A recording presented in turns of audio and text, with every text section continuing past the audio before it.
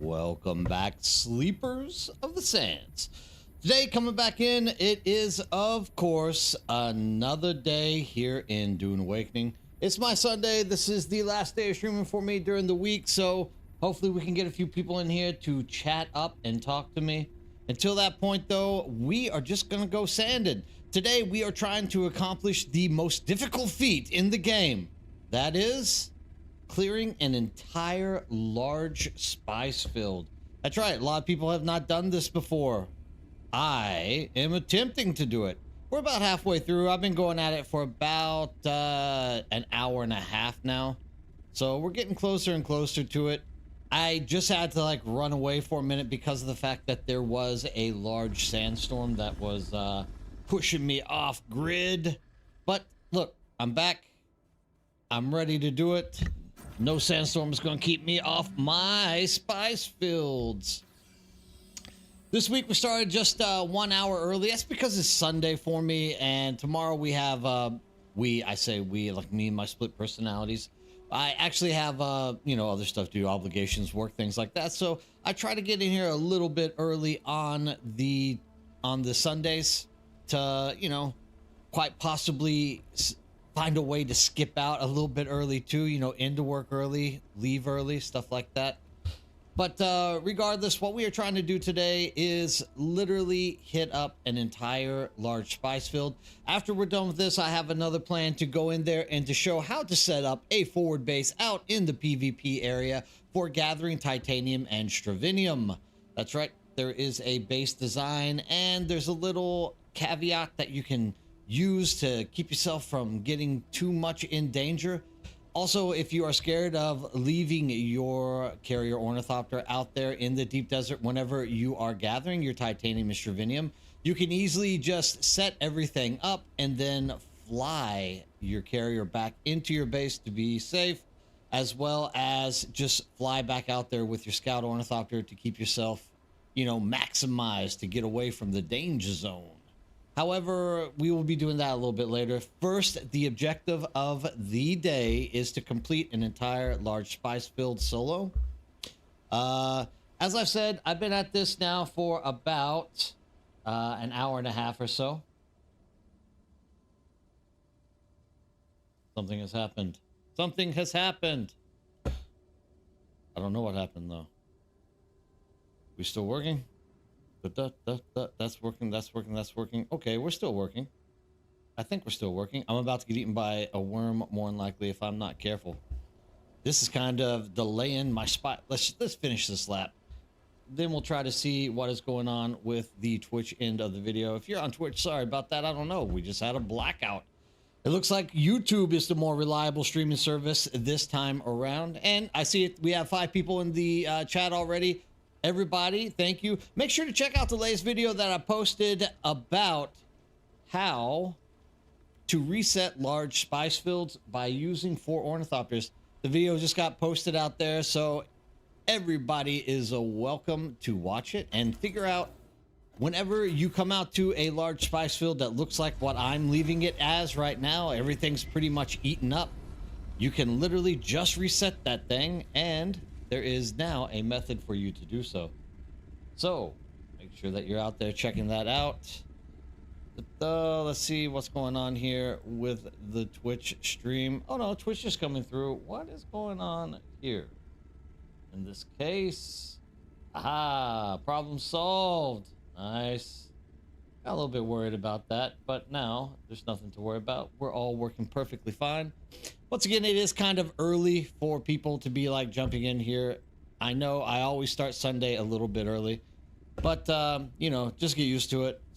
My Sunday, probably if you're in NA or EU, you should be on your ending your Saturday, starting your Sunday as well. So it won't be too much. Man, I've been hammering at this thing for an hour and a half. So I got roughly just under half of it taken out. There is going to be something coming out a little bit later that's going to explain. Hey, doctor, good morning. What's up? Long time no see. I haven't seen you for a few days.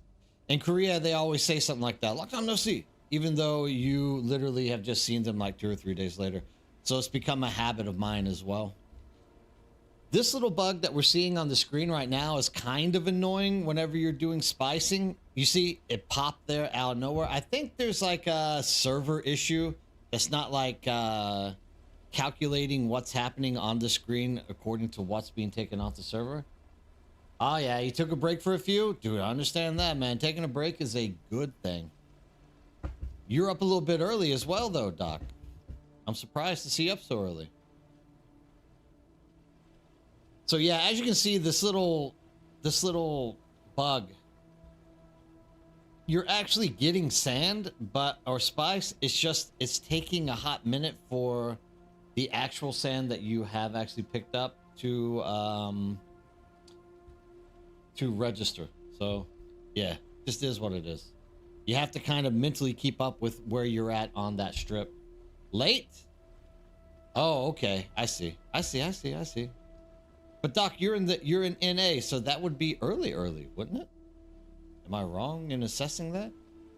This would be like early morning, like for you, like 4? Yeah, I got it. I was on it. Yeah. First time I've ever got the time zones right. So what you're trying to say is, once again, it's Saturday and you have been up all night. That's why it's late. I gotcha. See, I understand.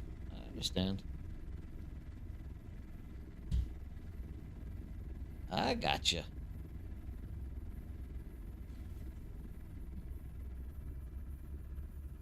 It's been a little bit of a longish day for me. Like I slept in, actually. I slept until 12 o'clock today. I slept until lunch. That felt fabulous. Now that I've started streaming on weekends consistently, I've been losing a lot of sleep. So it feels really good to actually sleep until lunchtime nowadays. So for that, I'm very happy. No regrets on my end from sleeping all day. So I started a little bit later in game. As soon as I got into game here, probably around like 3-4 o'clock, I started deciding to jump out here and trying to wreck this. There is some issues though with what I'm going through here, and that is I've had 2 storms blow through on me. My centrifuge is like constantly needing to be repaired. This is a good video or a good stream for you if you're into mining spice, but you're a little bit scared to take your crawler out there, and you know you're trying to figure out ways that you can avoid having to stop your spice production or spice gathering. Because with the centrifuge, it will burn out on you so super fast. So you need to kind of learn how to work it into your rotation for the worm aggro management. God, that bug is just really annoying. Either way, it happens. We'll just get around to it. So driver, what's new? What were you doing out in the world of Dune today? Oh, Alaska, what's up? The sand is always rich for me. All right, yeah, okay, so the 4 horsemen maneuver was also, we got a few guys on the OCE in Australia that were trying it out today too, and they couldn't replicate it, but not because it didn't work. It's because they couldn't get 4 people to actually go out there and do it. So instead they went out with 3, and they were trying to duplicate it with 3, and it just wouldn't work. So there's something about 4 being the magic number on that one. Hey, and shout out for that clip that you posted. I really like that clip, man. Thanks. No one's ever clipped me before. I kind of feel a little bit special. I gotta admit. You got me feeling special. For some odd reason, my iPad just wants to shut off, and that is my entire, like, way to read chat in Twitch. Hopefully it doesn't shut off anymore. But that's awesome. I'm glad that you duplicated it. Now I know we've actually done it more than once, so we can prove that it still works. That right there is the most important thing. We can now reset. Actually, there's a video I just popped on that explains how to do it. I just went ahead. I kind of figured that no matter what, that thing is going to work. Like, there's no way that it's not going to work unless it's like a brand new spice field. So I went ahead and made a little short video on how to reset the old spice fields. But yeah, man, definitely thanks for that. Thanks for that clip. It's awesome. Love you guys. You guys know how to make a guy feel special. I just got something that being on Discord, but dude, I'm too deep. So if anyone's posting something on Discord, sorry. Yeah, just as the 4 flew and it popped. The sad angle to it is once we got it to respawn, we once again tried to do it and it just wouldn't work. So, and it was you actually last night, Alaskan, that was saying that you reckon it is like a grandpa worm like a respawn timer. And I think you're right. The more that I sat down and rolled it over in my head as I was going to sleep, you know, this is the kind of nerd I am. Instead of actually sleeping, I stayed up like an extra 2 hours last night thinking about what went wrong with the mechanic on getting the big worm to respawn itself. I think you are right, Alaskan. I think there's like going to be like a 30 to 1 hour, 30 minute to 1 hour like respawn time limit. Because once you figure out how to do that, you could literally just respawn that thing 1,000 times until it pops in the place that you want it to be popping. And so I'm thinking Funcom put in a mechanic so that you can't just like back to back keep spawning Grandpa Worm. Because you could technically accidentally just like land four scout ornithopters in the middle and have that thing pop out on you, and then it was like, whoa. Exactly. And that's what Funcom is trying to do, is prevent that. I keep wanting to call it trolling, but it's not trolling. There's another word for it, you know, like preventing people from being able to achieve stuff in the game. Like, obviously you don't want that for your community. You want to make sure that everyone has equal chance to be getting that spice out there. But of course, you could technically be blocking people anyways with your PvP guild.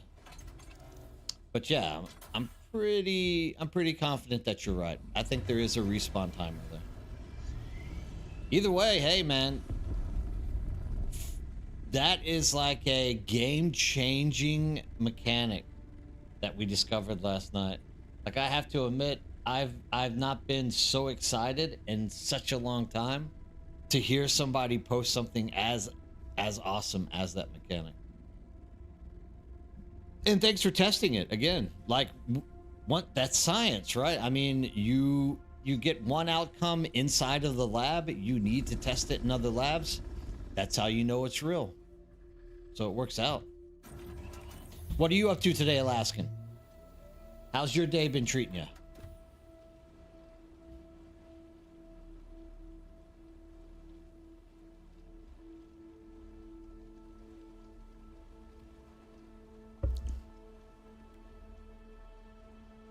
I'm getting close. I can feel the complete farming of this entire thing. That is literally going to take out my entire centrifuge, though. I will not be able to use the centrifuge after I'm done with this. And these last ones, I'm gonna have to like literally repair my centrifuge like every like 5 or 6 laps probably. It's getting bad. Centrifuges suck, dude. I wish Funcom would, you know, switch that up a little bit, because the amount of time that it takes for a centrifuge to really take the damage to break is just so light, so quick.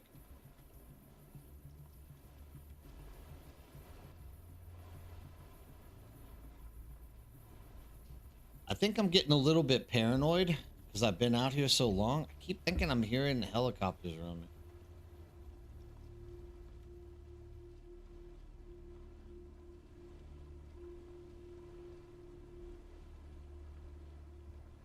You risked it twice.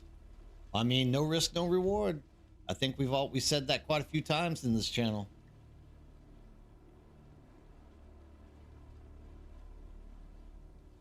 I'm sad to hear that too. I mean, people are coming back. Even today, we had new people out in the deep desert on Cetus. So people are starting to come back to the game.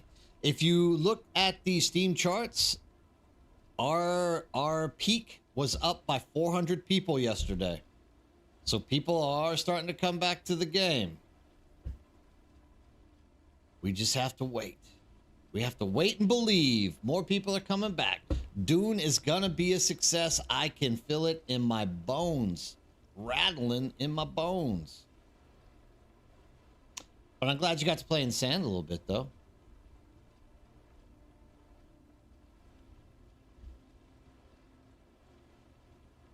Oh, gotcha. What server are you guys on again, Alaskan? Like, I can never remember which servers people are on. Because your server is... I don't think you're playing on a, like, highly populated server, right? I guess people got to kind of start being more careful. Like,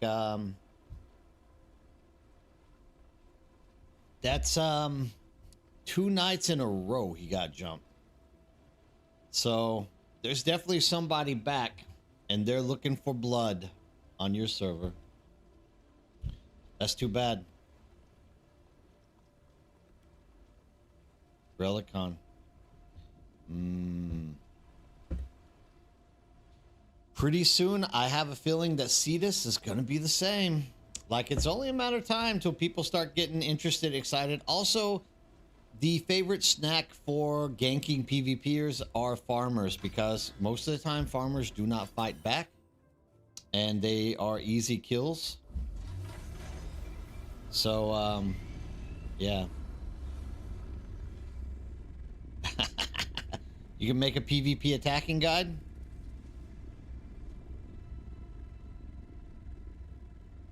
That would work. That would not be a bad thing. It would not hurt to have a PvE or PvP attack guide. Or we should make a quick exit PvE guide for people who want to try to get away before the damage is done. But yeah, now what made him come out of nowhere? That came out of nowhere. Holy smokes, the worm. Sometimes he can surprise you. You never really know. This gives me a chance to look in Discord to see who was sending me messages. It's Moo! Moo is an old Australian friend playing on OCE.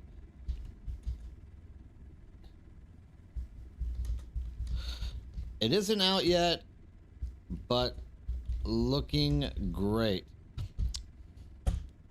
This is good. This is very good news. I was just sitting down with Beast a little bit earlier today, and we were discussing how the reality struck me that when we talk about our community out here in Discord, we are only really building a community for North American servers. And it struck me, what about oceanic servers? What about South American, Asian, as well as European servers? Like, we need to try to find a way to get these guys centered up as well.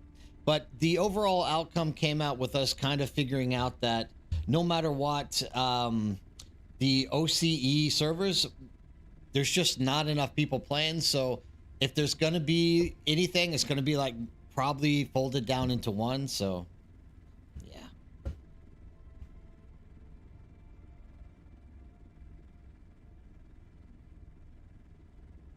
When you get more experience, you're going to become the Templar, huh?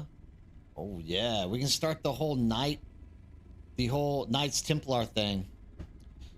We can build little safe bases with water platforms for people out in the deep desert and protect them from the dangers of gankers. Yeah, that would work.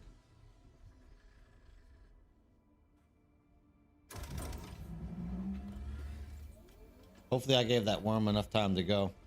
I kind of want to get this thing finished. Like I said, hey, what's up, Kep?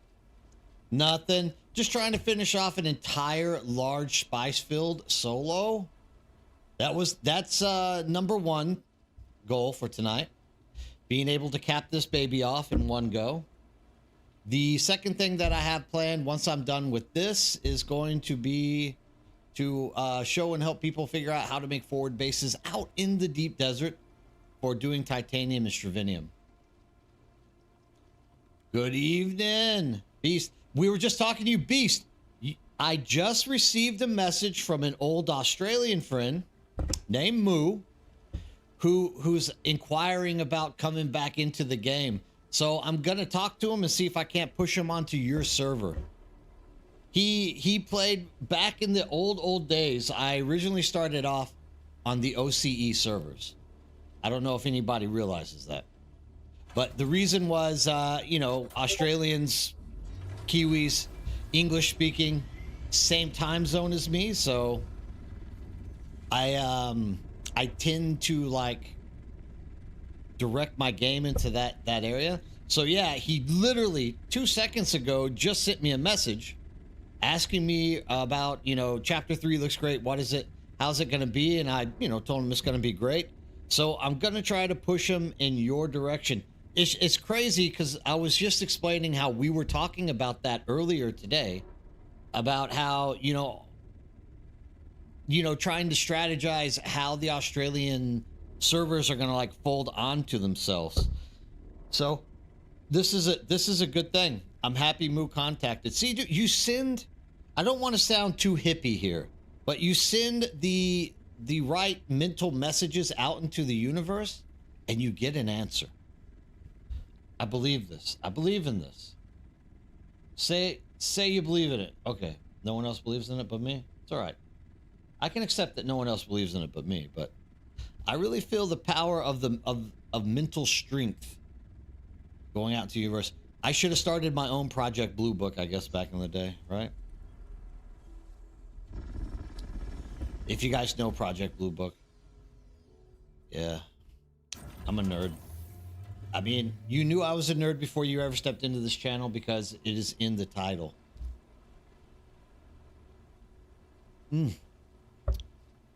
Sunday evening and I'm chunking down coffee. Now I only have like 40 minutes. Yeah, awesome Alaska. I knew I could. So you and we're on the same mental frequency, my friend. We know these things. We got this thing going. So the thing that I'm worried about is I started too late on this large spice field. I don't think I'm gonna have enough time to finish it off before servers go down. I'm a little bit sad about that. But there might be enough time a little bit later to get in there. Yeah, 100%, dude. I will keep you in the loop on that. I'm actually at some point going to just like whatever Discord's like equivalent of carbon copy you into the conversation. Like I'm gonna see how interested he is actually in coming back, and once I know he is hooked and wants to be back in the game, then I'll try to carbon copy you into it so that we can start getting, you know, all you Aussies like connected together and put it, because chances are you might actually even already be on the same server. I forget the name of the Aussie guild I was in. What was the name of it? We were all in it together. I kind of sold out and ran NA, but I ran NA because I just have some very old friends that I've been playing with like 14 years, so I just decided to go with the NA instead. This worm is kind of being a nuisance today, right now. Look at this. I mean, I did over half of this spice field without that worm ever coming out, and now all of a sudden he wants to come out and play. Maybe that's a sign that it's time to summon Grandpa and get a new one. Too bad there's not 4 people on the server tonight for me to do it again. It's 100% a sad reality that we have all of us in this stream together and we can't help each other do anything. Snags? No, I don't think there was a Snags. I'll ask Moo tonight what the name of our guild was, because I have a thing about keeping discords. Like if I'm just not going to be in them, I just delete them. So to that degree, like I won't remember what the name of the guild is or the discord. Either way, Moo is a good guy, like really good guy. He and his girlfriend play together, so I will make sure to get you guys connected. There's the old worm. He's still out and about. I guess I just gotta hang out until he goes away.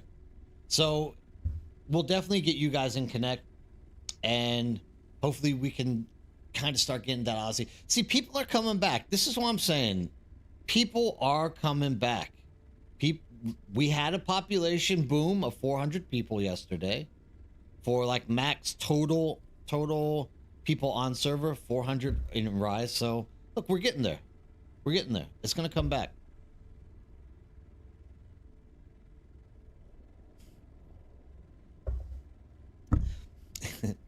Come to Cetus. Everyone's welcome in Cetus. You come to Cetus, I'll make sure you're lined up. I'll get you everything you want in Cetus. I'm that kind of guy. Yeah, it's 100% it. Like, as soon as they allow server transfers, Alaskan, this all goes away. Like, we're all going to have a large group of people that we can all run around with and do stuff. It'll be like summertime from school again. Getting to hang out with our friends all day long during summer break. In this case, winter break. Except for Beast, summer break. The temperature's like 98, 103, like 103 degrees or so where Beast is at right now. So we should all feel very sorry for him. He has to suffer through the summer while we freeze through the winters. Actually, where he's at, I don't think it's that bad. Winter's not too bad up in old Brisbane. Brisbane's a pretty, it can get a little chilly, for sure. A little wet. But it's not bad cold. It's not Korea cold. It's not 2 meters of snow cold. Just a little bit cold in its own way.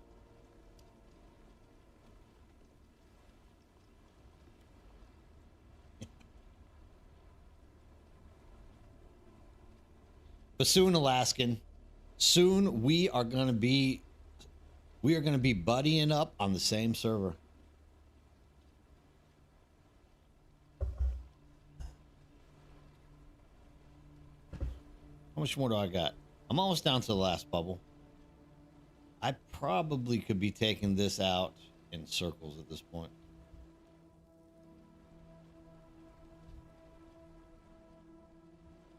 My iPad's acting up on me again. Hey, iPad!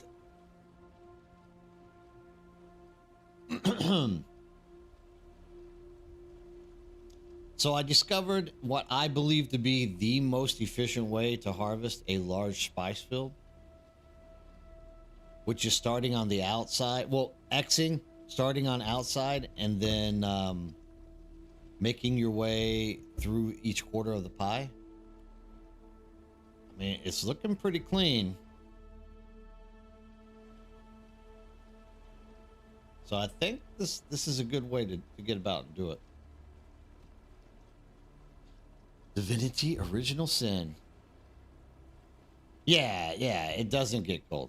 It doesn't get that cold. I can remember some days back. I can remember some days during footy season where it got a little bit chilly in Brisbane. But it was more of like a Taiwan misty cold. You know what I mean?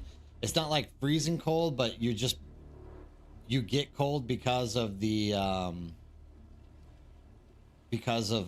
wet it is, and it's not exactly that warm at that point.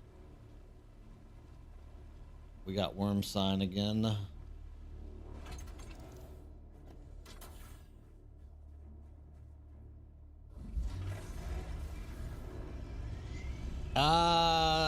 Silts. Right now, if you start over again on Cetus, you are starting from 0 with none of your skills or anything. So I would not recommend you doing that. That will not be a good idea for you. You definitely don't want to start over from the very beginning. But when server transfers come, you will be able to transfer that character to another server and not have to start over again. So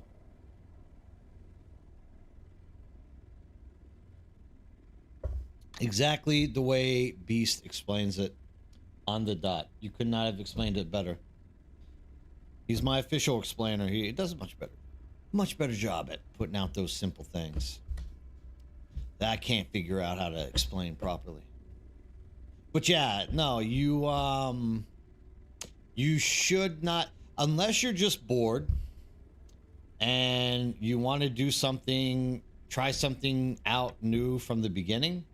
There's no reason for you to join a new server because you're gonna have to start over again. Exactly, yeah, that's the way it is, Beast. It's like a wind chill for sure. That's it. Well, absolutely, and I'm not even sure that Cetus is gonna be around. So there is a chance that Cetus is going to be dropped. I just want to know. I'm sorry. I don't mean to like stumble here, but there's like a worm breach over there, which there must be something that's making that worm mad. Oh well. We got 29 minutes to get this bad boy filled up. Just so everyone knows, a full large spice field ends up being about 3.5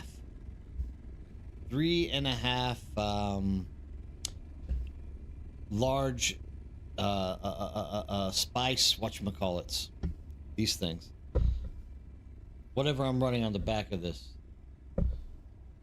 So not as much as I would expect it to be. I was expected to be around 4.25, but this one's giving me out like 3.5. But yeah, definitely still I would wait until servers either merge. In that case, you don't have to waste a player transfer.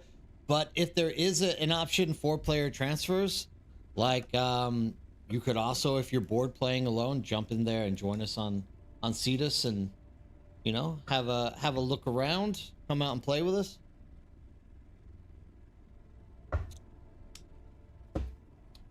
What server are you on right now, Stilts?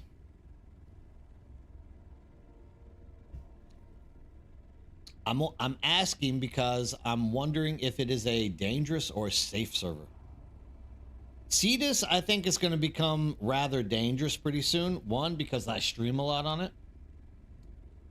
Yeah, Samaris, they will merge servers. They've already mentioned that they're going to. I think it will come after Chapter 3. And it will also come after the server transfers. But yeah, they've mentioned that they are ready to start merging servers. Server pops are down, so the company is definitely going to be trying to shed some of these servers, without a doubt. Nilf, good morning. Welcome back. I saw it a little bit late. I'm apologize. For some reason, my iPad, which is what I read all of my Twitch chat from, is acting up on me today. I don't know why. It's usually the exact opposite. It's usually the YouTube that's acting up on me. Ah, okay. Oh, 100%, man. Thanks for asking. Like, thanks for stopping in. This is the first time I've had a chance to chat with you, so I'm super excited. Talk more, ask more questions, talk to me more. I love chatting with people. This is what we do around here. We talk to folks. We like it. I definitely think I can finish this. I can fill this bad boy up before servers go down. I definitely believe I can.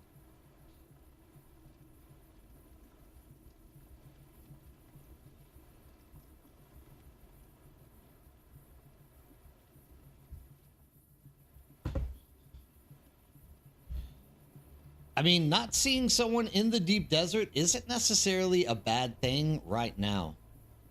Uh, if you are one of the people who like stood strong, enjoyed the game, stayed with it, and oh, awesome. Sorry, why didn't you get it?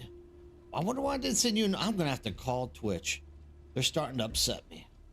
But no, I mean, if you're one of the standouts that have like enjoyed the game, stayed with the game this long, and you're out there in the deep desert alone, I would be taking full advantage of that. Like literally just get as rich as you possibly can. And then whenever server mergers come, you can transfer off of it. You can play with people and you won't have to worry about doing this kind of grind for a long, long time. It definitely will work in your favor to get all the hard lifting done now before server mergers start happening, because once we can start transferring servers or we all get mashed into less servers, there's going to be a lot of competition, which means there's going to be a lot of action out in the deep desert for stuff like that, if the chapter 3 stuff doesn't just pull us away from it altogether. Yeah, dude, yeah. Or even Children of Dune. Even the original Dune. All the Dunes. Yeah, I mean, I've been playing before launch. I've never gotten tired of this game. Like, in my opinion, it is still one of the best games you can get on Steam at the moment. It's still fun. I don't know why it gets such bad reviews from people. Well, I mean, I know why it does, but like overall, there isn't really a reason for why people should be dropping dookies on this thing, because it's actually a very good game to play. That we don't know yet, Samaras. These things we are still waiting for Funcom to become more transparent about. So we've heard that all this is coming down the pipeline, but we don't have any definite answers on how they plan on implementing it, or you know what I'm saying? Like, we just don't know the details of it. You haven't seen the newest one yet. You gotta go down and see that. You get Chalamet, the hunk. Half French, half American hunk. You won't miss on Timothy Chalamet. Also, Zendaya. I think Zendaya plays her part really well. She fits a very good Fremen girl look, I think. She looks good for a Fremen.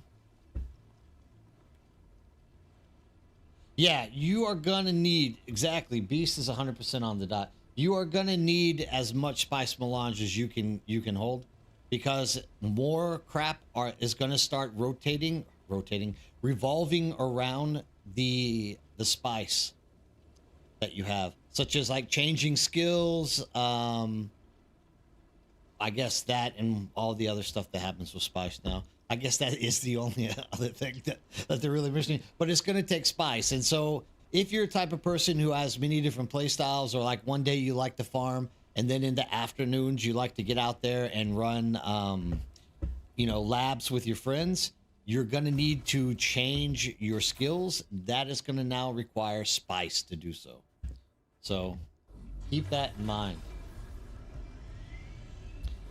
You are going to need spice for almost everything.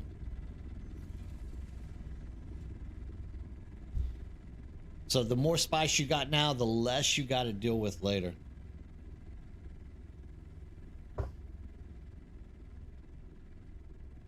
It's always a good thing to have lots of spice. The spice must flow. Ooh.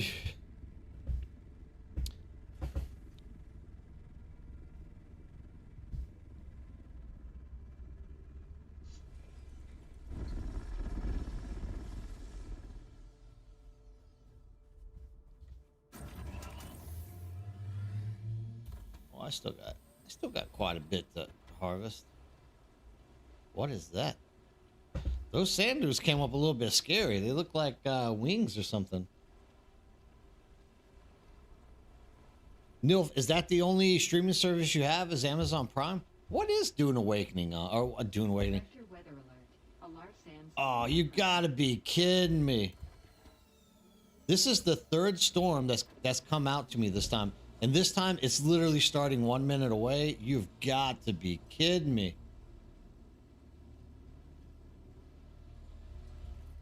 Something's about to get wrecked. Oh my god, let's see if I can get out of this.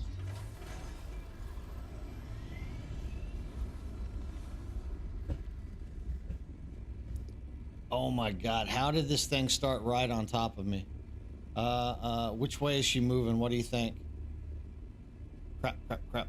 I think it's moving that way. We're gonna run north.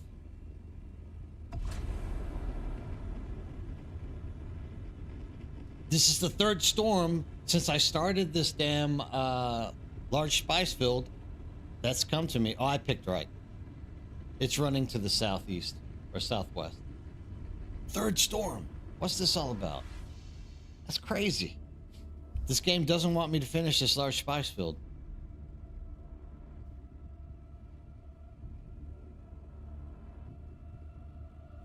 Yeah, dude, I love that, dude.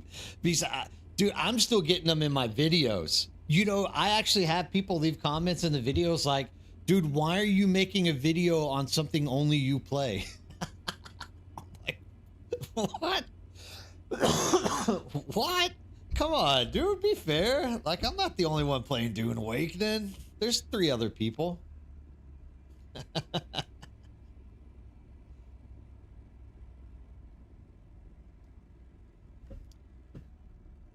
Whoa, now, whoa, whoa there, Sandstorm. Whoa, whoa, whoa. Don't be drifting on top of me.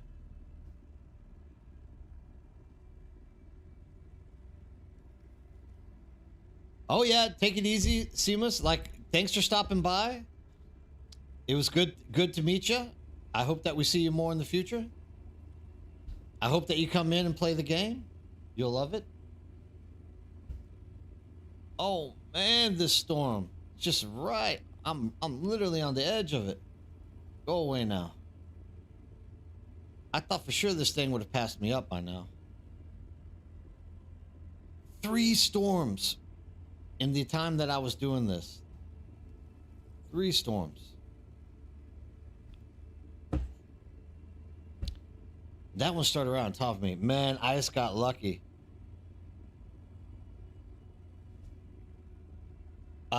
No, this is the F9 large. Anytime you're out on the edge, but I mean, this came out of nowhere. Like, this literally started, this is an east to west storm. So anytime you're on the edge, you have a chance that that's going to happen. Like, the storm is going to pop. Like, it was, somebody was showing me, oh, it was Doc, actually. Doctor's in here. Yeah, have a good night, Doc. I was just about to tell everyone about how you, get storms that spawn on top of your base. But thanks again. Thanks for stopping by and talking. I'll see you later on that. Hey, Mature, you're up. Good, good. What's up? I think it's gonna take me like 8 minutes to fly back to the base, so I think I'm gonna have enough time to finish this, to chomp this up, to finish it up. We're about to see.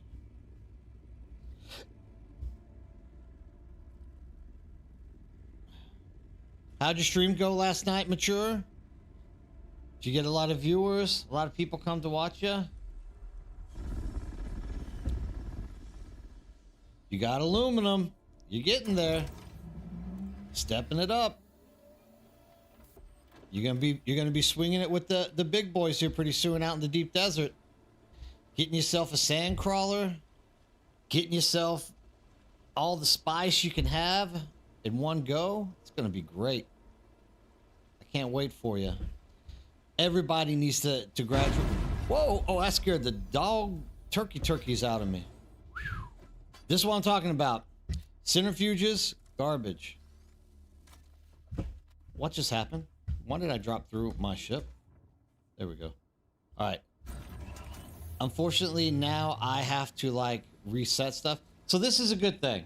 This isn't a bad thing. This is actually good for anybody who is doing sand crawling. Like the amount of aggro you get from repairing stuff out here while you're in the sand is just like massive. So anytime that you do get like a centrifuge or something that breaks on you and you have to repair it, like do not do more sand crawling. Just repair and pick that thing back up. That kind of scared me. Like it blew up on me out of nowhere.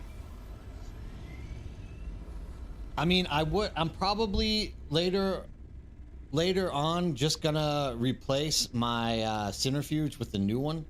I just keep this because this is the special centrifuge you get from winning the Landsrad, and every time you fill this bad boy up, you get 1,500 spice melange.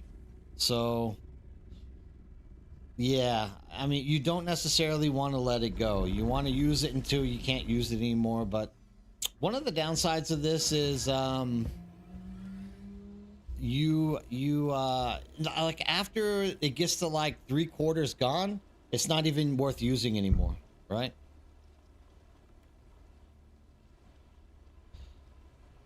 Did anyone call it today? Oh, you talking about for raiding? Well, we'll have to see. I was thinking about raiding a new channel. I can't just keep raiding you and Driver every night. There's a lot of people out there. I give you guys the raids all the time, so but there's new people streaming. We gotta spread the love out and let lots of people get a look, right? So two nights a week, I don't mind dropping it on you guys, but at least one night a week I want to spread it to somebody who is not necessarily in our community and needs help like growing, right? Yeah, they explode. That thing popped on me. It like literally popped on me.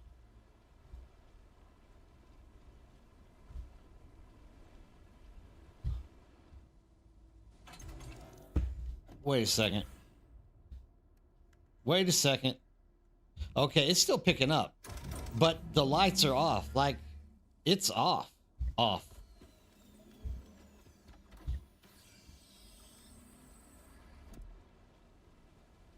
Let's see. Now, oh, I mean, once it explodes, I know it's still picking up sand, right? Oh, it's still picking up sand. Just the lights are gone.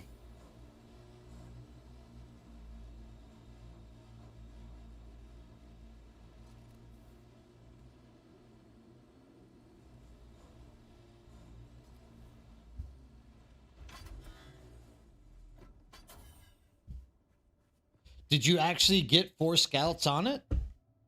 Because Alaskan told me, yeah, did it scare you, Dad? Yeah, that scared the best out of me. I didn't know what was going on. I'm gonna have to get a new centrifuge, obviously, because now this, I mean, it's server shutdown time anyway, so it's all right.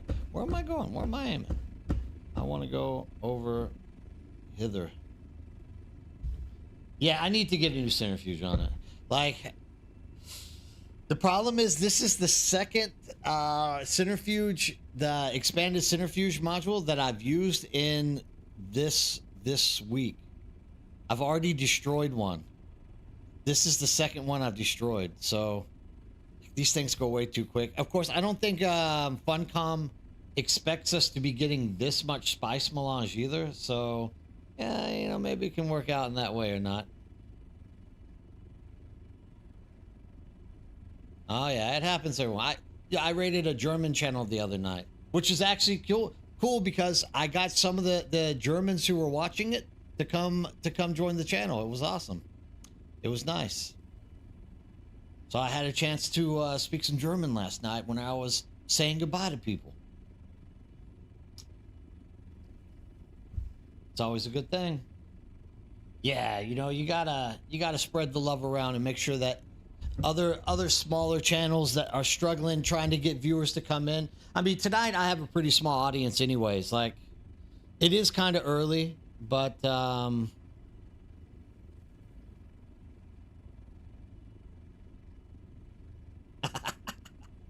one night we'll have a drinking stream. How about that? Tongue, what's up? Right on, right on. Right on, right on, right on. No, no, I can play other games. I just at this point am like playing Dune. And I mean, every night we find and explore new stuff, and so there's just a lot to explore and discover in the Dune Awakening at the moment. But sure, yeah, I could definitely do other games, right?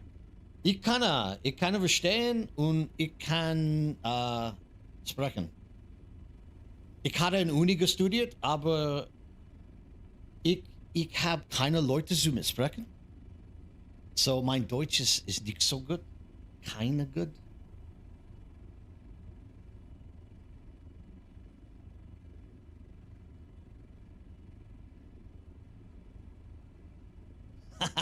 Nine nine nine. My German is so bad it's ridiculous. And even here I'm like struggling to remember the old verbs.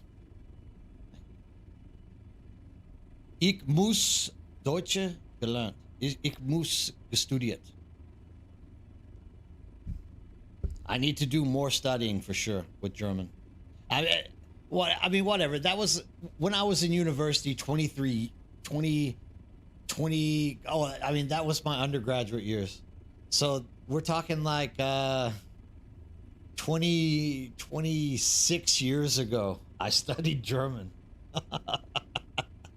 So don't expect too much out of me anymore. I did study hard, though. I tried hard. I did try very hard to get my German. I love the language, and really, actually, learning German helped me learn Korean a little bit easier. How about that? No, I mean, it's a little bit tough for an American, for sure, because grammatically it's like that. But like I said, studying German, because you put your verbs, your primary verbs at the end of the sentence, like you could say, like, ich hatte mit meinen Freunden nach deiner Haus gegessen. So you're saying like I with my friend to the house went. In Korean, your grammar is always backwards. So you'd be like 나는 내 친구 집으로 갔어요. So I with my friend to their house went. So learning German actually helped me get a grip on Korean a lot faster. Best thing that I ever did. Absolutely best thing I ever did was study German. Unknowingly, the German language has helped me become more successful in Asia. You never know what's going to help you. You should try to study it all.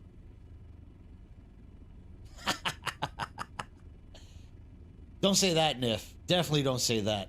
I don't need the pressure. I don't need the pressure of having to do another one.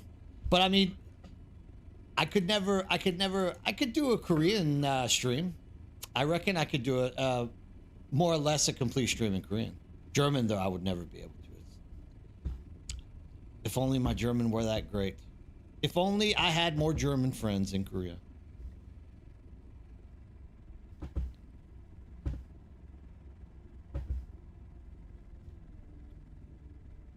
But yeah, I mean, Matura was just saying how he raided a small channel last night, but it ended up being French. And yeah, I raided a German channel and actually met people that have come and started speaking German with me. So it's kind of, and it was an accident, a complete accident. Actually, I was that night. Yeah, absolutely, man. Absolutely. We'll definitely find time to start working through this together. I would love to get I would love to improve my German. 100%. What was I going to say? I lost it now. I get so happy whenever I meet nice people and want to like work with me and do stuff like that. Just the world is full of great folks. Medium storage container.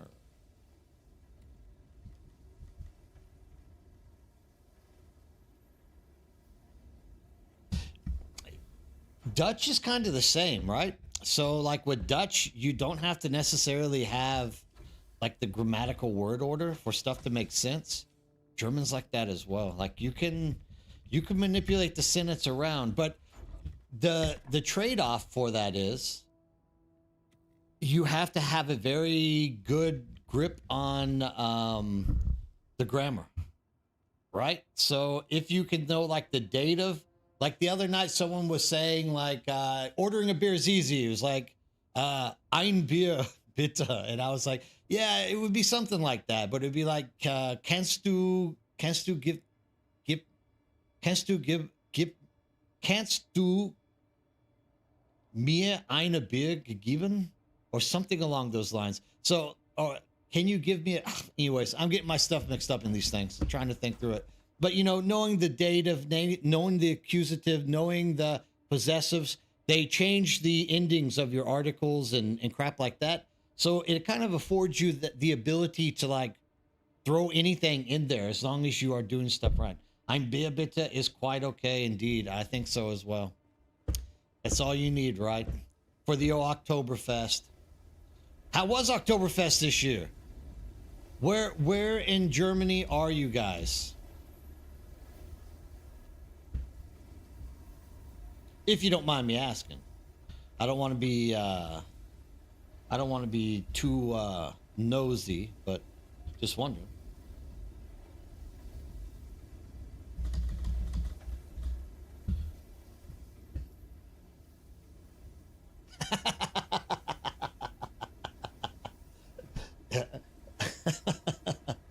The two languages closest to English are Dutch and Norwegian. There's two fields of study in the field of linguistics that mark the origins of English to either Dutch or to Norwegian. And of course there's the French whenever in 1066 whenever the Norman invasion happened. Like that obviously has changed everything in the English language as well, but okay. Okay.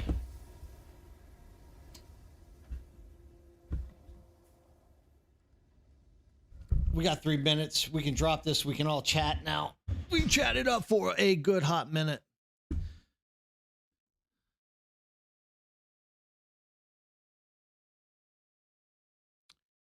So Beast Moo says he is ready to come back and jump into the desert. So I'm going to tell him that I got a man that he can connect with. That is awesome. To hear.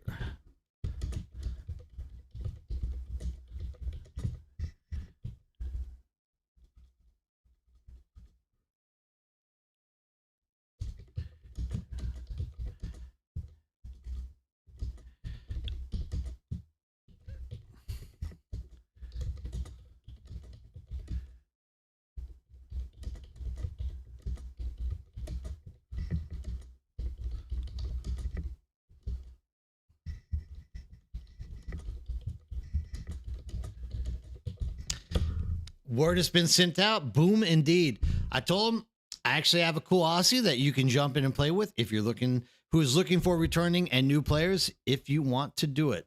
So we'll give him a second. We'll let him reply back and we'll see if we can't get you guys connected and start spreading the love in the OCE servers.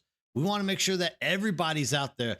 I was talking to Beast about this the other day. I don't think EU really has too much to worry about. Like Europeans tend to like keep their communities rolling, but the OCE Asia, like South America, NA, like you got to really work to get people back together and stuff. So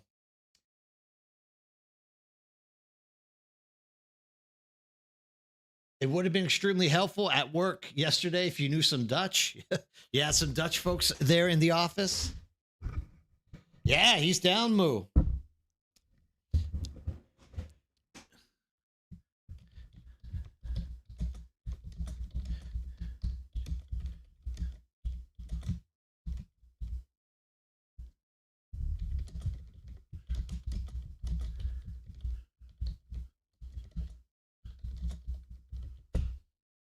I told him to jump into the YouTube stream and I'd introduce you guys. Dusseldorf. Everyone knows Dusseldorf. That's a very popular city in Germany.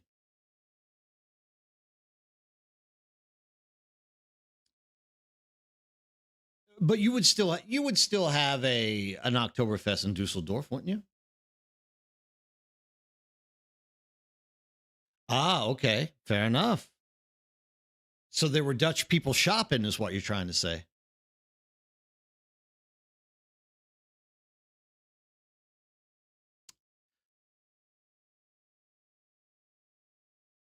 The way that it starts off with English language, the reason why I say Dutch, it I wouldn't even say Frisian either.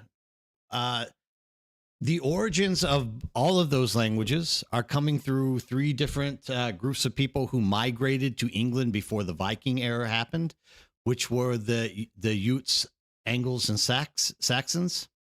And from that, those three people decided to stay in England. So there were the different little regions that started like forming themselves up that started taking on the traits of those languages. But the reason why most people believe Norwegian is actually closer to that is because you actually had the Dane law in England for the longest time. And I mean, to this day, most of the words that you can find in languages like um, Danish, Norwegian, any Scandinavian language, any language that originates from Old Norse. I mean, you still have the hus, you still have vindu, tor. Like you have all these words that are all more or less cognitives with English. So, well, I mean, that's fine. You know, for an American, most people are going to believe that every single city in Germany is going to have an Oktoberfest. So it's good to hear to be corrected out into that for sure.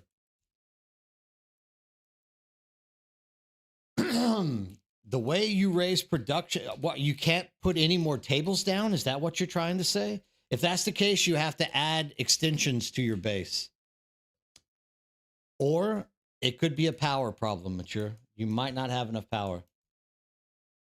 One of the two is going to be the solution for you.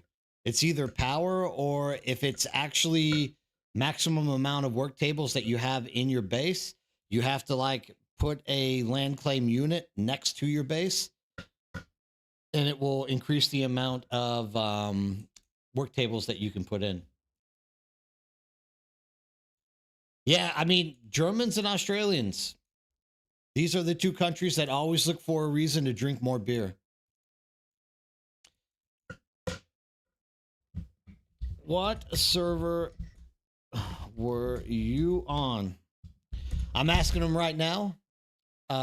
Beast, we'll see what he's on.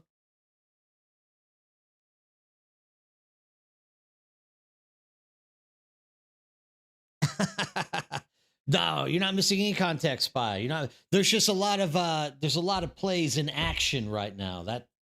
That's the problem. There's a lot of stuff going on here. So there's a lot of stuff at play at the moment. So you're not missing anything. No context needed. You just got to jump in and yeah, we'll get you caught up.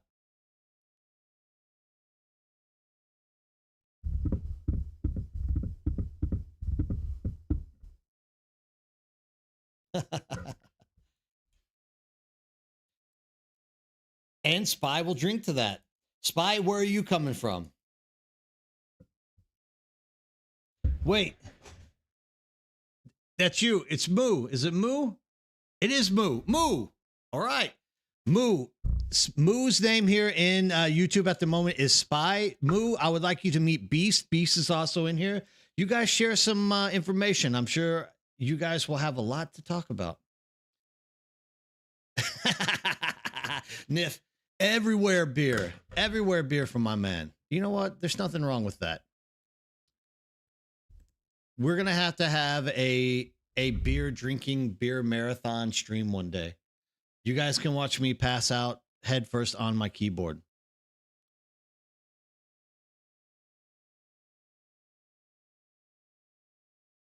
Wait, are you leaving? Beast, I just got him in here and now you're leaving? You're killing me. You're killing me.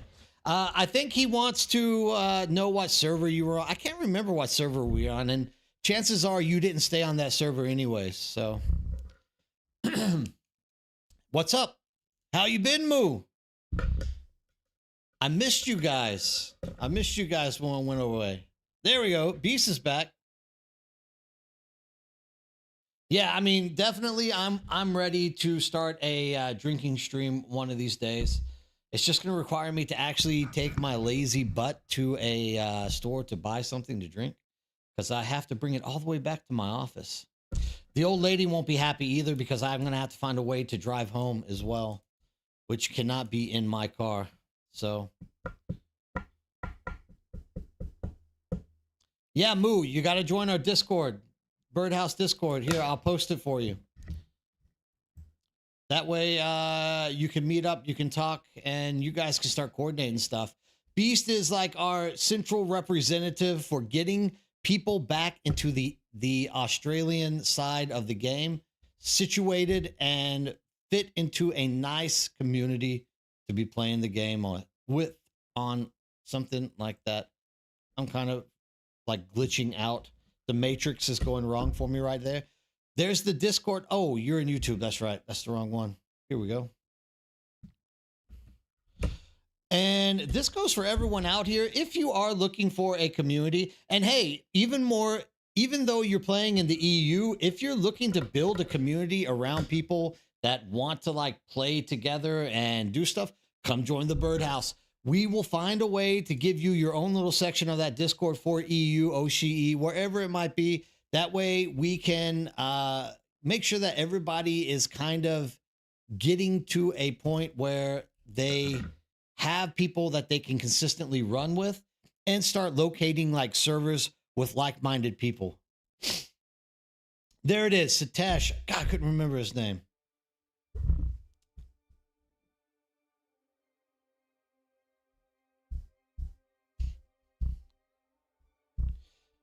No, you can get any beer you want in Korea. Korea has, because you have the Japanese market right next to you, things like coffee and beer are like abundant. I'm pretty sure if you name a beer, I could more than likely find it in Korea at a local shopping mart. But like, if you're gonna ask me what type of beer do I like the best, I love Estrella. It's a Spanish beer. I don't know why I like it. Just like the taste of it. But here lately, there have been a lot of microbreweries starting in Korea. Well, lately, like the last 10 years, there's been a lot of microbreweries. So we're getting a lot of really good beers in Korea at this point. Like craft beers en masse. But yeah, I'm pretty sure you can find just about any beer. Unless it's like a local, like small town German beer that you're only going to find in that like region.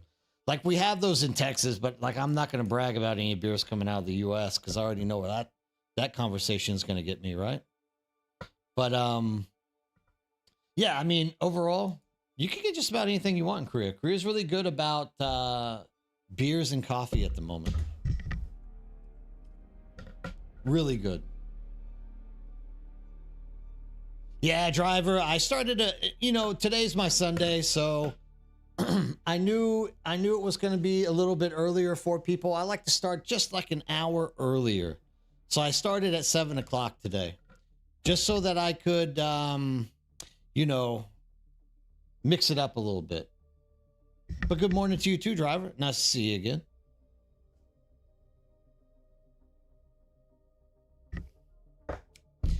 Beast, we can set up anything that you want on that server.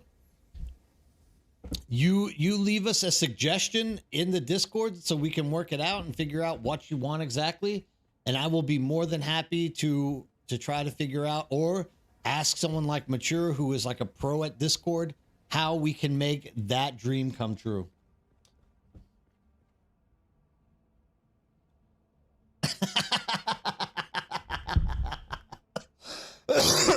Sorry, I don't killing myself. I've never heard that one before. And I tell you what, that's a good one. I like that one, Niv.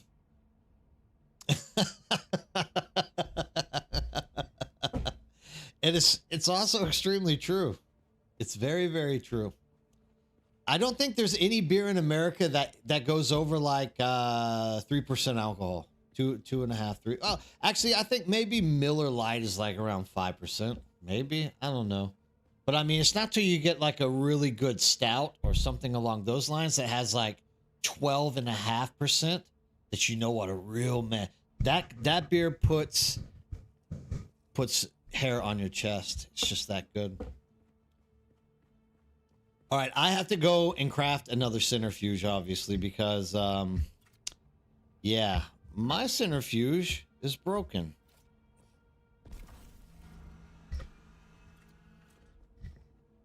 Thank you very much, Mature. You are the best.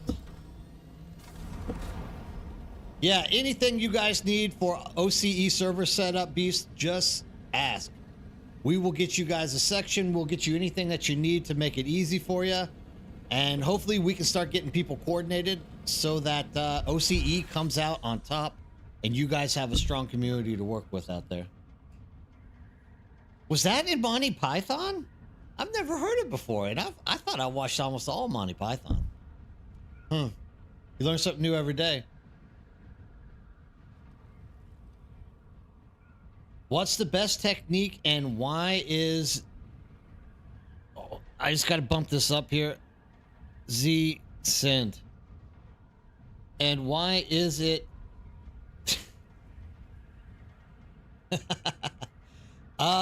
Suspension dash is good.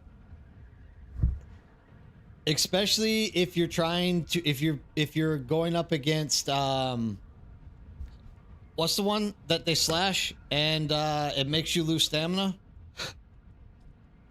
This one, Crippling Strike. If you're going up against Crippling Strike, Suspensor Dash is like fantastic. It's a counter for Suspensor Dash, 100%. And I kind of feel, Stills, that you answered your own question there. So we are gonna have to say yes. Yes, yes.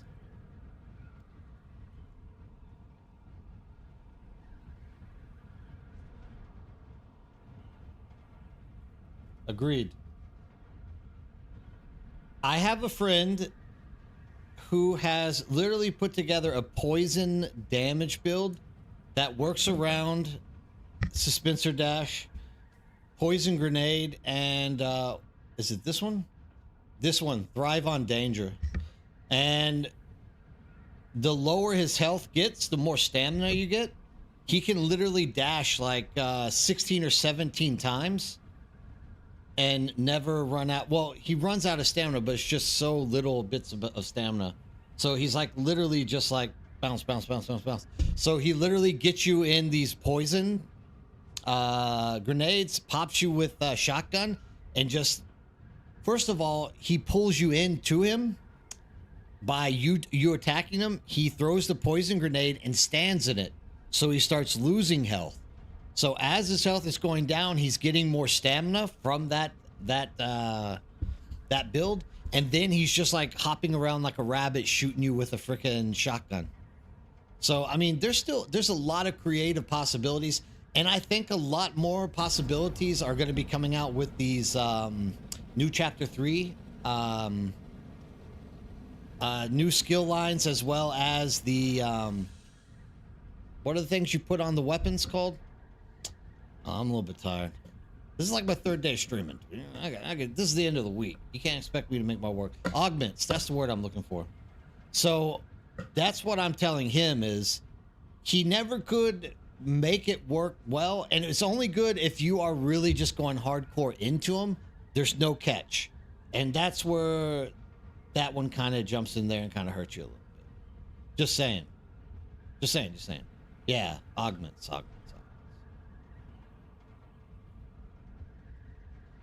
All right, yeah, dude, I like it when you're in YouTube. YouTube, that offers me a chance to make like 2 cents American tonight. I'm so happy with that.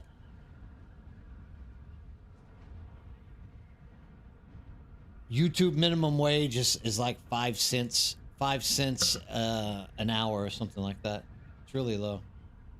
They really should be investigated by the IRS or something for the low wages that they implement on us streamers and content creators out there. If you guys are new to the channel and you didn't see it, you guys should go watch us summon the grandpa worm by using 4 ornithopters. I made a video on it. I just launched it today. It's really worth watching. You can reset large spice fields now in minutes just by having 3 friends with a scout ornithopter and hovering above the middle of the large spice field.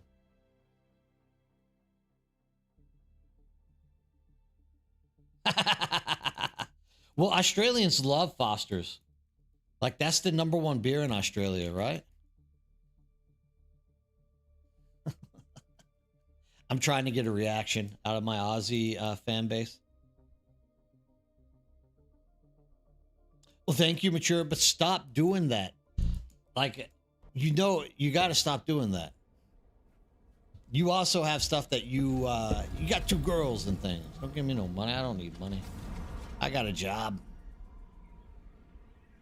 But you did just did increase my hourly pay by like 5,000%, dude. I appreciate it.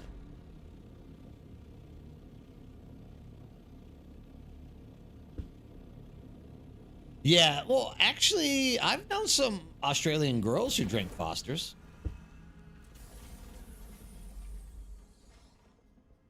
I'm not handcuffing no one. I've known some Australian girls who drink Foster's, and definitely when you go to Outback Steakhouse in every country except for Australia, you can get Toowoomba pasta. Toowoomba is a real place, by the way. And, oh, you know what I should have done? I should have flown that back in. And the best beer that I was having in Australia back in the day, because I was in Queensland, was 4X. Everyone drinks 4X in Queensland. You might get some old farmers that drink Tooheys Old or something like that as well. You never know. These things pop up. These things happen. Some Tooheys, 4X. But I mean, regardless, 4X is a good beer. I didn't mind 4X. Drink a lot of 4X while I was there. Man, I can't believe I'm going back to garbage centrifuges. Saddest day of my life.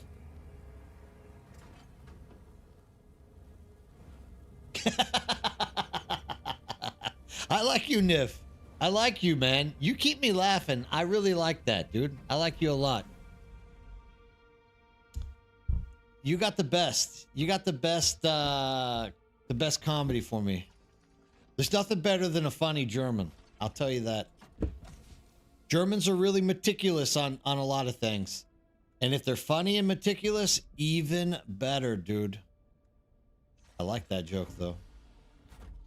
Just in case you Aussies didn't hear his joke, I don't know if it's coming across on the feed. I can't remember if it gets compressed together.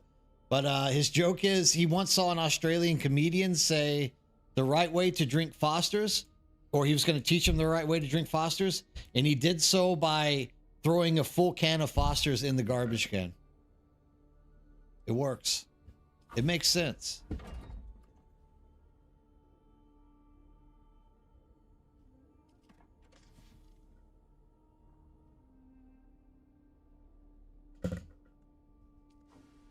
You know what I'm going to do right now for you, driver?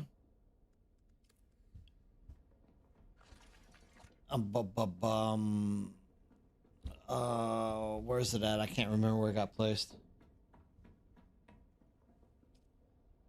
We can firms and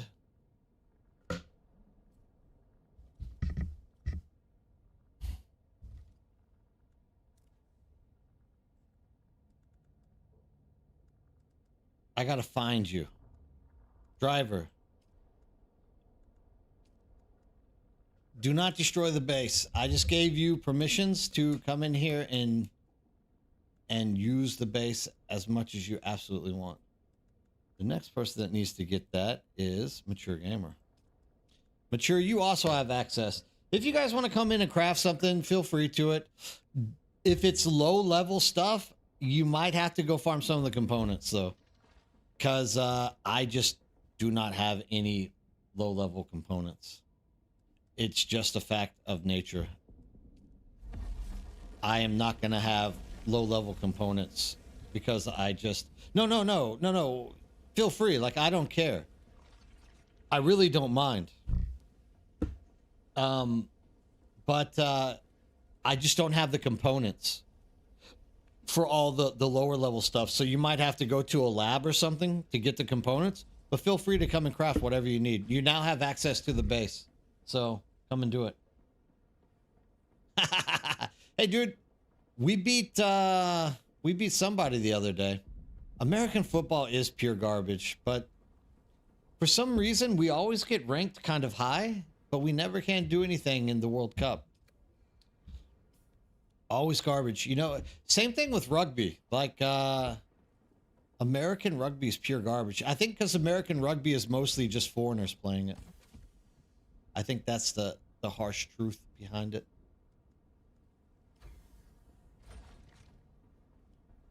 But yeah, maybe so. Maybe this is a true fact. I just kind of remember... where did I put that other centrifuge? I had one more centrifuge somewhere. I want to use it, because I think it still had a little bit of life in it.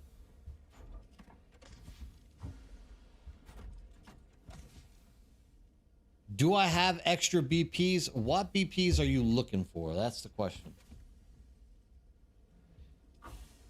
I can more than likely get my hands on BPs for you that you want. I mean, technically, I can craft you probably whatever you want.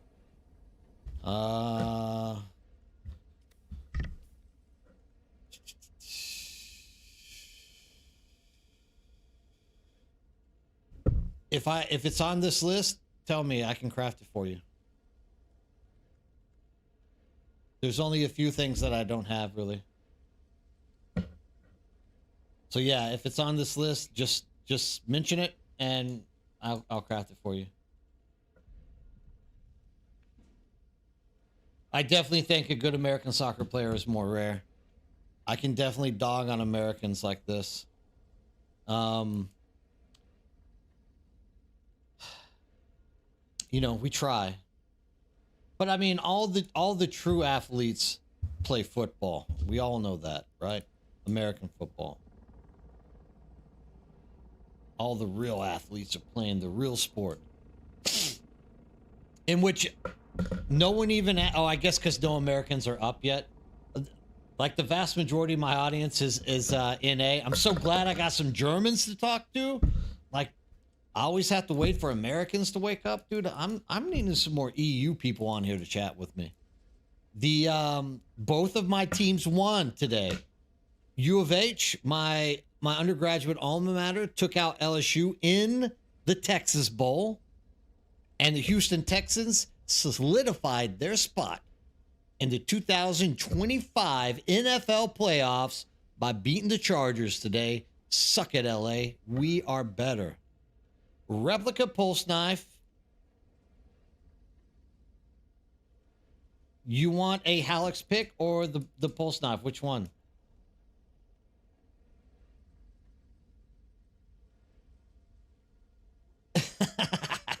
If they actually played real teams? Yeah, good luck with that. Look, we all know the only reason that the U.S. is ranked so high in FIFA this year is for Donald Trump. That's a really bad joke. Someone's going to get mad at me for doing that one. Actually, dude, we got to build a... we still haven't built a high-tier weapon table. We got to do that right now. We need military power regulators and silicon blocks. I tell you what, driver, if you go get silicon to make silicon blocks, I will go get the power regulators from out in the deep desert, and we will meet and we will do this. Yeah, that's a perfect time for coffee if you ask me. Shit, I mean, I drink coffee all the way into like 11 o'clock at night. And I sleep like a baby at night, dude. I love my coffee.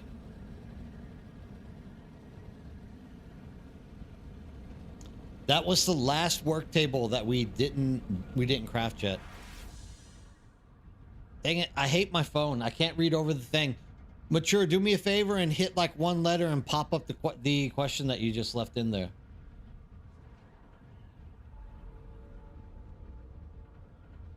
For whom the bell tolls. I can make Alex pick, dude. No problem.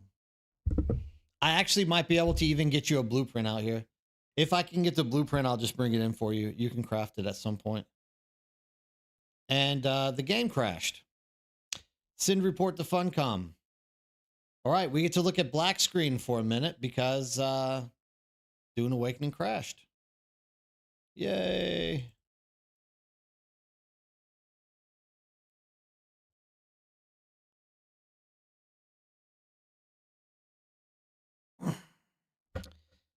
How many you need? You have military power regulators?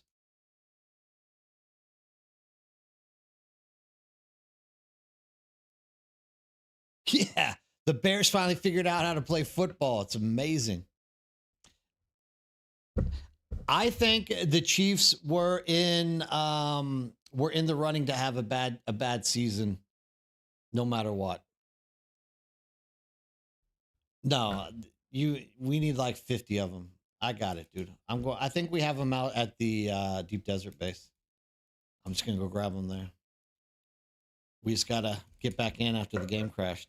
Silicon, we need a lot, like 100 of them, somewhere in there. We need a lot of silicon. I was gonna go do the silicon run out there with the worm, but just didn't feel like doing it and went back out to the deep desert to do spice harvesting. But yeah. No, it's been a strange season. And, you know, Sam Darnold has been like absolutely like a garbage quarterback until last year with the Vikings. And now he's like knockout perfect with the Seahawks. So much football is going crazy. Yeah, dude. Well, I mean, we got lucky because the Colts lost their quarterback like 2 weeks ago. That was going to keep us out of the playoffs because we were fighting against the Colts and the Jacksonville Jaguars to get into the playoffs. But after the Colts, hey, good morning. What's up? What's up, JoJo? Once the Colts lost their quarterback, like everyone can beat the Colts now. So today we got lucky. We got into the playoffs. You got to love the Houston Texans, baby. Number one. We're the best. We probably will lose the first game. I think we're being picked to play against the Pats, which once again, where did the Pats come from? Like I know I get that their new quarterback is like good and all, but is he that good? Like, dude, I don't know. Obviously, being from Texas, I can't be a Pats fan. It just doesn't make sense to me why anyone would like the Patriots. It's like liking the Cowboys. Why would you ever like the Cowboys?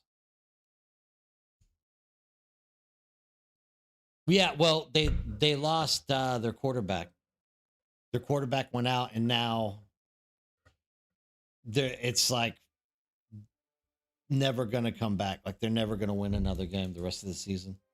Like they literally in the predictive polls, the Colts went from like being predicted to win all of their games to the end of the season, like 3 weeks ago. And just as soon as they lost their QB, like literally everything just went down the hill.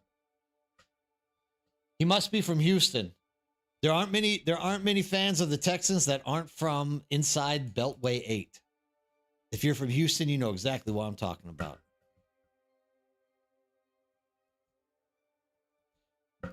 Man, you do that. I'll go get the military regulators. We will craft the large table. And then I think we also have a spare blueprint out here for you. So I'll just bring that blueprint in for you. And hopefully you're going to be able to craft it and get everything that you needed. Is there a gun that you're looking for as well, driver? Anything, just let me know. If we have it out here in blueprints, we can take it.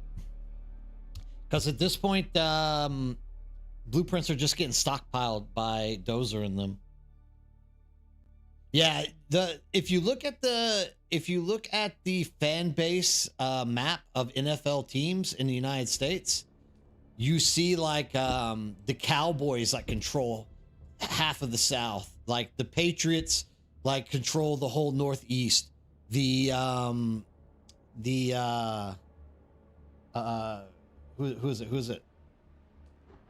You get these teams that have like huge market. The Chiefs, like the center of the United States, and then you get Houston.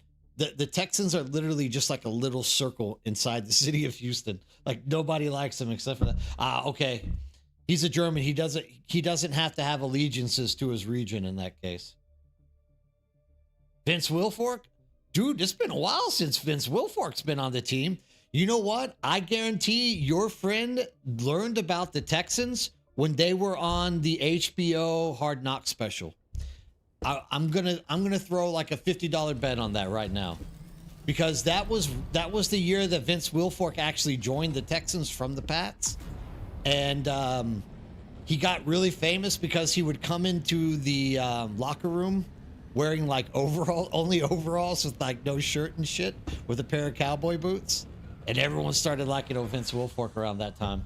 I guarantee that's the reason why he likes Vince Wilfork and the Texans. Because I don't even think Vince Wilfork played another season for us besides that one. He was a good nose tackle. He was really good.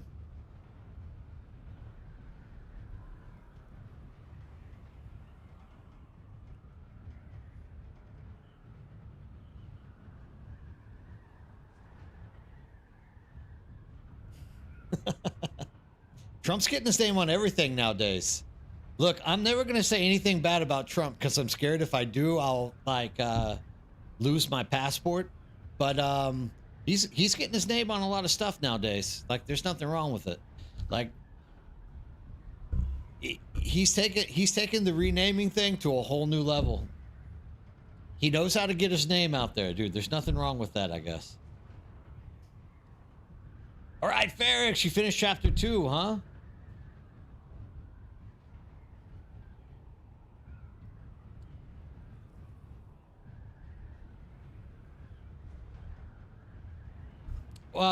Ferrix, so every week the deep desert changes. I don't know if you know that.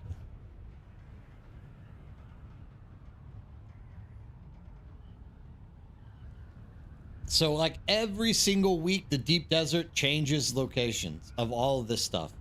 The reason why the majority of people that come in here and watch the stream is because they follow my weekly deep desert guide where I tell them what's all out in the deep desert.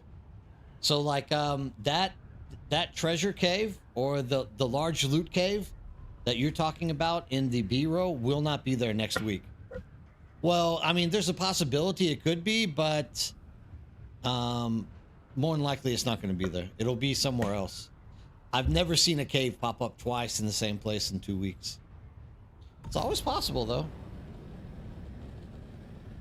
Ah, okay. In the deep desert? Oh, chapter 2. Okay. Yeah, you're right. Is it?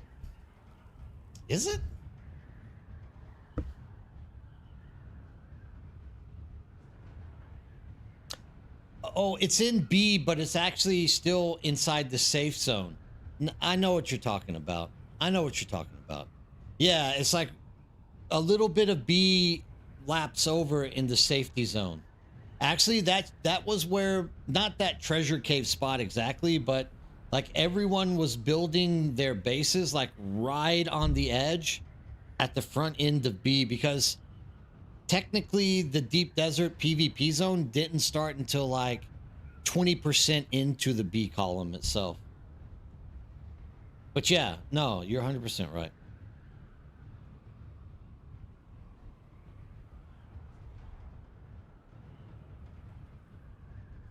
Oh, I'm already here. Well, I was gunning to finish an entire large spice field today, but you know what? People around me need help. When people need help, I come. Well, didn't sound right now that I'm putting it in my head. I aid people who need help. All right. There's static needle. There's another helix pick. All right.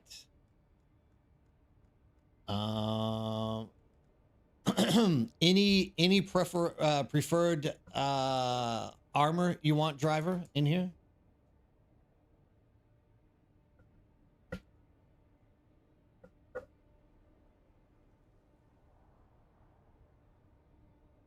Oh, that's neat. Well, they also play games in Germany now, don't they?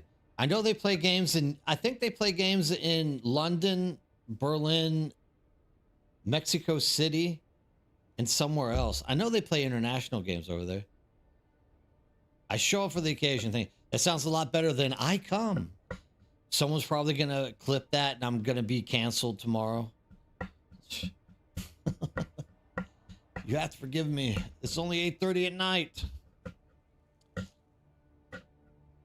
I mean, you said you wanted a decent steel suit. Do we have one? I don't think we have one in here. We got Idaho's Charge, Executor, Mindex, Suspensor Jacket, Executors, Executor, Executors, lots of Executors. It's up to you. You make the call. I more than likely have a steel suit BP that I can get you, though.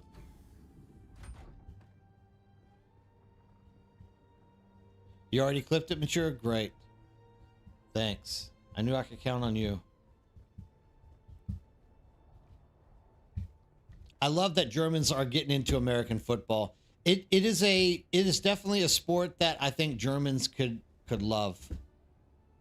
Just because it's very tactical and very controlled from a outside point of view. So that would be really good for German. Yeah, Germans like that precision and that kind of stuff, right? I mean, you know, one of the funniest things I ever saw was Conan O'Brien when he took he did his little TV series and he went to Germany, and like some guy drove like 300 kilometers to find Conan O'Brien on the street just to read off a list of inaccurate statements he had made in past TV shows. And it's like, that's so German. Only a German would do something like that. It's crazy.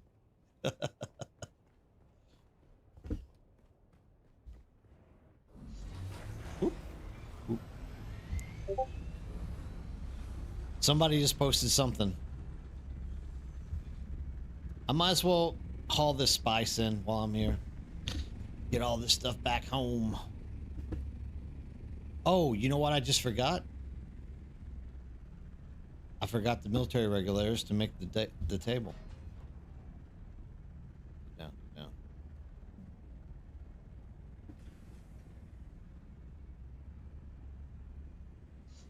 It's okay, driver. Like, I mean, in all fairness, if you're still running around in Haga Basin, like, as long as you have that Hallex pick, everything gets one shot anyways. So it's not even a big deal. Oh, I need to do that as well. All right, let's see. How many military regulators do we have here? 56. Exactly the amount of military regulators that we need. I probably need this as well. What else? What else? What else? What else? What else do I need to bring back? I think that's about it. We can bring these. I was kind of lacking in those as well. All right, we'll be good now. And let's pop the new centrifuge on this bad boy.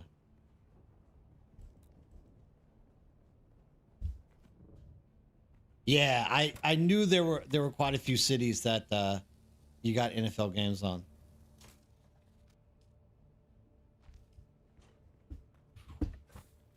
Boy, did I burn through that centrifuge. Yes, I did indeed.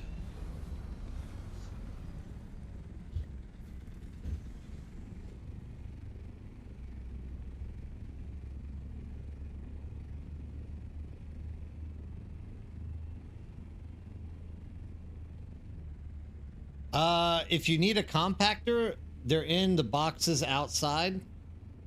In the yeah, very German. Like the guy literally drives across Deutschland in order to like in order to just point out all the inaccurate statements Conan O'Brien has been making over the years. And it's 100% German. Like you can't get any more German than that. One of the medium chests, I think it's the left side or it's the right side. It's one of the two outside will have the best compactors that you can get in game. I have two of them, so they're just out there to be used. Very, very German. Very German. Here's something like that. You gotta love Germans for their accuracy. So yeah, I definitely think football is a good sport for Germans. I think Germans could thrive in that. And there's some pretty big German boys out there. I mean, we got German guys in the NFL, right? Actually, we just had one get drafted out of University of Texas. Gunter Wilhelm, I think was his name. He's from Germany. So there's quite a few Germans that are in not only college level, but also professional level. I mean, pretty soon they're going to start like a collegiate super league. That's going to destroy college football, like straight up. I'm a little bit sad about that, but I do think that's kind of coming with the way teams are shifting, and that's just going to like absolutely 100% wreck college football for everybody. It'll be the worst choice ever. Because college football kind of thrives on rivalries. Like, you don't necessarily have to be the best team. You just follow a team because they have a chance to beat like a division 1A superpower. It's just like the I hope they don't make it into a super league. It would be horrible if they do.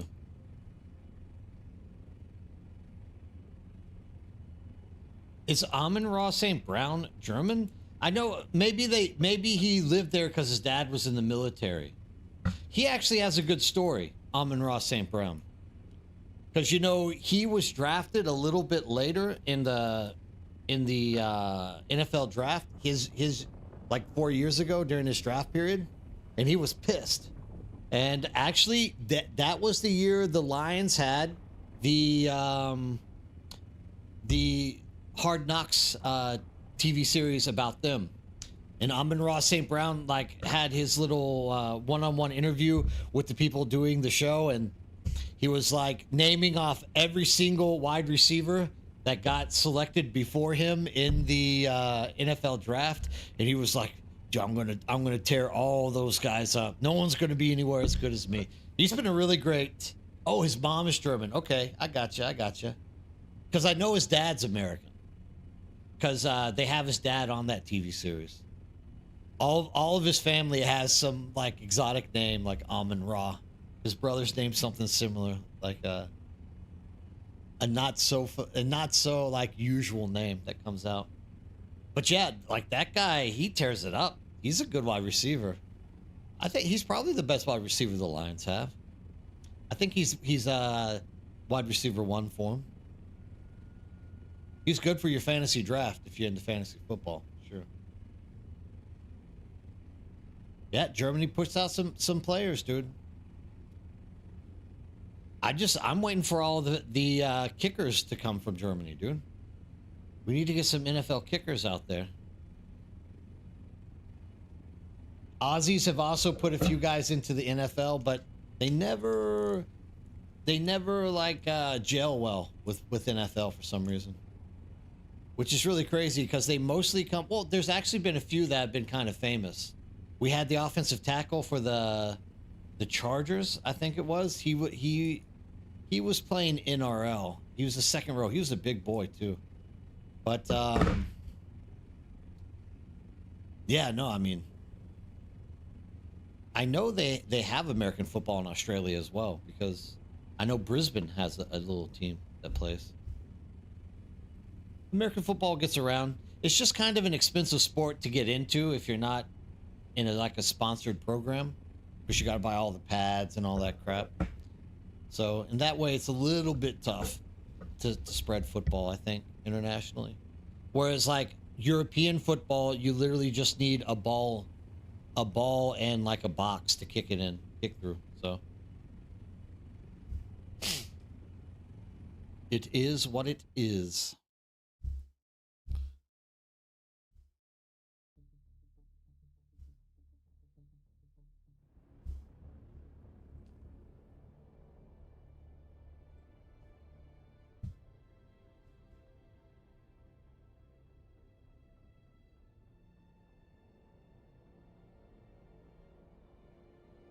Who we had a German playing for us? Who was he?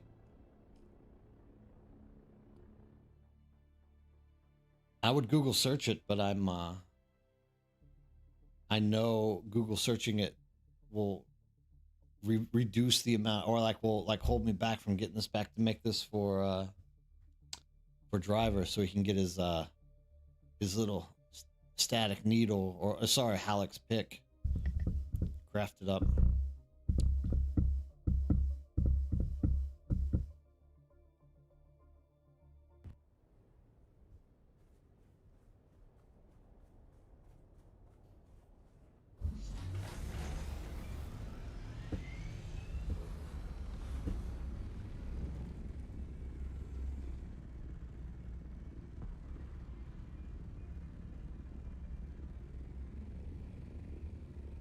9 years of fantasy football, huh? I never bring myself to do it. I just don't. I don't. I don't allot enough time in my life to do that and everything else that I do.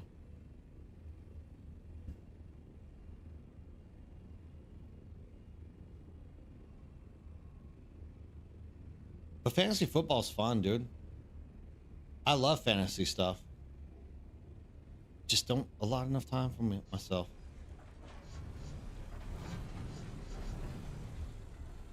Anybody want to freak out over putting something down? There we go. Land it in.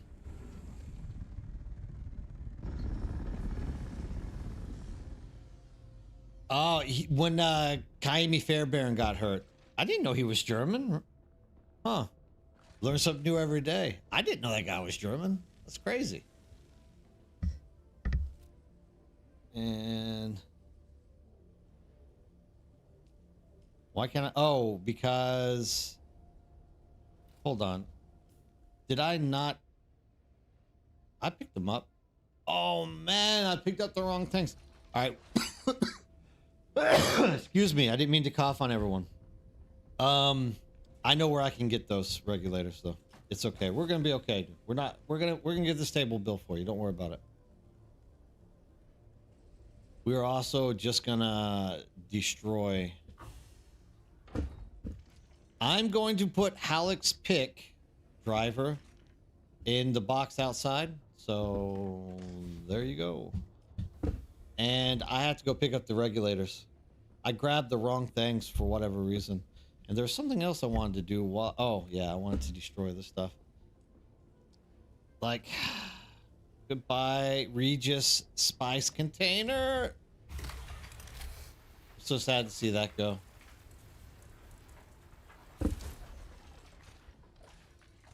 It served its purpose, though. It got me a lot of spice. Oh, that reminds me. I need to do this as well.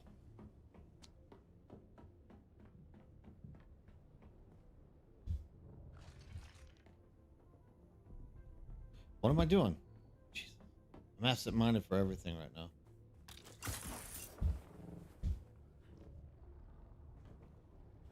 This is what I can do.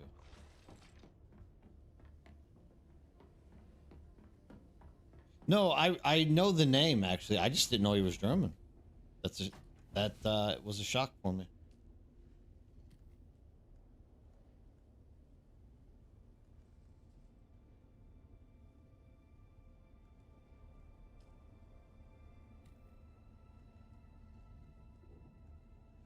But you guys have a peek into my spice storage.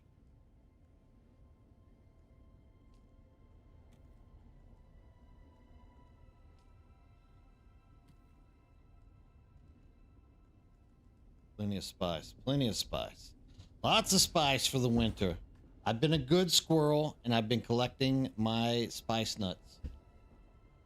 That also doesn't sound right now that I think about it, but yes, I've been saving my acorns. There we go. And come on, pop now. Pop out, baby.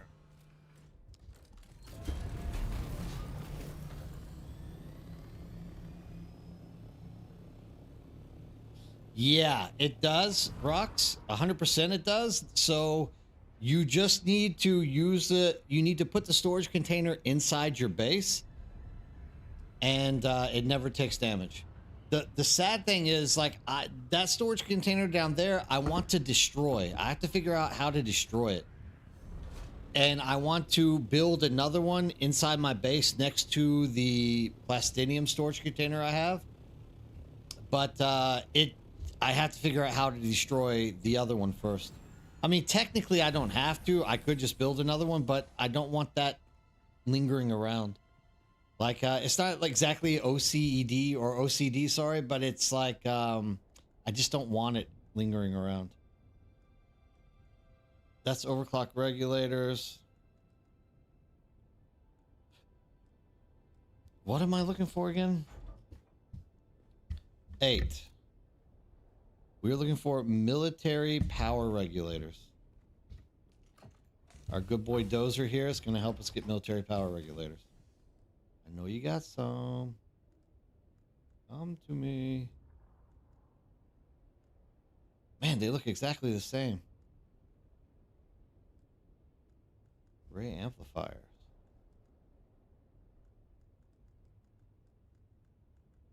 Are you serious?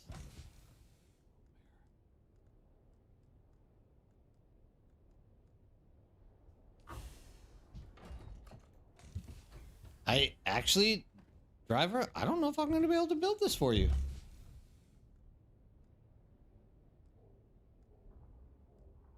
Military power regulators.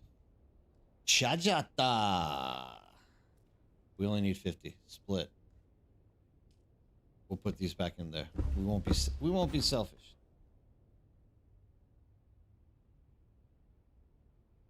You detach it like removing a vehicle. No, so the cargo container in this game functions as a okay. The cargo container functions as a vehicle in this game. All right. So you literally it's not a vehicle. It just functions as one. So the only way it can be moved is either by you like nudging it with the nose of like one of you. Like I can try to do it with the scout. I know you can do it with the assault, but let's see. I might be able to do it here. So like one way you can move the cargo container is just by like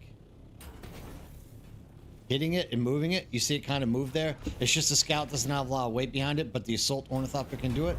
But primarily it's meant to be picked up by a carrier ornithopter and moved from point A to point B. Actually, tonight, one of my plans was to actually show off our deep desert tritanium refining base, or not refining base, but like storage base for like collecting tritanium so that people can understand how to make them out in the deep desert. And I'm probably, once I get done with this and build this stuff for those guys, we will do it, because now we can. Oh no, we're still missing silicon blocks. So like once he gets back here with silicon blocks and I craft this up for him, I'm gonna head out there and show you guys how to build like a good forward base for grinding out different materials out there in the deep desert, because it's really small. It offers you protection. The only way somebody can actually break in there and like take anything from you is if a storm blows through. But you want to keep it nice and small. It should just be the size for you to park a buggy in, one medium chest, and a little top container or like top quantum shield that you can drop the storage container down into. And then technically you don't even have to like keep your carrier ornithopter out there. You can actually fly it back to your base if you want. But out here, I'm not too worried about it. we'll definitely take a look. I am going to take a quick break. I will be back here in about 5 minutes. See you guys then.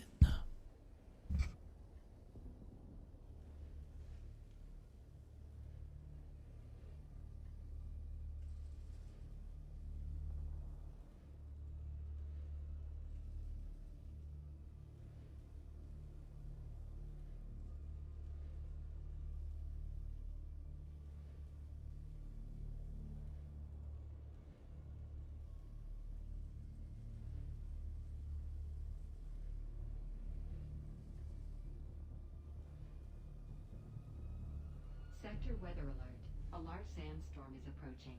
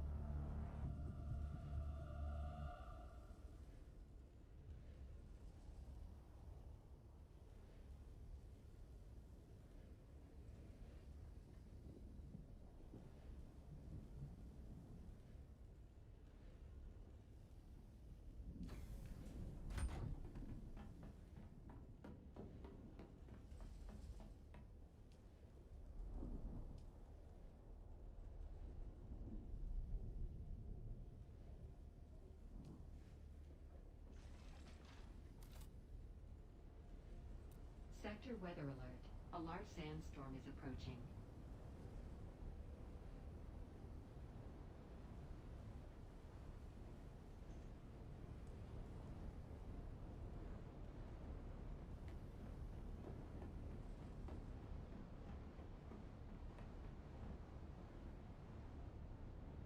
Oh yeah, thanks. I want to get rid of that one down there, and I want to move it up here next to this, because this is where I keep my plastinium, and I want to set one right next to it so that I can store all of my spice in it as well. So in terms of that, it is no, I unmuted it. So the stop yelling at me, mature. Stop yelling. So yeah, that's kind of what I want to do. I want to get rid of that one down there because it's like impossible to move it up top. But yeah, if you leave it outside, it takes damage. Like, actually, it takes damage really quickly. There was this little cargo container down here from our base. You can see it right now from what I'm looking at. Somebody like donated that to us whenever I deleted our base, and I don't have access to it. It's just like taking up space in my base. So I like pushed it out hoping that it was going to die, but like I guess it's just in the right location to, I think it's just right in the right exact location that, the sandstorms don't destroy it, because it's not taking any damage. Like literally there'll be like no damage to this thing. Managed cargo, like I can't even tell if it is or isn't.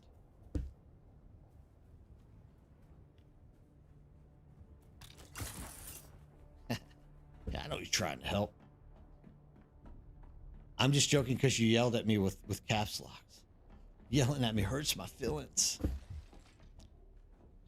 So at this point, we're just waiting for Dozer to get back here, and that way we are able to craft the weapons crafting bench for him, and then we'll head out there and we'll take a look at other stuff. I probably should just go snag a little bit of silicon from Dozer so that I don't have to wait for him. I think that's what I'm gonna do, and I can just replace it a little bit later. How much do I need? I need 70.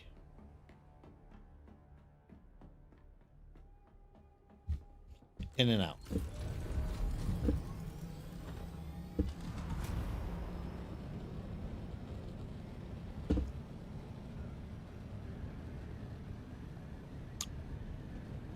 But yeah.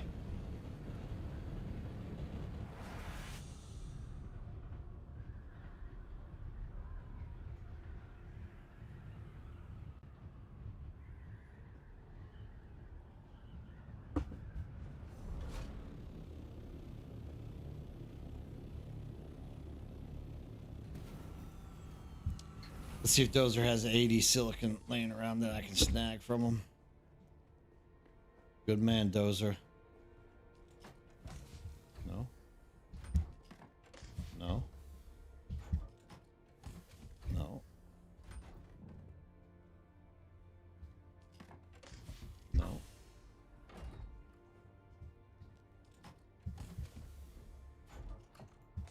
It doesn't look like this is my lucky day. That's all raw ores. Base main storage. No. No. No.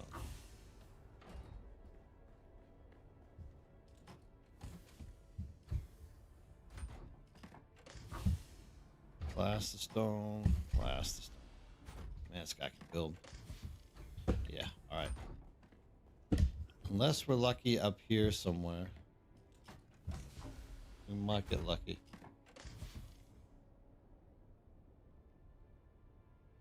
Yeah, oh man, yeah. See, that's the worst thing is that you're getting all that and you can't even use them.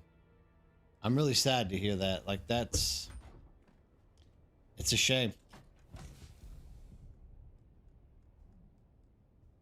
You need that PC, my man. You're gonna have to invest in a PC. You're gonna have to go steal one.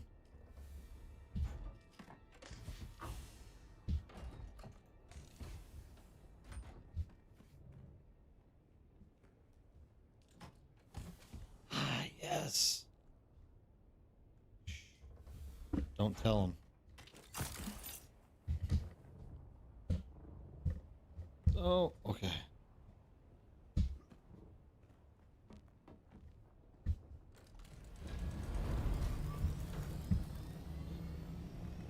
You have access. Why would you be standing on the base? I gave you co-owner. Unless that is another character with the name Driver.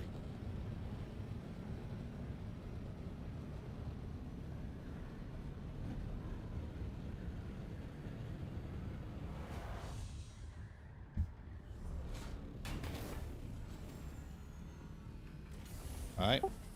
Let's try this again.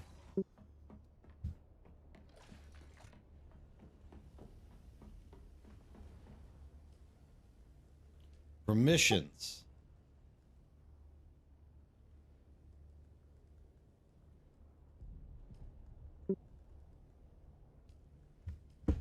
That should have dropped you in.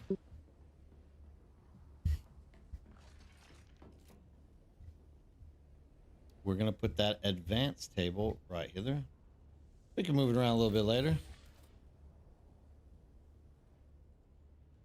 300K is a good start point for where you're at right now. VMAC, what's up? Good morning to you. Good night to me. 100%. And can we make you a Holix pick?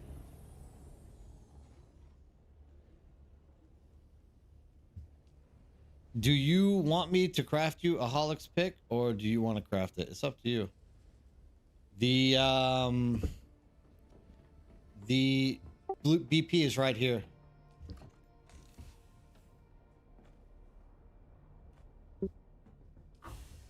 Enjoy.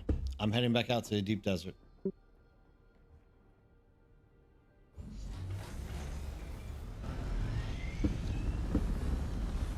You know the saying, Driver, mi casa es tu casa, so you just have at it, my man. Like, you can use this base as freely as you want.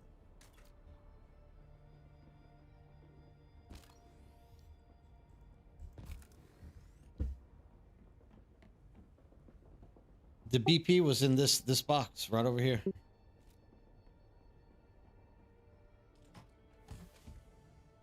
Holix pick, unique.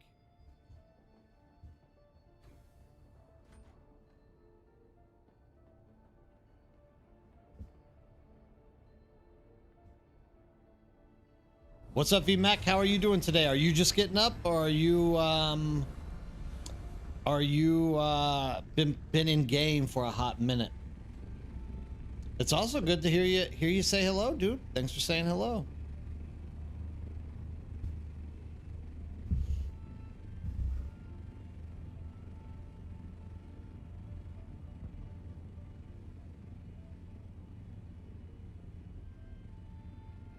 Yeah, 500k is a good amount of water for your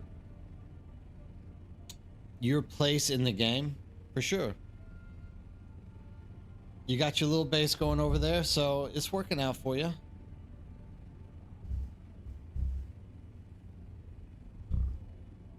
There was a time I was happy with 500k water, for sure.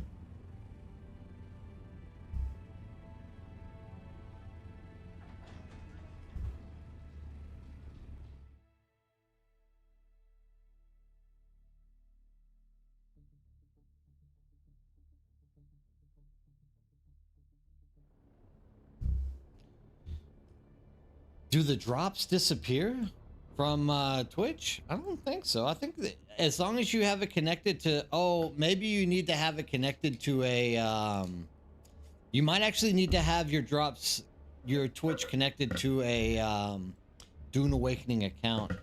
I think you might be right, Nif. That's too bad.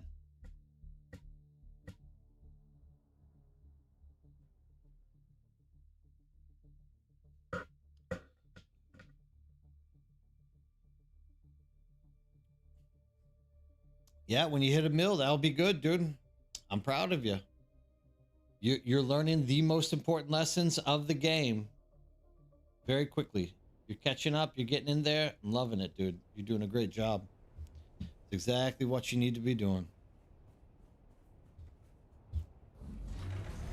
So at this point, what we are going to do, everybody, is we are going to fly this bad boy out there to get some more tritanium, because I actually I'm like flooded with stravinium. I need to like burn through it and get my plastinium numbers up a little bit, because they're a little bit hurting, because I've had quite a few people jump in and craft stuff from the base. So VMAC, I play on Cetus. These two guys just joined Cetus. There's another one who just joined it, but yeah, we're all on Cetus. What server are you on? You want to come join us? You looking for a home? We'll give you a home. Anybody who wants to come join us on Cetus, come on down to The Price is Right.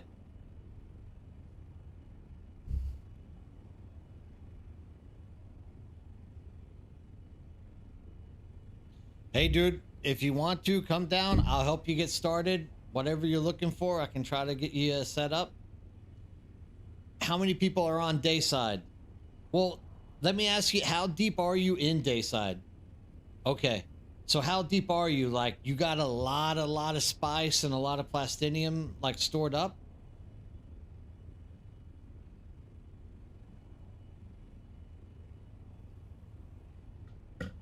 Because if you're rolling over there on Dayside, you might as just, I mean, server transfers, I believe, are going to come in like 2 to 3 weeks. So if you want to just have something to do to play with somebody, like, absolutely come over with us. Yeah, I mean, I have the opposite problem. I have like infinite melange, but my plastinium just gets absorbed. Mostly because we had to rebuild our base because I deleted it using the base backup tool. So all those medium cargo containers are just like eating the plastinium. So I'm actually struggling trying to get more cargo containers in the house.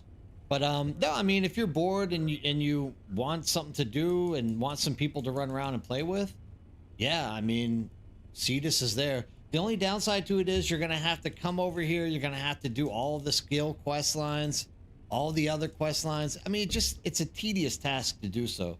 So that's why I'm saying I would never like tell anyone that that's the best choice to be making. But yeah, the best thing you can do is just wait and transfer. Like, when transfers come out, you can bring all your stuff, dude. You can be like independent and, you know, still be in contact with us through Discord and stuff, and like organize runs, play with us, do crap like that. Much better option. Much better option. That's 100% what I would say you should be thinking about doing. 100%. So it's, I mean, it's only like 2 or 3. It's just a matter of patience. Like you're gonna sit like 2 more weeks by yourself, and then you're gonna be able to like come and flex with all the other guys on the server. That dude.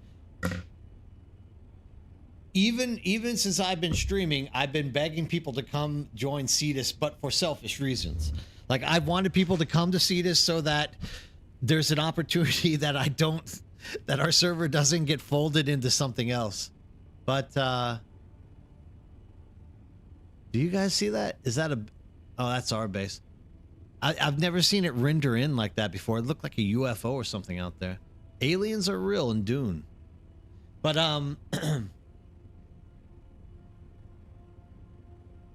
I mean, we have people coming back for chapter 3. And you see people all day long flying in and out of the deep desert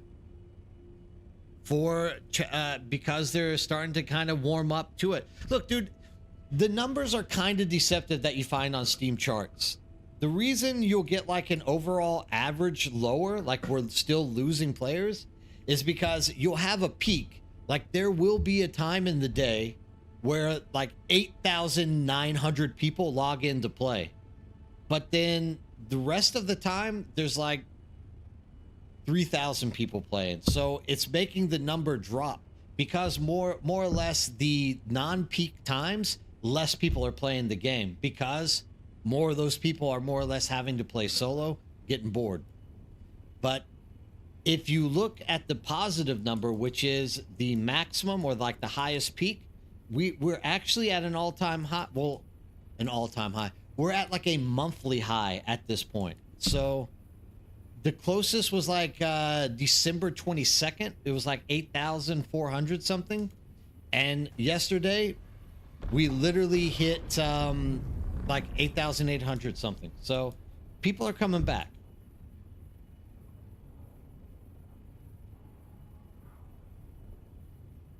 I mean, I even took a little break. I took like a month break there for a while. I took a month break, and because I was asked to go do content on Fellowship, Ducktov, and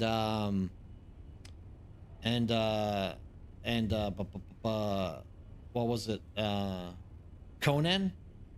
So I actually took a month off, and then came back and had to restart everything again. So it's not bad taking a month off, but I now wish I wouldn't have taken a month off because I would have been even more wealthy than I am right now. And I enjoy the game. Like I have, even at the point where I've done a lot of the stuff, I still really enjoy playing the game. And I've learned new stuff every day. Yesterday, we learned how to summon Grandpa Worm with just ornithopters. So like there's still things out there that people don't know, that people still have an opportunity to learn and find out. So it's not really worth giving up on just yet.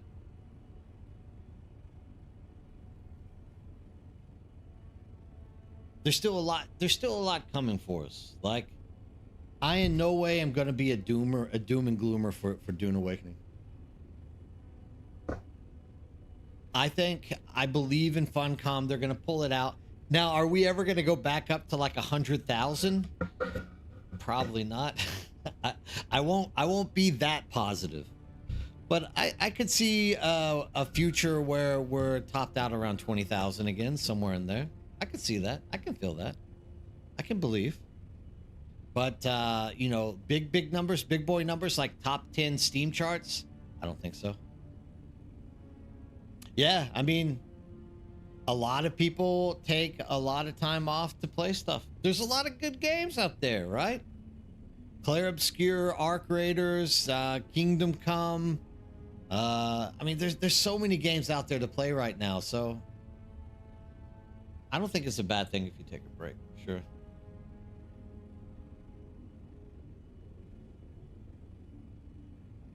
What do you mean 20K? 20K Spice? What are we talking about? What's 20K? 20K, more guessing 15. Does someone say something? Oh. Yeah, look, I mean, look, really fair, because I'm just talking. I'm saying, like, the highest I believe it will probably ever get again is like 20K. But will it probably? Probably not. I think these type of games just aren't for a lot of people. Unfortunately. Here we go. Titanium Island this week.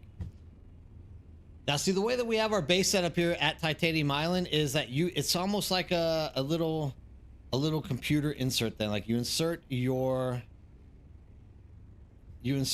carrier ornithopter cargo container.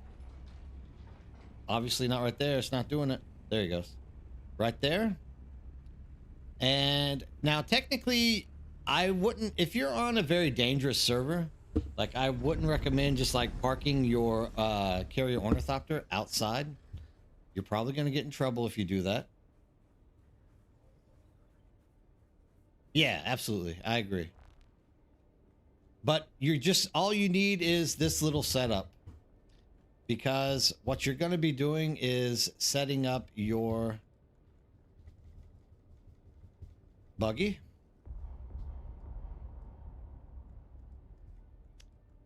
I should have taken those things out and I didn't. Are you going to be setting up your buggy here and like literally just leaving it parked in here as well? But now you don't want to leave it parked in here overnight either. Like this is something else you need to be thinking about.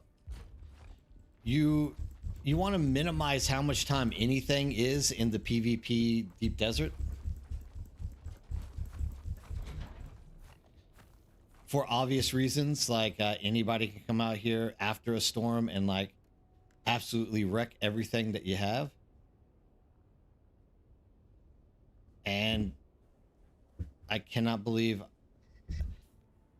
you know what I did? This is what happens whenever I get in a rush and start helping people. I do bad decisions. I dumped all of my batteries back in, whatchamacallit. I mean, we'll be okay. I'll be all right. Like, I say that and somebody's literally watching the stream right now and they're like rubbing their hands together. They're like, oh yeah, baby. Free buggy kill.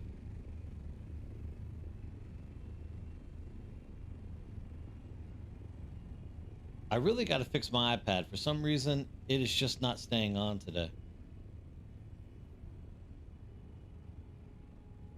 Exactly, Ferris. Free buggy. But I mean, this is actually what I would recommend if you're a little bit insecure about like going out there and doing titanium, using the forward base technique that I've just showed you. Like, just fly your buggy out there, drop it in that base, and then fly your carrier ornithopter back. Like, depending on how dangerous your server is, like if it has a few ruffians that come on like once a week just to like cause havoc, it's going to take them a while to find your little base out there to begin with. And once again, you're not going to leave stuff out there for long. Worst case scenario is they find your base, they destroy your buggy and destroy your medium chest. But that's worst case scenario. So if you're a little bit nervous though, and you don't want to leave your carrier ornithopter out there to get destroyed, like, have that little base set up. Make sure your buggy's in there. Make sure your carrier ornithopter container's in there. It's safe unless a storm comes through, right? So the storm has to blow through for someone to like take stuff away from you. And then what you do is you just drive this back, you park it, and fly back out there with the scout ornithopter, and you'll just accumulate. You're just going to collect until you get that box filled. Then fly back home, get your carrier, come out, pick it up, take it in. Landrew, what's up? Good morning to you as well. Thanks for stopping by and saying hello. It's a pleasure to see you back. We're talking about Titanium resource grinding right now. So you came back at exactly the right time. There's no better time than right now to sit here and listen. I'm glad you came in now. So once we get that going, you'll see it's a really quick process. You're literally just going to use the medium to fill up your cargo container. Once cargo container is filled, fly back, get your carrier ornithopter, go grab it, pick it up, take it into safety. So if you really want to be efficient, you could technically have like 4 carrier ornithopter containers at your deep desert forward base or like main base, and you could literally take it out there, drop it off, come back, fill it up. But I mean, there's still reason to really do that, because once you bring it back, you could obviously empty it out, right? But you know, if you don't have the storage at that base, you could just leave those containers parked there and then later fly them back in. But I wouldn't recommend that. I would recommend building mediums that you can store the stuff in, or just like literally flying it all the way back to the Haga Basin. But like for us here, we wouldn't have enough storage even with our base the way it's set up, because so many people are getting spice, so many people are getting stravinium and like refining it out here in this base. But we don't refine plastinium. Plastinium takes way too much water out here. So definitely you need to like think about how much back and forth you feel like doing. But yeah, number one important thing at this point is to make sure I get a battery out there to it. Yeah, so helping people back in Haga Basin, I literally just emptied my bag to free up space. And that's why we are where we are right now.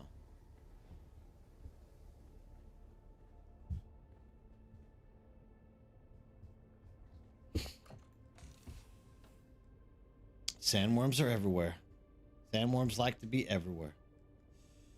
Is that everything out here? Yeah, let's get that. Now we're good. I think so, yeah.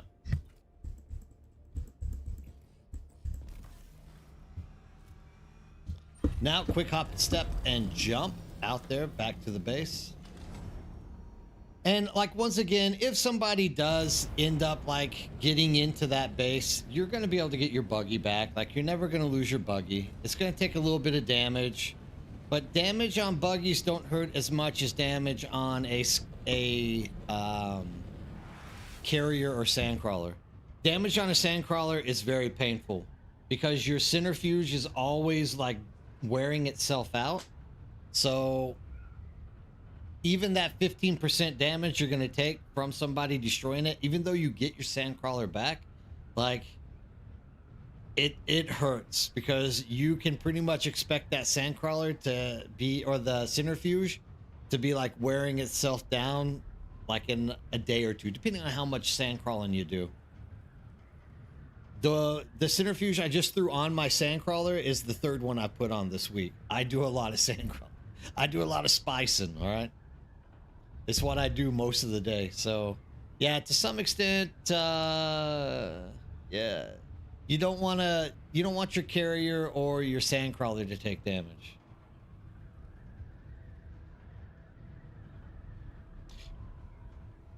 Well, you said you're on a very peaceful server as well. So, I mean, if you can trust the people around you, well, to a point, Ferrix. Like, for example, if you get the bigger sandcrawler centrifuge from the Landrad vehicle NPC, you're actually getting 500 more spice melange per trip out there. So for that, I try to use it until it just breaks. And when it breaks, it's like, damn it, now I got to go back to just a basic 1000 spice melange per run. And with that 1000 spice melange run, I will probably use it until it gets about halfway, and then I'll trash it. So some things you can use, like, but keep in mind, anything that you're allowing to like get worn down, for example, wings or like armor parts to your carrier ornithopter or whatever ornithopter you're using, remember the #1 selected weapon for like ganking people in this game is the las gun. So if your wings are at like 40%, you're probably going to lose some wings if someone lands on you and starts las gunning you. So always keep that in mind. And the reason why I say to like drop the cargo is because of that. Like, you can pocket the scout. If someone does come out here, you can kind of get away, right? The worst thing that's going to happen is they're going to knock out your buggy. Once again, losing a buggy, getting 15% damage on a buggy doesn't hurt that much. And just like a quick, because I'm actually going to, I might as well just fill up. Then we can see from there. The shame thing is that, like, the highest concentration of titanium is on this little plateau, and I can't reach it with the buggy. So what I usually do during the week is, before the base gets built, I usually just like drop it off up top and like hit all these nodes up top. And pro tip for people you might not know, the only reason I say this is because I actually didn't know for a while. Hey, Thelef, what's up? Good morning. You can switch back and forth from your driver's seat to your cutter array using the F1 and F2 keys. You might be new, you might not know. I know if you're like, if you're someone who's been playing the game for a while, you know that, but you know, some new people don't know these things. And it saves you a lot of time because the alternative is doing this. Holding F down, jumping to cutter array. When you're done holding this down, jumping to driver's seat, you can just hit F1, F2, you get the same reaction, but instantly. So if you're not using F1, F2, you're doing it wrong.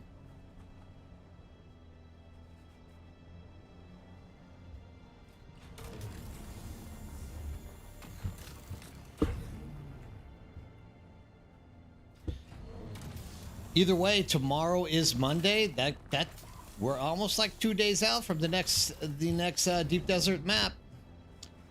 Will our fortunes change next week? I always make those on Tuesday morning, so this is my last day. Like, after I'm done with you guys on this stream, everything gets moved back to the Haga Basin for me.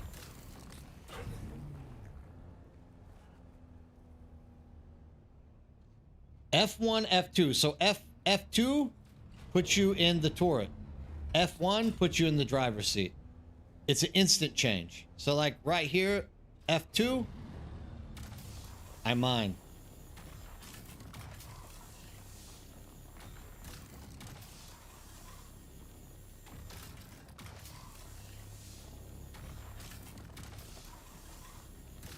F1 puts me in the driver's seat. F2 puts me in the turret.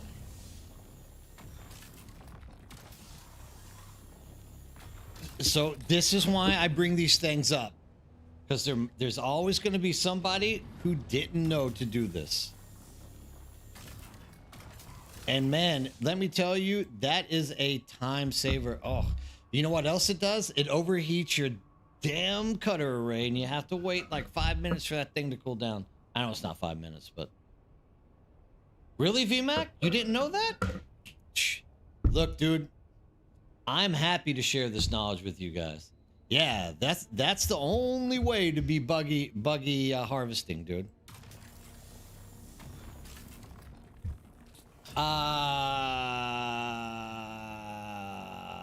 Rocks, I don't know what to say to you because I don't use a controller. I can't play games with controllers. I wish I could tell you. Does anybody that has a controller know if you can do that? I don't have any idea. I wish I could tell you, but I just don't know.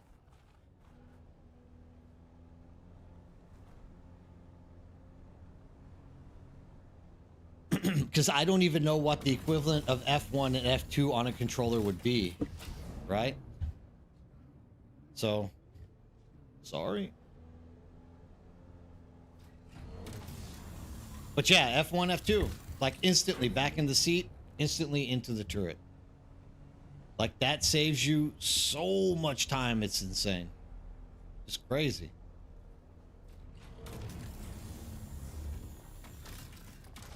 This might actually Rocks, this might actually be the only advantage to farming and Dune Awakening for a keyboard and mouse. It might just be.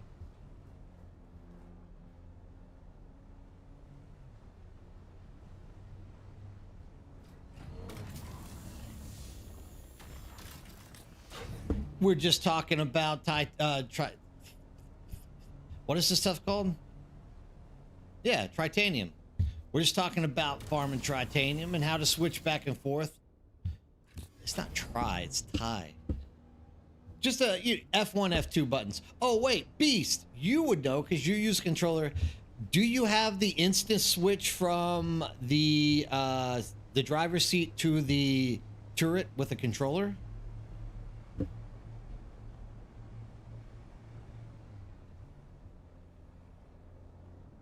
Somebody in here wants to know, and I've never used a controller, so. It is titanium, but you have a delay, so I'm gonna have to wait for what I asked you for in a second.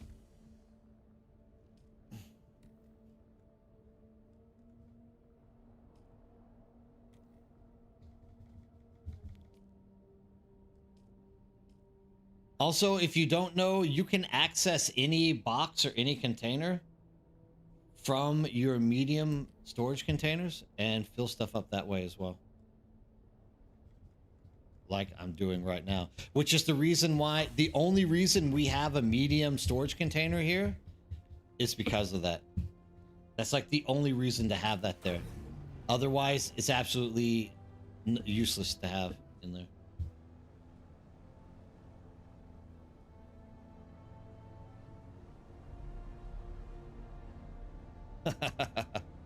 Yeah, it would. I mean, it's the same as swapping. What is the button for swapping turret to thing? There we go. So that should answer your question, dude. Like, we have the best group of people up in this stream all the time to help people and get those answers out. It is awesome.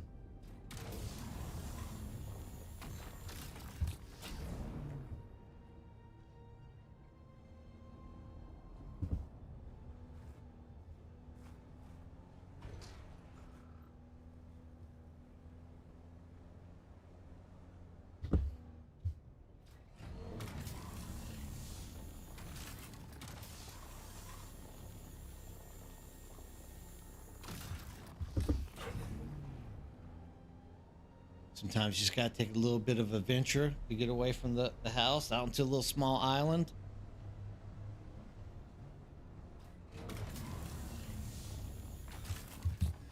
But this is also one of those things, like, if you're out in the deep desert, Driver's your hero. Driver's awesome, dude. He should be someone's hero. He's definitely hero worthy. 100%.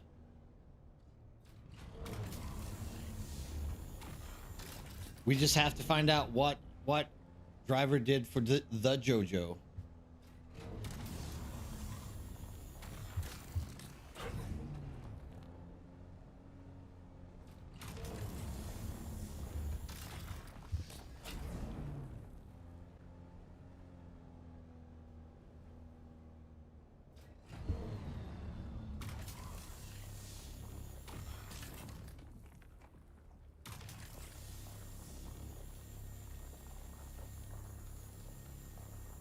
Come on, I see it melting. Give it to me.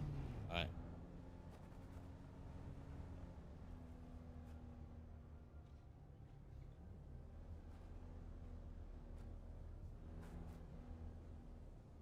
He saved your stream? Cool. Awesome. I'm glad to hear that.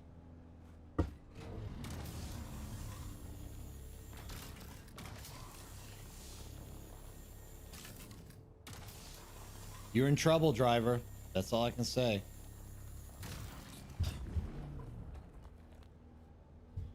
You're in trouble. You're in the doghouse again, my friend.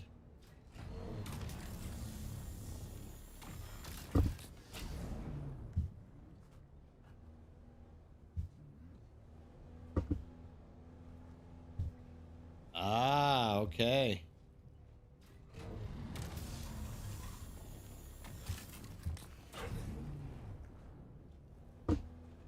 Sure, what did you need rescuing from?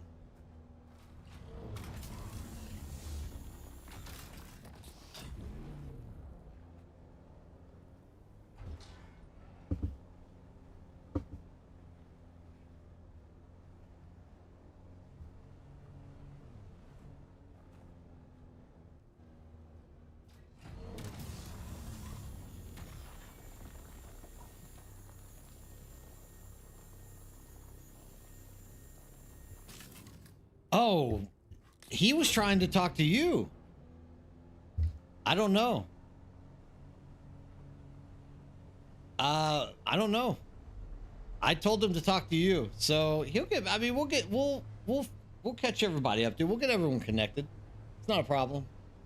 Yeah, no, I thought you guys had went off on like your own little like private channel and started talking. Beast, I didn't. I stopped talking to him about stuff.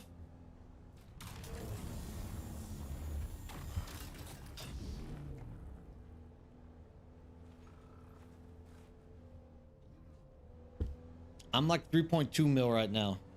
I was gonna stop at 3, but I'm gonna push on to like 5 or 6. I think now. Might as well, especially because I went heavy on aluminum yesterday, so I have like an excess of Dura aluminum stacks, so I might as well just go ahead and hit up to like 5 mil. That's what I guess that 5 mil is a good number for water. You can let that tick away as the week goes by.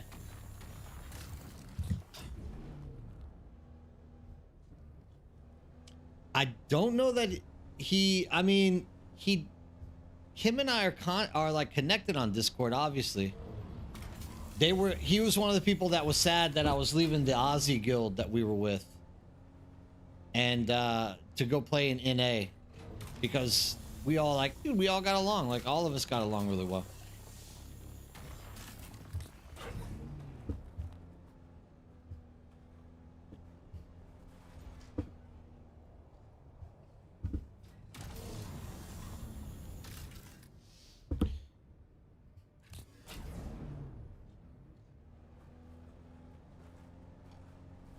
Oi! There we go.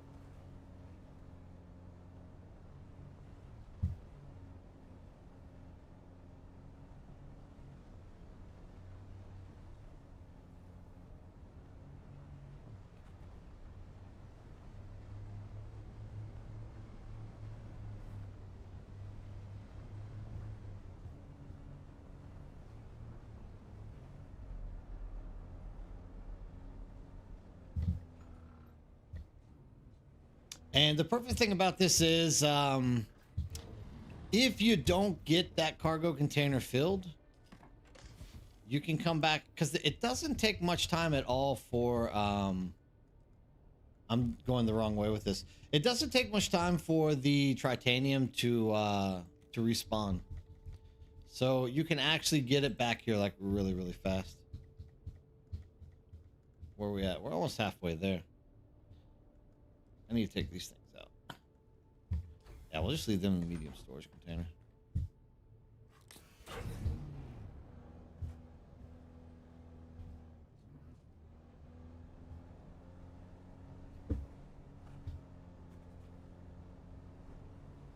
But I mean, right now is the hottest time to be getting tritanium and stuff as well. Like, you guys should all be out here getting that tritanium, getting that spice. I keep calling it tritanium. We all know it's titanium. I'm just gonna keep doing it because I'm tired. At least that's the excuse. I'm just old, dude. I got like onset dementia. I can feel it coming in. That's my excuse. It happens when you get old. You like invent a name for something and then it's impossible for you to actually call it by the right name ever again. You're like, nope, that's just the way it's gonna be called from now on.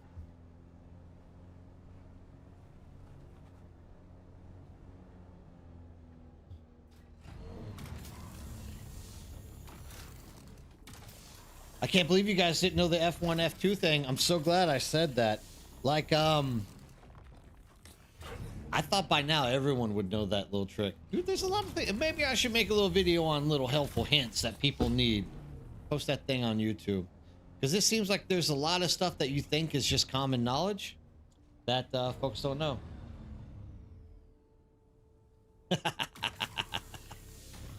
You can't remember. Yeah, you're the same as me.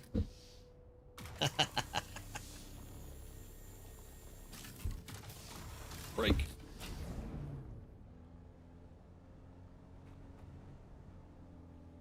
Is there a way for me to climb up there?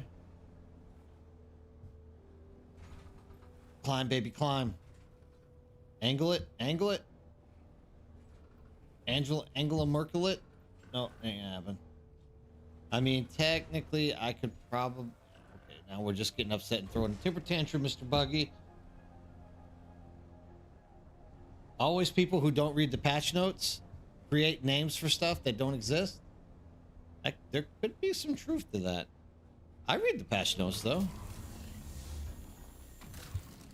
There's just... Somewhere in my past, there is a game where I had to harvest something called tritanium. Whatever game that is, I cannot remember off the top of my head, but that's the reason why I want to call titanium tritanium. Because somewhere in my distant past, I had to say, I'm mining tritanium.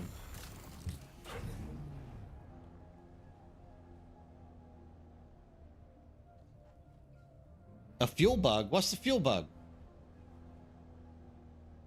I don't know of a fuel bug. Share. Share this knowledge. Oh, okay. Yeah, for sure. Because they did put that information in the patch notes, for sure. Oh, wait. Maybe it is from Stargate. Maybe I didn't really mine anything. I'm just imagining I mined stuff in Atlantis. Have I already knocked everything off? Oh my God, everything is gone. No.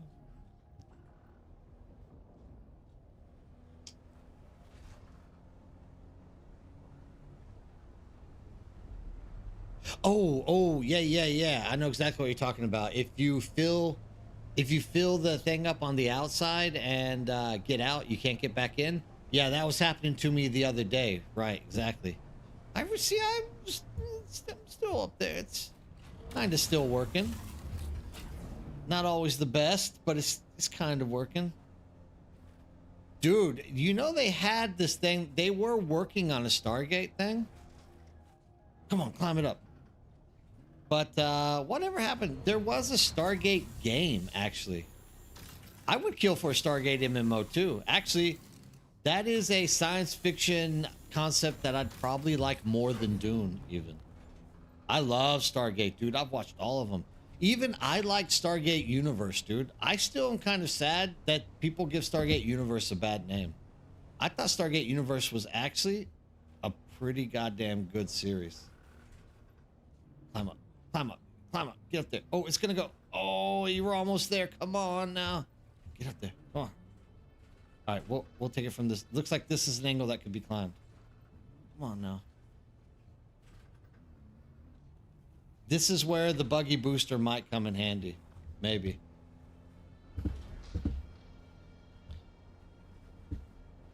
That was the name of the game, right? Stargate Worlds? I mean, they had like the Stargate and everything set up.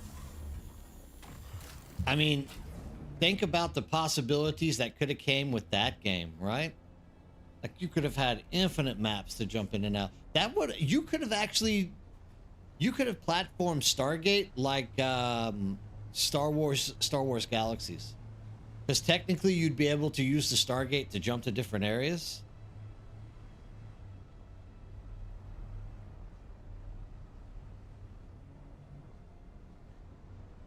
You don't think so? I think I've cleaned out all of the titanium from this area already. Dude, are you serious? So, like I said, when this happens and you're done, wait, I mean, there's got to be more. The problem is there's a lot of vertical titanium out here. It's all right, though. Like I said, So you park that bad boy, you come back in like 10 minutes and everything will be respawned. Love me some Babylon 5 too.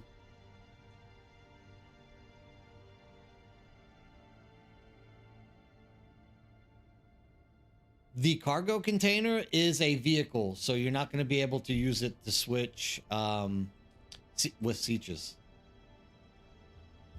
No vehicle can be transferred to the siege. You have to break the vehicle down, and then you have to put it in a box. So you're not going to be able to use the Ornithopter cargo container to transport stuff, unfortunately. I'm sorry to report that to you. It does suck. It does really suck. And also, like, if that cargo container is in your base, the is there a way for me to sneak up there and get those? Probably not. If that cargo container is in your base, you also cannot you have to like break it apart. Like, no vehicle will come with you, and since it is classified as a vehicle, unfortunately, yeah, there's no place in it for teleport or transporting stuff, unfortunately. That would make shit exactly like I said. Anytime we have an idea that sounds absolutely fabulous, Funcom is like, not gonna do it, sorry. It's a sad reality, but hey, that's the way it goes sometimes, right? You just gotta live with it. Absolutely. So it functions as a vehicle. It functions as a vehicle, but it's like a non-moving vehicle. So like, it's a vehicle, but it can only be moved by the Ornithopter picking it up and carrying it somewhere. So if you want to go Haga Basin to Deep Desert, we've actually been able to do that for a while. See, before the cargo container, a lot of people didn't realize you could have been using your Sandcrawler as your default carry container, and the Sandcrawler holds almost the same amount of volume weight as the new cargo container. So actually, we've been using the crawler for like a month now to fly. Ever since they've allowed you to pick stuff up and take it through the overland map, we've literally just been filling our Sandcrawler up with crap, picking it up and flying it into the Haga Basin, emptying it and flying it back out. But now we have the cargo container, so you no longer have to do that.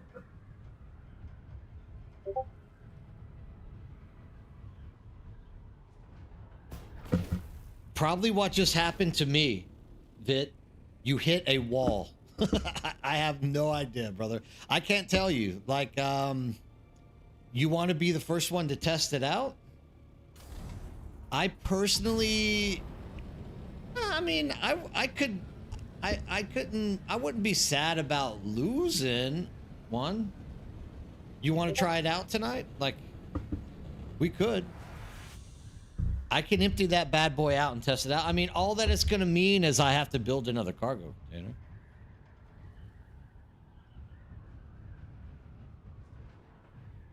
I mean, technically,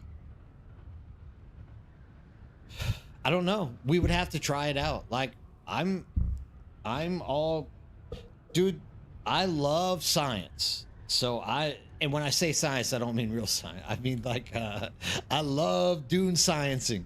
So, like, for science, like 100%, dude, I'll jump out there with a cargo container and try it out. If I lose it, so what? I can craft another one. Like, who cares? If you want to see it happen, dude, just tell me to do it. I'm more than happy to give her a shot. Let me fill it up with titanium first and take it back to the Haga Basin so that I can start crafting more plastinium. And then we will try it if you want. Because I don't know about that at all. I've never even tried to do that with Hornies.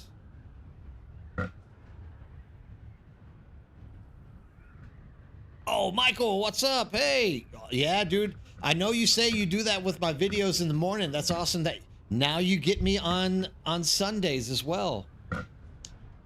Good old morning time with the Nerd Bird. Can't beat that. I'm glad that you have a way to listen to me on the way to work. I'm glad you actually take time. I'm glad you actually want to hear this beautiful voice on the way to work. Like, oh my God. I know it's easy to miss. It's so beautiful and all.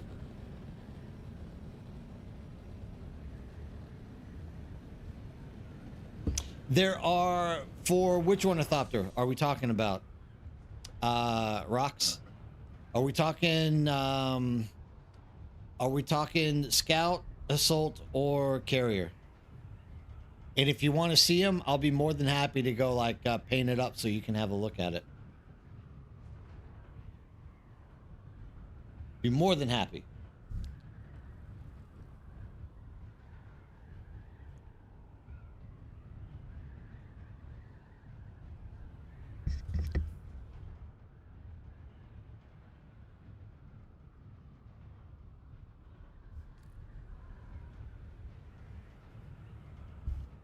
Let's see if our spice field is respond while we're waiting.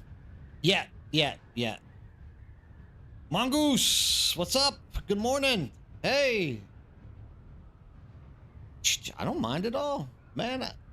If I don't like the way it looks, I can always just swash it back to the next one. Well, let's take a look and see if this sand dune or this large spice field is down yet. Because then I know that it spawns somewhere over on the west side, so I can go get some more spice tonight. And then we'll fly over to titanium. But actually, we will stop and we will do it on an island. I'll let you look at all the colors. 100% don't mind. You ask, you receive. That's the way it goes in this world. Especially when you're in this...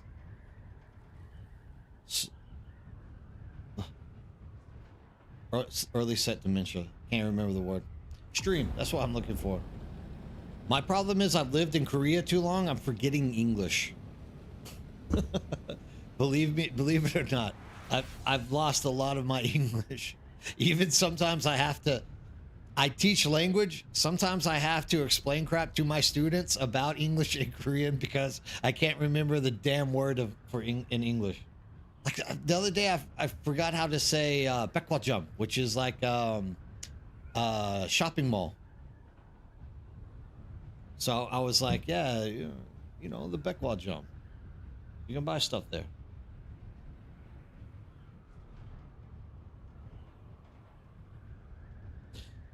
Yeah, you can. Oh, so you can move through sieges. All right, cool. I'm glad. Thank you very much, Talif, to test that out for us and let us know. It's very, very kind of you. All right, let's take a look at the swashes. Rocks. I should probably park this in a place where I can actually get out and like have a look. All right, here we go. So our options for the swashes, there's our variations. Our swashes are these colors. First, we get the blue dasher.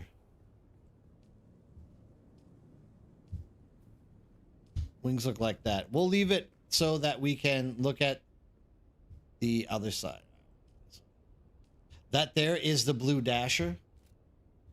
You turn a nice, beautiful blue color so everyone can get that. Next up is the one that I had before we did that. Here is the House Atreides swatch. So you start turning stuff that nice little green color.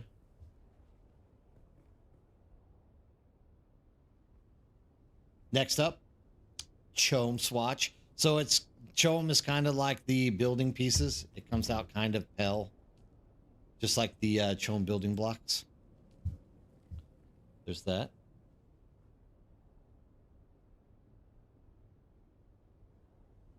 Hells, what's up? What? All right, you got in. Awesome, dude. Awesome. Loving it. Did you join Cetus? Here is the Mala Swash. This is another blue one, just a different shade of blue. There we go.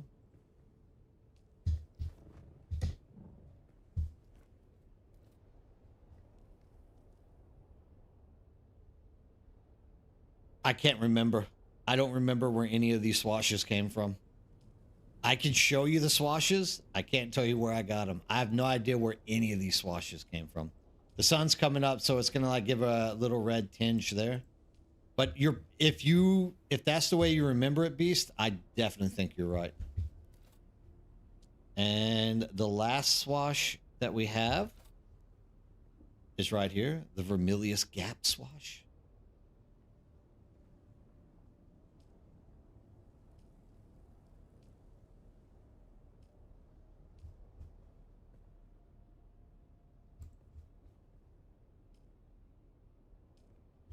And that gives us this little like maroonish red. Not all that great.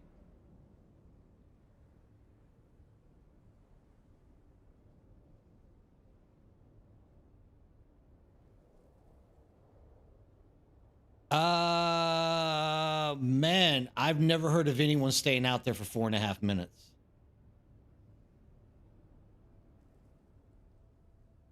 And that's also not true, Doc. Doc Johnson, whoever told you that is trying to get your crawler eaten. Don't believe that at all. I can literally, as soon as Dozier gets on, bring him out there and we can show you. With 2 crawlers with dampening treads, 2 dampening tread crawlers out on a large spice, we have to pick up every 1.5 minutes. 2.5 minutes for 1. Now it's possible that you could sit out there for like 4 minutes and and not get a breach, but I don't think so.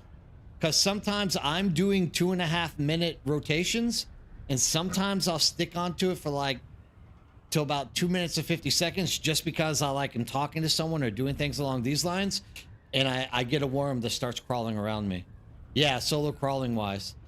I've never heard of anyone staying out for 4.5 minutes. The treads don't do that much. The dampening treads do not change it that much. Thank you, Ferrex. Chom and Mula is default. Thank you very much. I don't know where any of those swatches came from. I just know I have them. That's all that I can really say. The swatches, geckos. Hey, how's it going? First of all, hello, nice to meet you. The swatches for the base are going to be the work tables. So you're going to be able to change the colors on all crafting tables.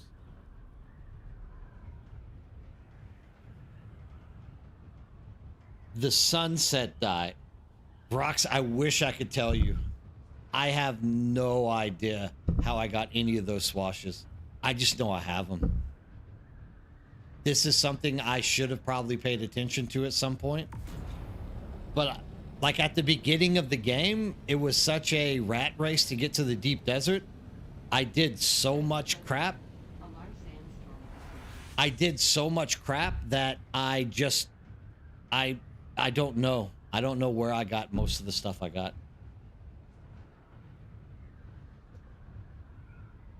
Oh, you might be right, Geckos. I don't know.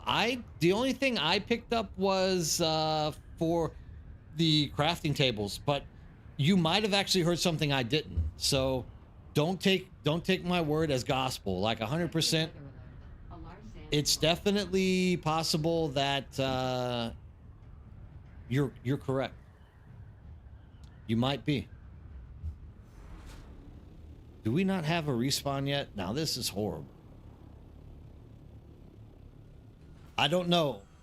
I only heard that it was going to be I'm not trying to repair. I only heard that it was going to be the tables, but I could be wrong. If anybody in here heard that you were going to change the base colors as well.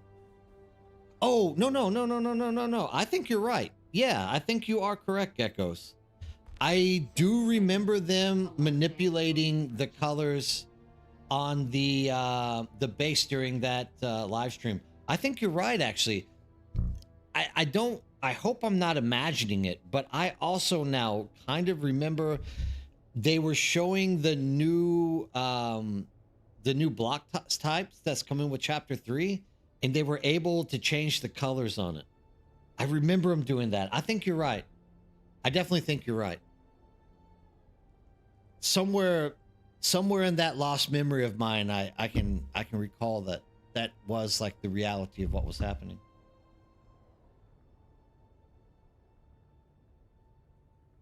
Sunset was an early drop. Yeah. I can't remember though.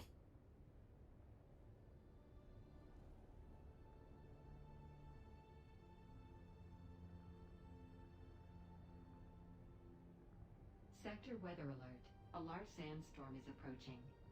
Wait, driver. So if you have pilots for the crawlers and the thopters, you can put up to 3 on the field for 4.5 minutes without worm.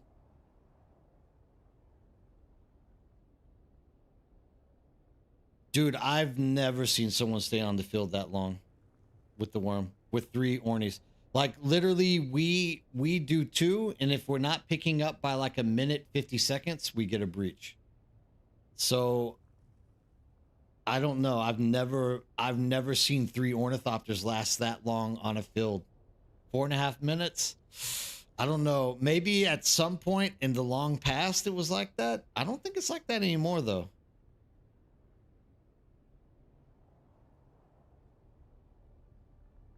Aha, okay. Sector weather alert. A large sandstorm is approaching. Is that a question or is that an answer for somebody, EMAC?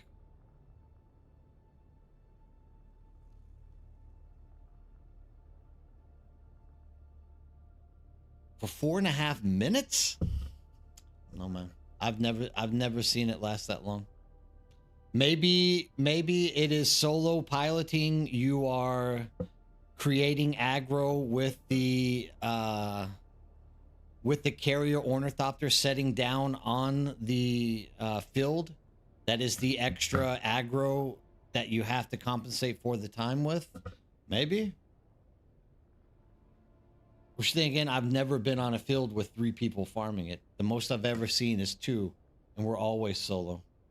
And even back in the day, we would have 2 guys in our guild doing the sandcrawler. Like the second or third week of the game, we had like 2 guys doing it while we protected it. A large sandstorm is But I don't know the times back then. I mean, if driver says so, then I guess like believe him. All I know is if you're solo farming and you sit out there for 4.5 minutes, you're not gonna have a sandcrawler, or you will. You'll just have to pop it out of your vehicle backup tool. Okay. Thanks, VMAC. I appreciate that.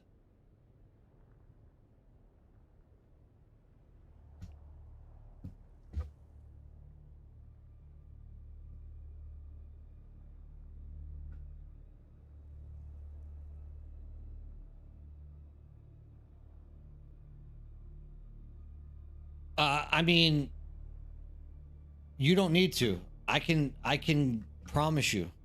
I do this with Dozer and Solar all the time. We'll have 2.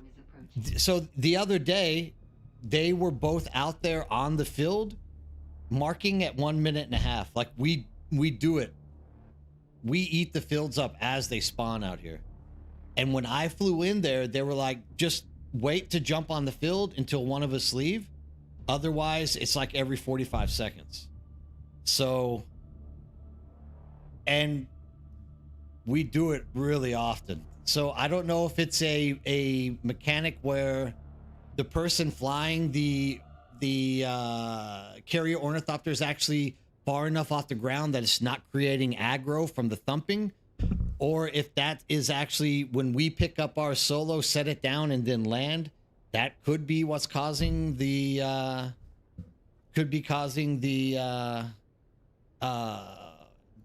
threat for the worm.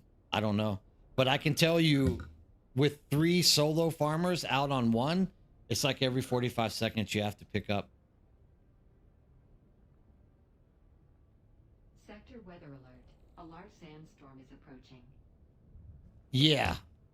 So if I'm solo, I can get 2. But this is what I'm saying with that. Even when I'm running 2, sometimes I land funky or I get stuck in the ornithopter mesh for a second, and it causes a little bit of extra time with me stepping on the sand. And when I get into my sand crawler and I go back and forth twice, I'll start getting the Jaws music from that. So that's even telling me like I wasted like maybe 10 seconds trying to get out of that glitch. And once I get into my scout ornithopter, by then that should be time that I'm considering not being in the sand crawler at that point. And it summons the worm. Yeah, but I mean, now I'm kind of interested, right?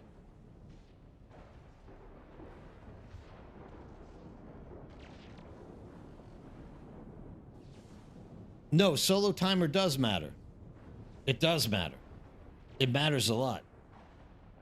And apparently solo timers are more, if what you're saying by teaming up with people to fly in and pick you up, if you can legit stay on for 4.5 minutes with three crawlers with people picking you up and setting you down, like it's definitely important, because you can't stay more than 2.5 minutes on the ground solo with a sandcrawler with soft treads if you're doing it solo. I mean, dude, I can fly back and get it right now and set it down and show you. Solo wise, there's no way you can sit out there that long. Let me see if the titanium's up. Like, I at least want to get this done, and then if it's already respawned, so we're good. And then I'll fly back out there, dude. I don't mind. We got to find the spice field, though. At least we know it's not in the east. Yeah, like 2 minutes 30 seconds solo. Literally, it's two laps is what I time it out to be roughly, for like 2 minutes 20 to 30 seconds. But like now, like I'm not calling anyone out. I'm not saying anyone here is wrong. What I'm saying is now I'm kind of interested to know that maybe you get more time because the carrier ornithopter is not creating aggro on the sand pit. That might actually be a reality, which is kind of interesting if that's the case. That means running solo, you're actually creating threat just by having the ornithopter on the field. That's pretty crazy.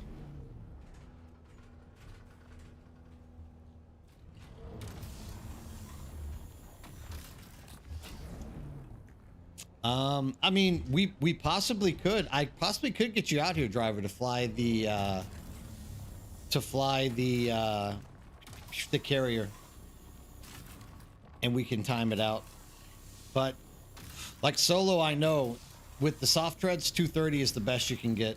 Without the soft treads, like 145, 150, somewhere in there is where you want to be comfortable.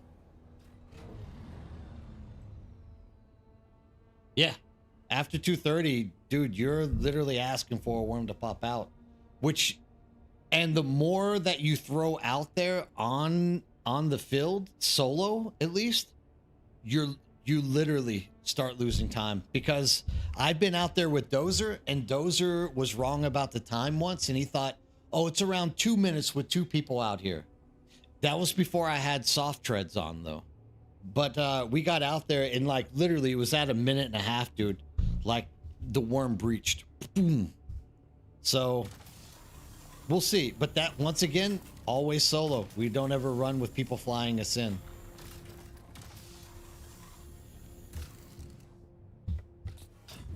So you never know. Because now I'm thinking about it. I mean, look at how we were able to summon the grandpa worm last night, right?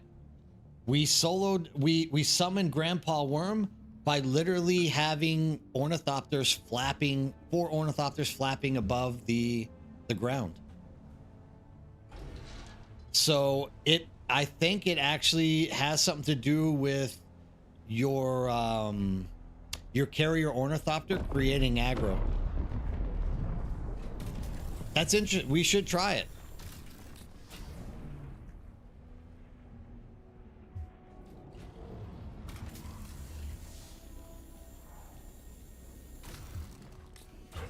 I mean, if that be the case, it might be better to just always be flying with someone. I guess you don't always have someone to fly your carrier ornithopter, though, do you?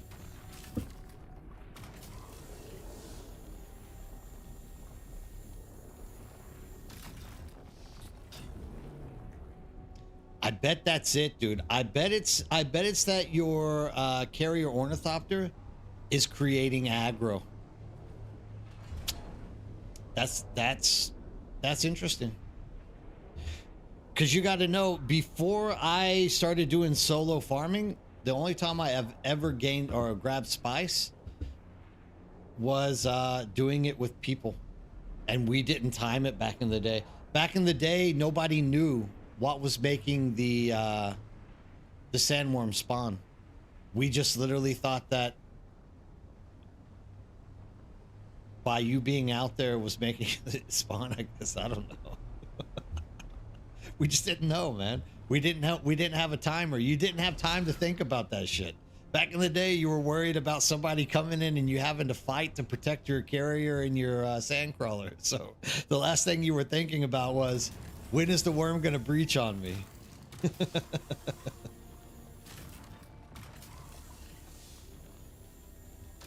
Ah, come on, I can reach that one.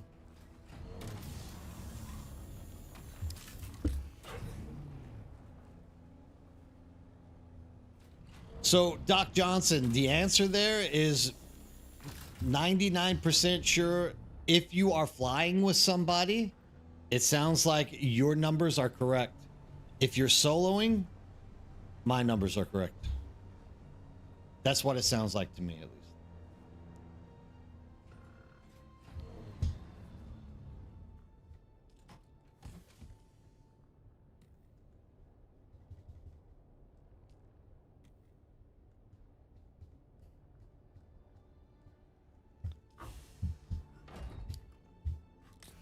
I just need to find a few more.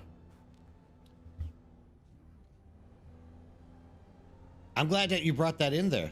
Like, that's good to roll around and try to figure out. I mean, if you want to come out here and fly the carrier, I don't mind. I don't know. You probably don't have access to the base out here.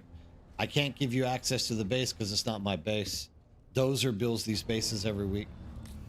But I mean, I could always take the ornithopter out and you can jump in it.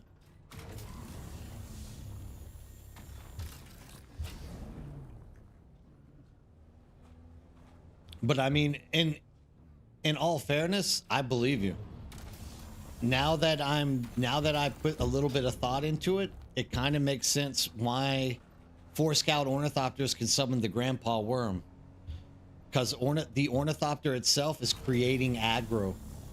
So that's the reason why time is getting limited compared to flying with somebody else.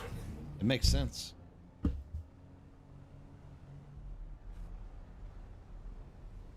makes perfect sense.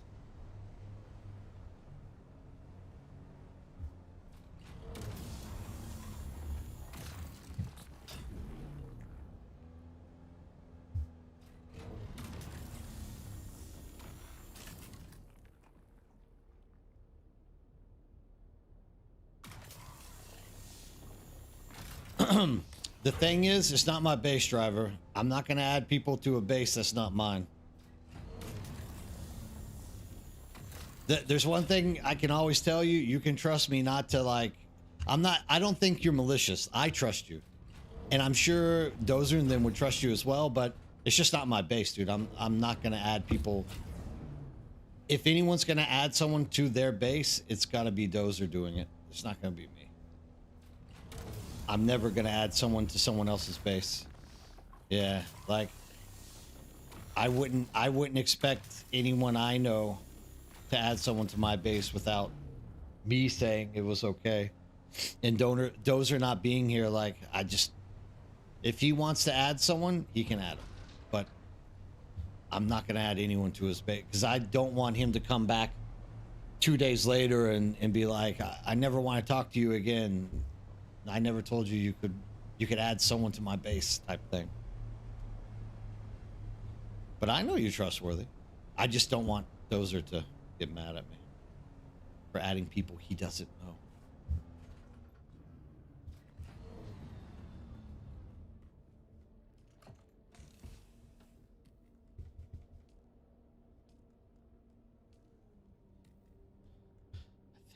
I think that does it.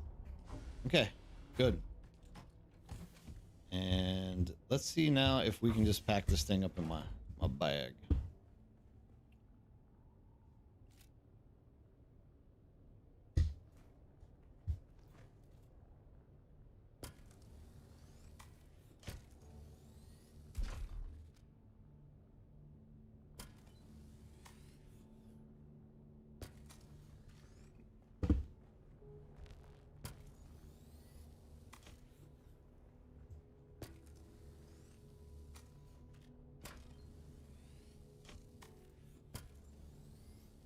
That's crazy. I really thought that that was going to be like a universal truth, but now that I think about it, like it does make sense. The ornithopter is creating aggro on the field, which is why you can only have 2.5 minutes. I 100% believe you. I think that is the case. All right, we got all that there. Now all we got to do is fly back and get this thing loaded. Let's do this.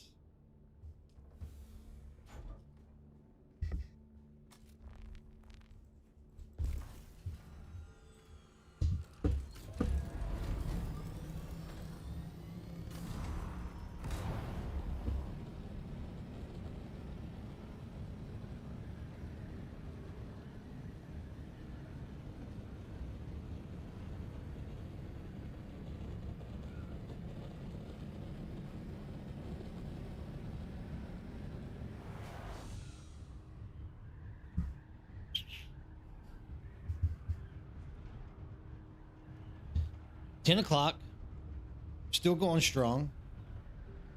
Whew.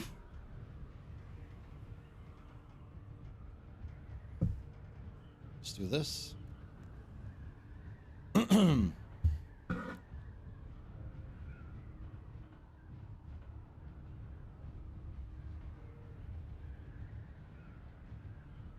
If you want us to, though, Doc, like if you want us to, I'll pull the thing out and let driver fly it, and we can fly to a spice field and test it out. Although I'm gonna guess that driver knows what he's talking about because he actually has people that he can play with. All of us, we're all solo, so we have to play by solo rules. So maybe so. But 4.5 solo, you will be losing your sandcrawler. I can promise you that.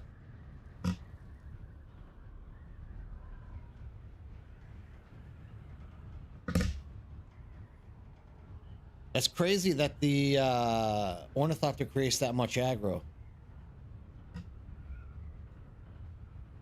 Because you actually don't see an aggro bar until you actually land and get out of your ornithopter.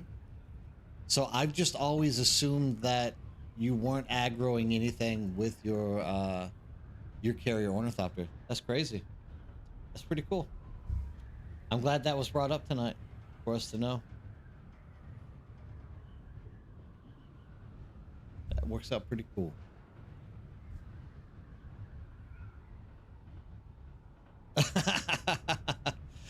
In all reality, unless Doc really wants us to go out there, I would rather just keep fiddling around letting you do stuff. Like, I believe you. I think that you do run with other people, so I believe that it is 4.5 minutes. I just never do anything with anyone. I always run shit solo. So I 100% believe you. But don't get me wrong. But like, unless somebody's like, you better go out there and do it, I want to see the science. I just want to say, driver and Doc is correct. Let's just keep playing. Unless somebody has an interesting thing on how to summon Grandpa Worm again. Oh, what am I doing? That's the wrong thing altogether. Oh, itchy nose.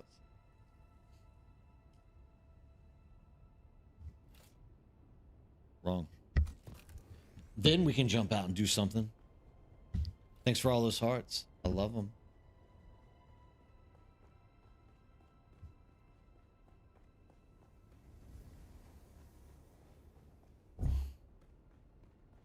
That's what I was doing. I have to actually fly back and get the cargo container. Jeez Louise. I'm just getting tired. I've lost a little bit of the train of thought there for a second.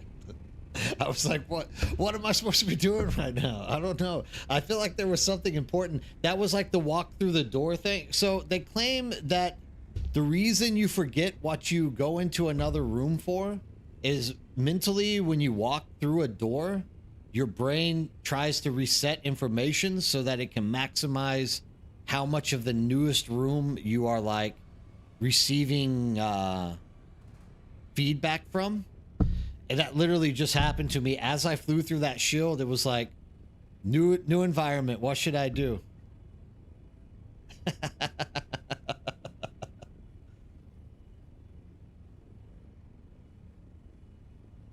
100%, Sergeant. 100%.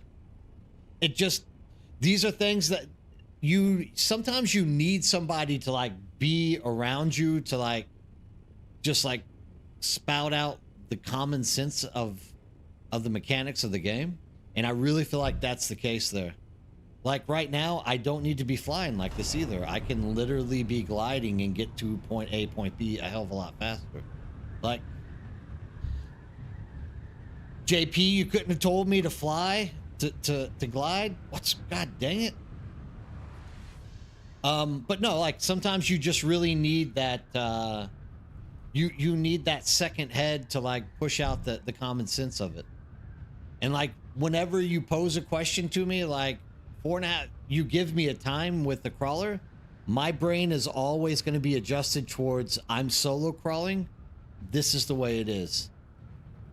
But once that question got clarified into like somebody having to pick you up and set you down, you're never that close to the ground to be creating any kind of aggro with your carrier ornithopter, right? So from that, you are able to stay out there a lot longer, which then kind of attaches to, now it makes sense why soloing, you only get 2.5 minutes.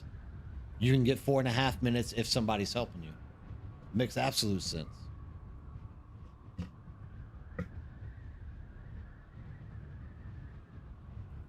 JP, you're the best. You just keep tapping away. There's not enough love in this world. And what you're doing is spreading the heart of love. I'm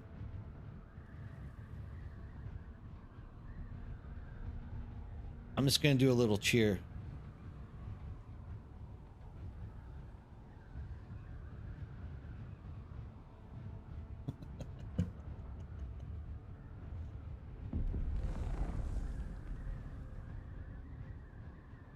Sergeant Dinger, you haven't been talking much in the past few days. How are you doing? It's good to see you chatting on the stream. How's everything going on your side? You're doing great, JP. You're doing great. Loving the hearts.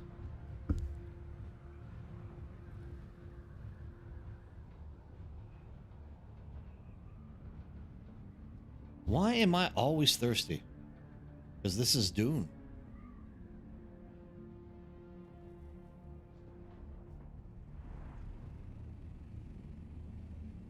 All right, dude. If that makes you happy, JP, you just keep tapping away, my man. You just keep tapping away.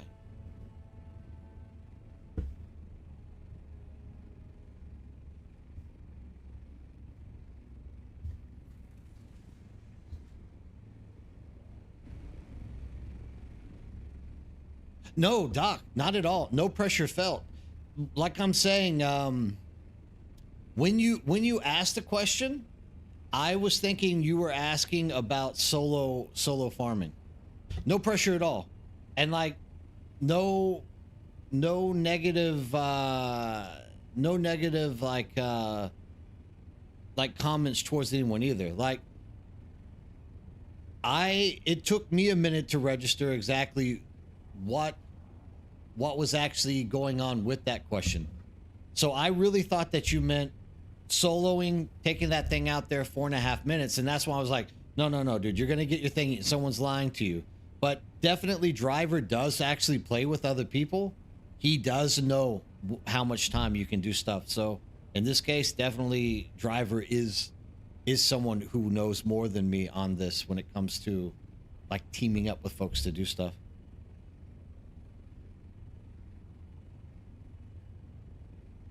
400k spice. Wait, did you turn 400k spice melange or just spice sand? Either way, 400k spice is a lot of spice.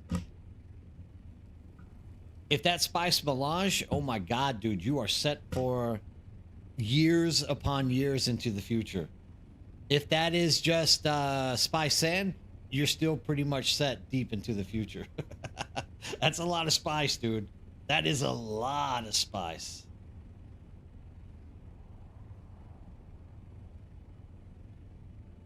A whole bunch of spice.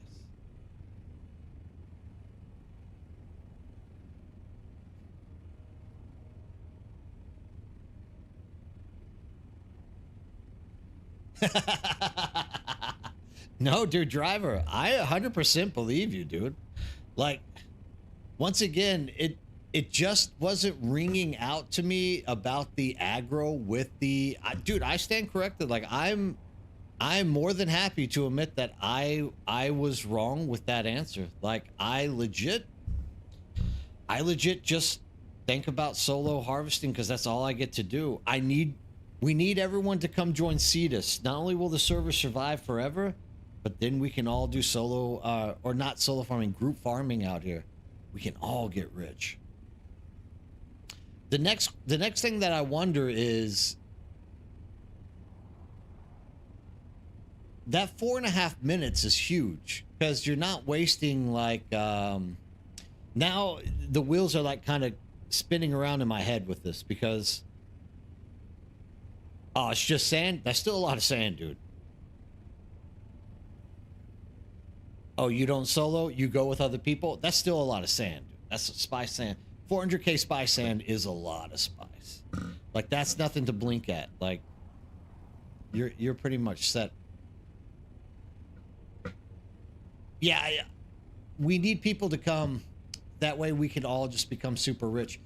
Because now I'm thinking it takes about 15 seconds to pick up, lose worm aggro, set back down, land.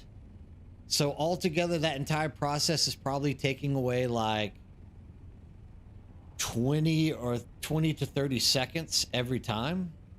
Whereas with a person going, you have like 4.5 minutes. Really, the pickup and worm aggro rebate is literally only costing you like 15 seconds to drop worm aggro. So you are probably, dude, you will be clearing a large spice field if you go with someone else, just flying the ornithopter. You probably can finish an entire spice field in like an hour and a half. Cetus. Niptang. Cetus. But once again, I'm just joking about that. Like 100%, if you are on a server where you are able to become wealthy, where there's no PvP, you feel comfortable and stuff like that, I 100% recommend you never come to another server until server mergers, or more than likely beforehand when they allow server transfers. That's whenever I would say it's probably a good idea to do that. Michael 81, what's up?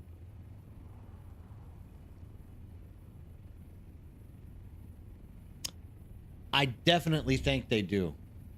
I don't know if it's different though, but like I said, you don't get to aggro from the worm until you actually get out of your ornithopter. That's whenever you first see the line.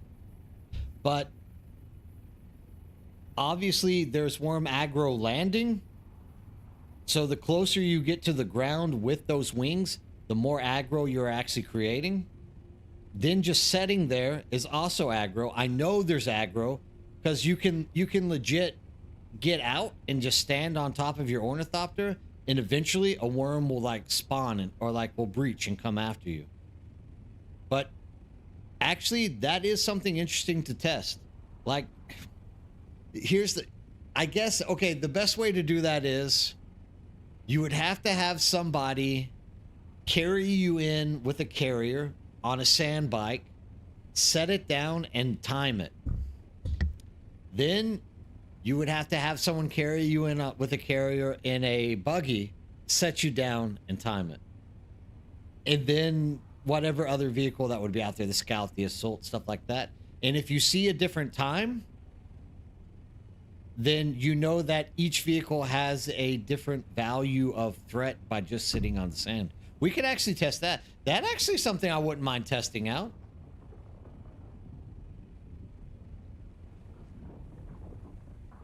"35 minutes. I mean, 4.5 minutes is a lot longer than 2.5 minutes, dude. Like, that's a big chunk of time. Like, that's like 4 or 5 laps. And that 30 seconds you're wasting by picking up to lose aggro, like, that is just time that you're never getting back. You're literally having more than that. You only are like spending maybe like an 1/8 of the time getting rid of aggro by having somebody fly the carrier ornithopter and picking you up, as you are actually going at it solo. Yeah, dude, you would. The only difference now is, here's the only caveat to that. If someone is flying the carrier ornithopter, you might be you might have to split the spice you harvest with that person. So in that case, it might actually end up being exactly the same, because the extra amount of time that you're spending farming solo, you're keeping every single grain of spice. Whereas if somebody is flying the ornithopter, there is possibly the expectation that there needs to be a split of some kind. So maybe actually it ends up being equal. Maybe.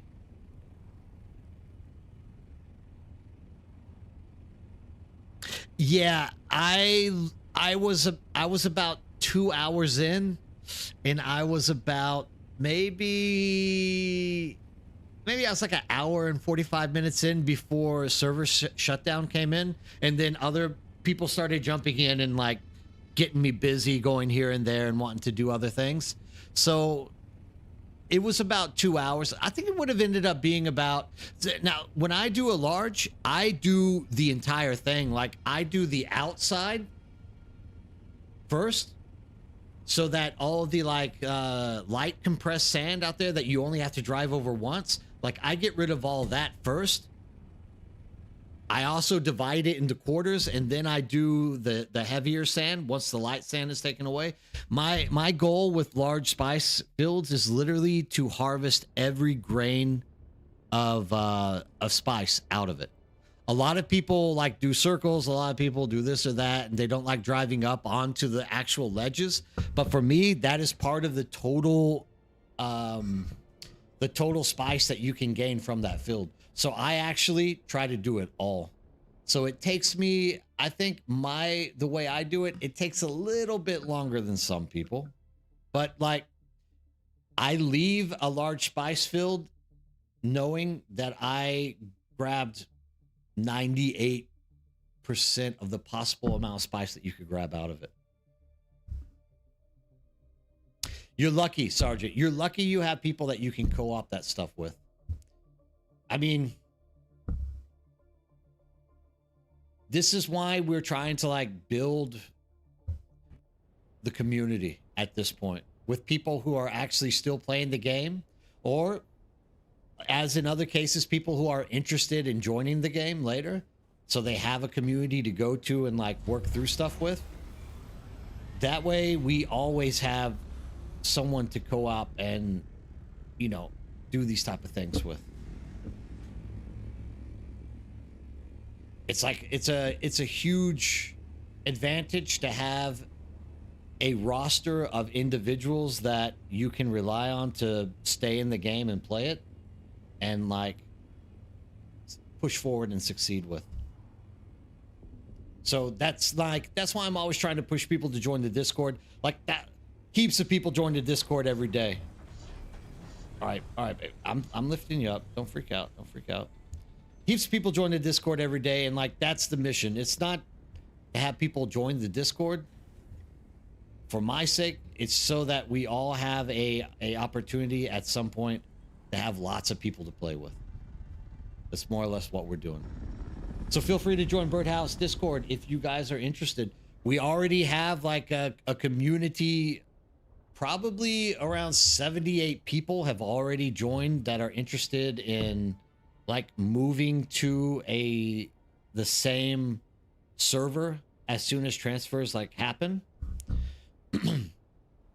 And these people are mixed. Some want to just PvP, some want to PvE. So we're going to have everything kind of coordinated out. You don't have to join a guild. You can do it solo. It doesn't matter. The key is to have a meeting server, a meeting location on Discord that we can pretty much know that we are going to find people to play with 24 hours a day. That's what we want.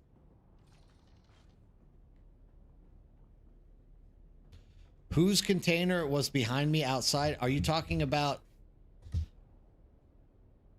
this one out there? Greed?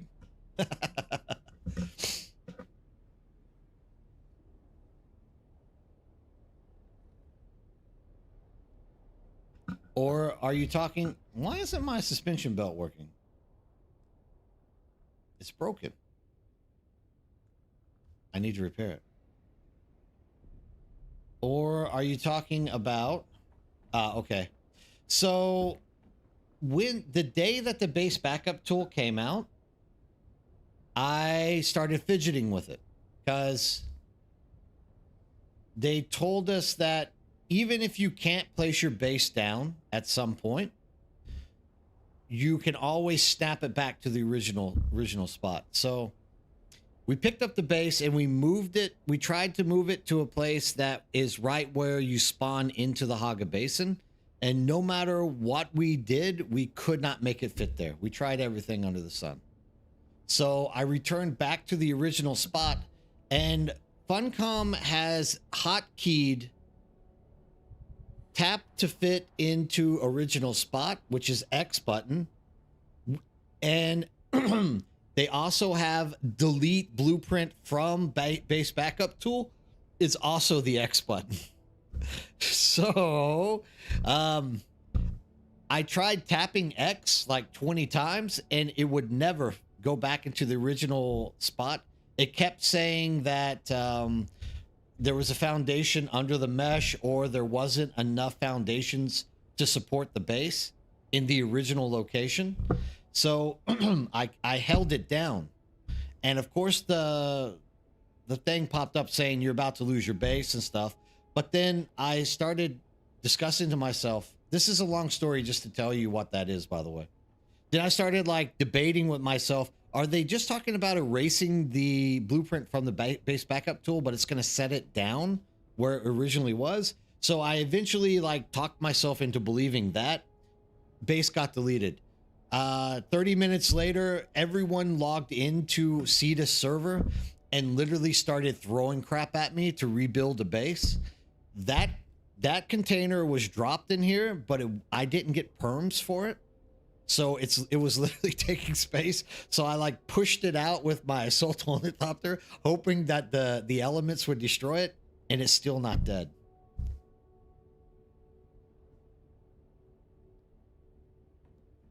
Yeah, that's awesome. So you're a multi-game platform. That's awesome. If you can get people in there, it works out really well. Like having people to depend on is like that's the battle, dude. That's the way you win. 100%. Look at all that stravinium. This is why I had to get titanium. I have so much stravinium at the moment.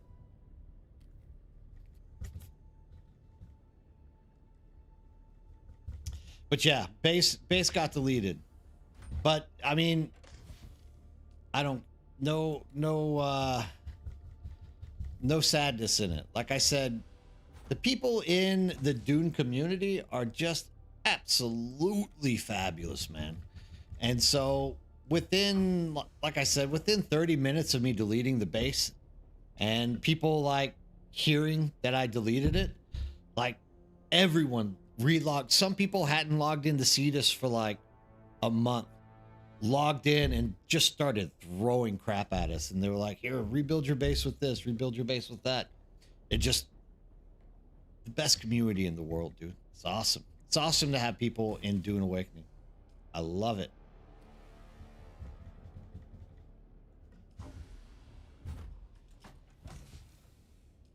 I still have titanium. I still have titanium. I haven't actually taken care of at this point. And I'm still pumping it out in the hundreds. This is one thing I wish they would change. You can't like queue up more. That's always the worst thing. Yeah, they couldn't have the weatherman leave the game. That's right.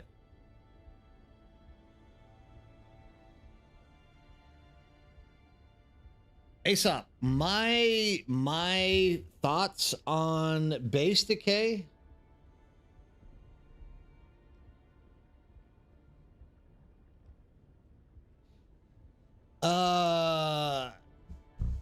I wish they decay. I don't care about the rate in which the physical base decays, but I wish that the rate in which you lost the ability to protect your crap in the base due to the land fief would disappear faster after taxes. Because the thing that I see happening is people just give up on the game. They're like, screw this game. Yeah, agreed. It won't let me queue up anymore though. That's the problem. Well, I guess I can do it that way. You're right. But I want to be able to do that,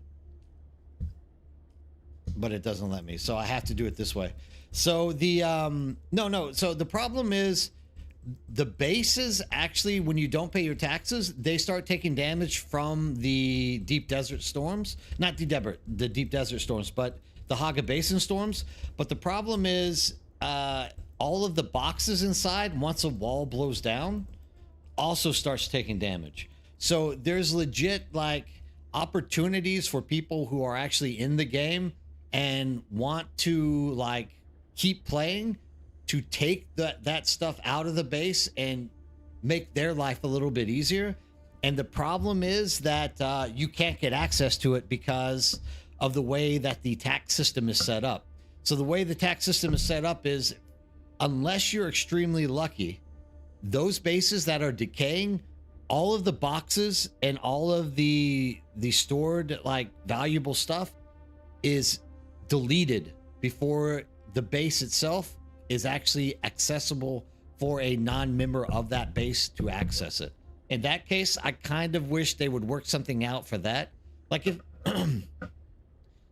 I also took a month off to leave Dune because I was asked to do testing for Fellowship and a few other games. Fellowship, Ducktop. There was a few games that I was like playing and making content for.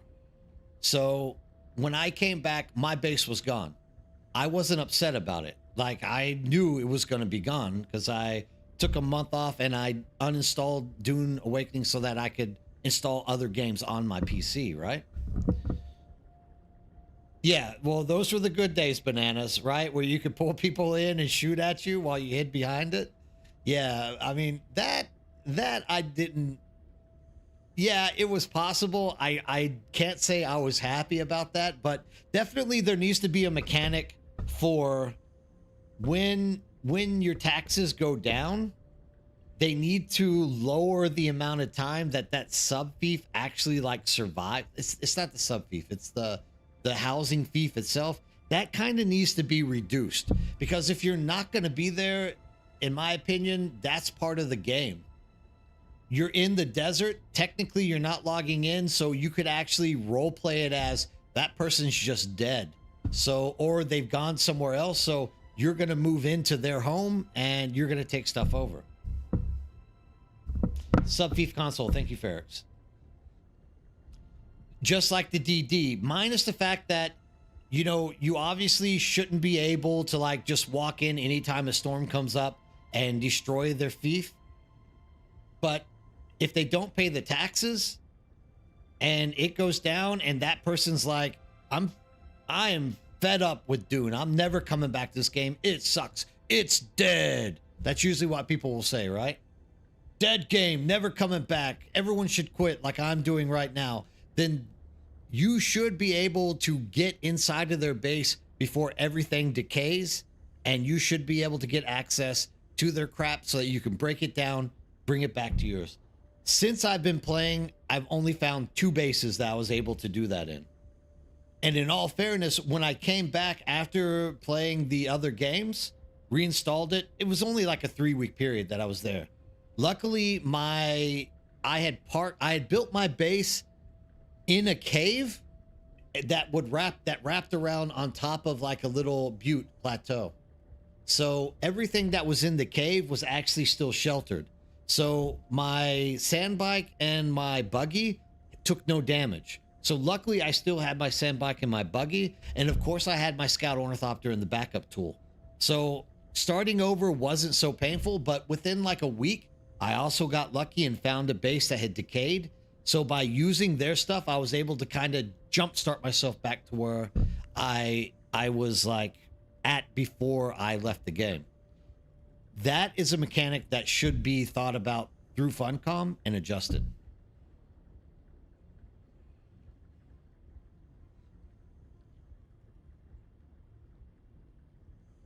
I also agree with you, Aesop, on that. Because once again, I see so many bases that are just rotting to the ground. No, I got you, Ferris. I see so many bases that are rotting to the ground, and they literally have a carrier ornithopter and a sandcrawler just sitting there taking damage every day, nonstop. And I'm like, what a goddamn waste. These people are never going to get back into the game. And even if, let's say that the storm does enough damage to wreck it where you can access the inventory, because that technically can happen. If the storm destroys enough of the cargo bay or whatever's the boot, you can actually access that vehicle and take stuff in and out of it. So it should be somehow where once it takes a certain amount of damage, you can go claim it, repair it, and fly it back to your base. 100%. I believe that.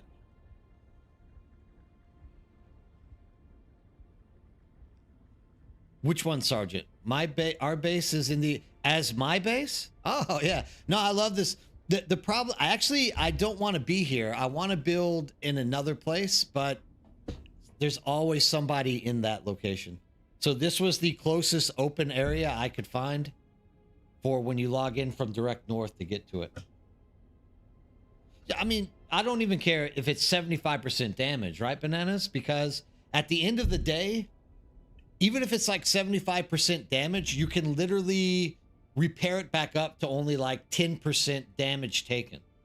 You could still use that carrier ornithopter. Like, imagine how massive that is for someone who is soloing and doesn't have a carrier or a sandcrawler to come across a base that's just literally rotting, and you to be able to repair and claim a carrier ornithopter enough to be able to use it. Like, that is a massive find for somebody.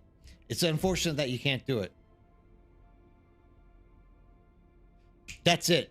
Beast, I'll take that, dude. Like the fact, dude, I've watched like, now I'm on Siege Kathib. Before this, I was on Siege Hajar.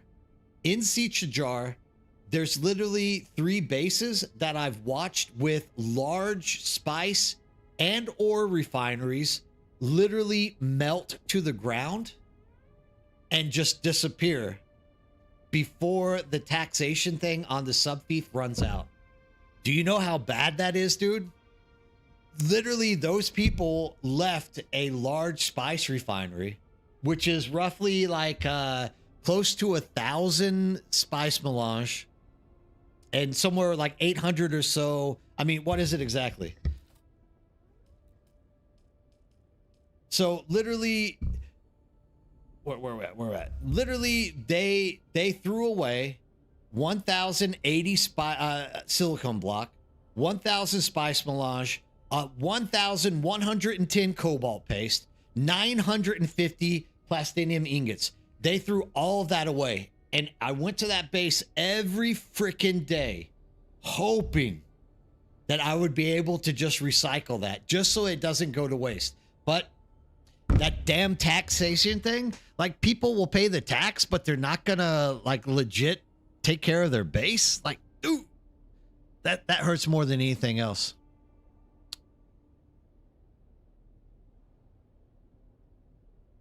Yeah, exactly. Aesop, like, dude, I mean, 1,000 spice melange in general isn't all that much, right?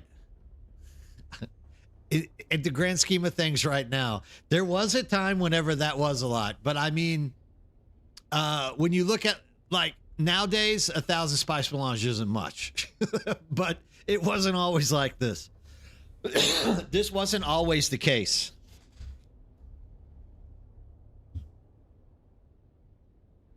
Yeah, so bananas is there used to be a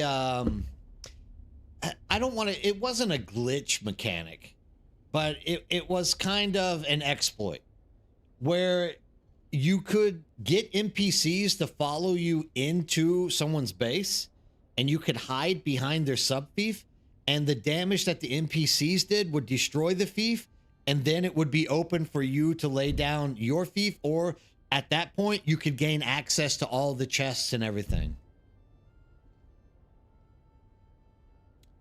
I mean, I didn't know you had 1,000 spice melange. That's more than I expected you. I didn't have 1,000 spice melange until way in the game. You're doing better than me. So that was kind of like a justification. But I mean, at the end of the day, I'm gonna say I'm glad they fixed that, because in some ways that's kind of not fair, right?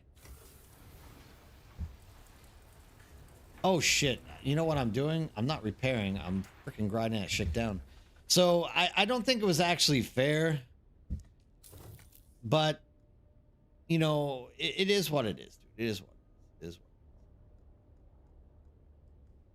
What I want to repair is not popping up. You know what else I wish they would give us? A freaking tier 6 freaking suspension belt that works like the tier 3 one.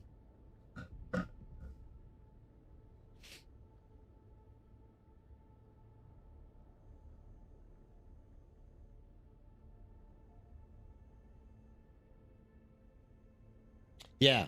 But I mean, once again, Con, what's up, dude? Thanks for stopping in and chatting with us, dude. That's awesome. I'm glad you're saying something. Kai, what's up? Yeah. Back-to-back wins for the Houston today. H-Town is on fire, baby. That's what the Bayou City's all about. Cougs over LSU. That right there by itself is massive. But then the Texans securing their spot in the playoffs this year. You could not ask for a better Sunday, dude. My Sunday is for a Saturday for you guys, obviously. But yeah, hell yeah, Kai. Yeah. Loving it, dude. Loving this power coming out of H-Town football right now. Yeah, they need to make belts that actually work. Yeah, they did. I mean, once Jones went out with his injury, there was no way the Colts were going to win. I like how they threw Rivera in there and they're like, he still has a chance, dude. He's gonna do it. It's like, no, dude. Everyone predicting the games like literally shat on the Colts for the rest of the season. It's horrible, man. I feel bad for him because the Colts dominated so much this season, man. Only to like end up at the very end, like 100 yards away from the finish line, like just breaking their ankle. It sucks, dude. Yeah, old man Rivers, dude. He even looks a little bit too hefty to be playing quarterback anymore. He looks like he could be playing linebacker at this point. Maybe even an offensive tackle. He's a pretty hefty boy. Beast, thanks for stopping in. I'll be getting off here pretty soon too. It's 11 o'clock. Actually, I probably should be thinking about getting off here very, very soon, but I think I'll stay a little bit. But have a good night. Thanks for stopping in, Beast, as always. Great to have you around talking and chatting.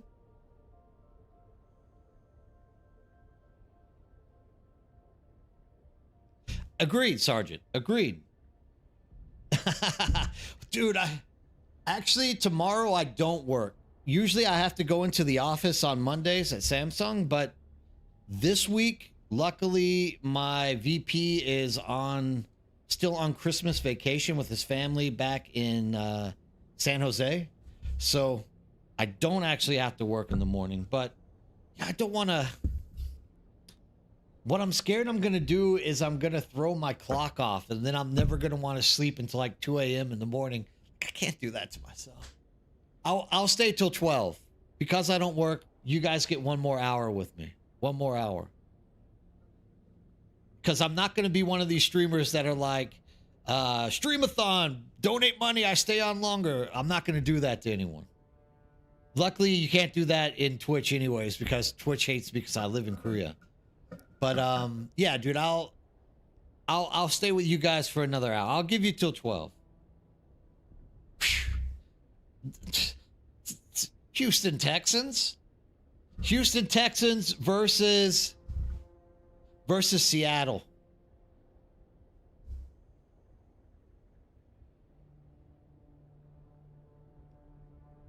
Jarhead, what's up, dude? Welcome. Awesome. I'm glad you stopped in to talk to us. Oh, dude, that makes me so happy to hear. I'm glad that you're enjoying them, dude. And thanks for saying hi. I like that Punisher symbol for your what's it called? Jesus, dude, my brain's going over. See, this is why, Kai, I gotta get off, dude. I gotta get off. I gotta get off sometime in the near future. Like I can't even think of the stupid word to like describe certain things. Nif, it's never gonna be the Texans. It's never gonna be the Texans. We are cursed. We are never going to make it to the Super Bowl. We are a playoff only team, never a Super Bowl championship team. Although with our defense kicking around like they are, thanks, JoJo. Shit, now I might stay 2 hours. This is seeing all this like happiness going around.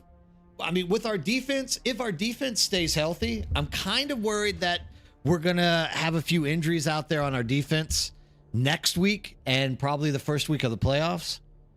But if our defense stays strong, because Lord knows our offense can't do shit.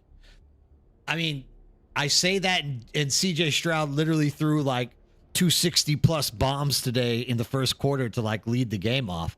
But my point at hand, after those 2 long touchdowns, CJ Stroud didn't do anything for the rest of the freaking game. Ravens Bucks. Nah, dude, I don't see the Ravens going deep anywhere. I don't see them at all. Ravens, Bucks. Bucks could. Oh, Baker has been playing some decent football. I mean, realistically, I like Seattle. Who else do I like on the NFC side? I mean, maybe the Bears, dude. Maybe the Bears could do it.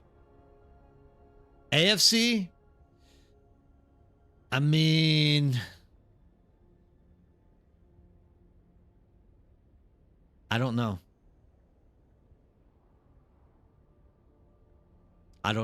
Houston Texans. I hope so. We've never been to the Super Bowl. And AFC South champs? I don't think so. I think that Jacksonville finally is playing good football. What was it, like 2008, the last time Jacksonville actually like had a good team? But at least they make it to the Super Bowl or whatnot. I mean, so I'm gonna guess we don't win the South. I think we go in at the bottom of the bracket against the Patriots. I think we can beat the Patriots. I don't think the Pats are all that great. I don't think I don't think that. I think we can beat the Pats. I think their offensive line has enough holes that our defensive rush will put enough pressure on Nix. So not Nix. What's his name? It is Nix, isn't it? No, Bo Nix is with Denver. What's his name in New England?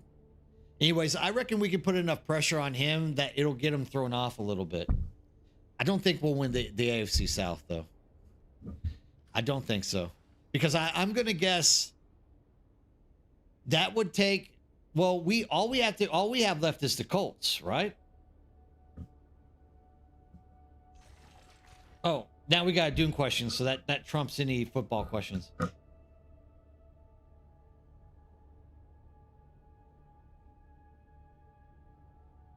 Wait, you see that Dune allows the latest version of no add-on reshade now?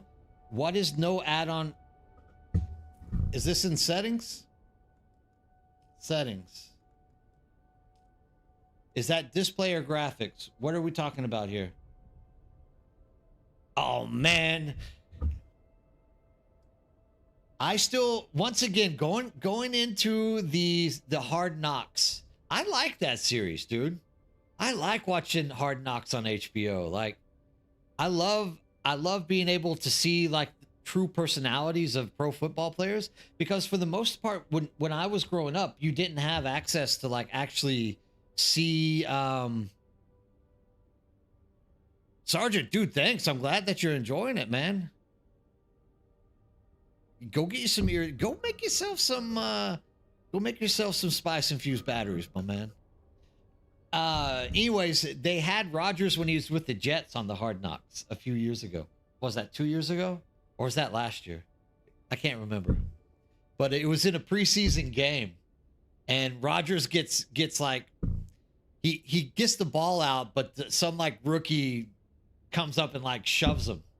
And Rodgers jumps in his face and says like, "The hell you thinking, man? You shouldn't be doing that shit."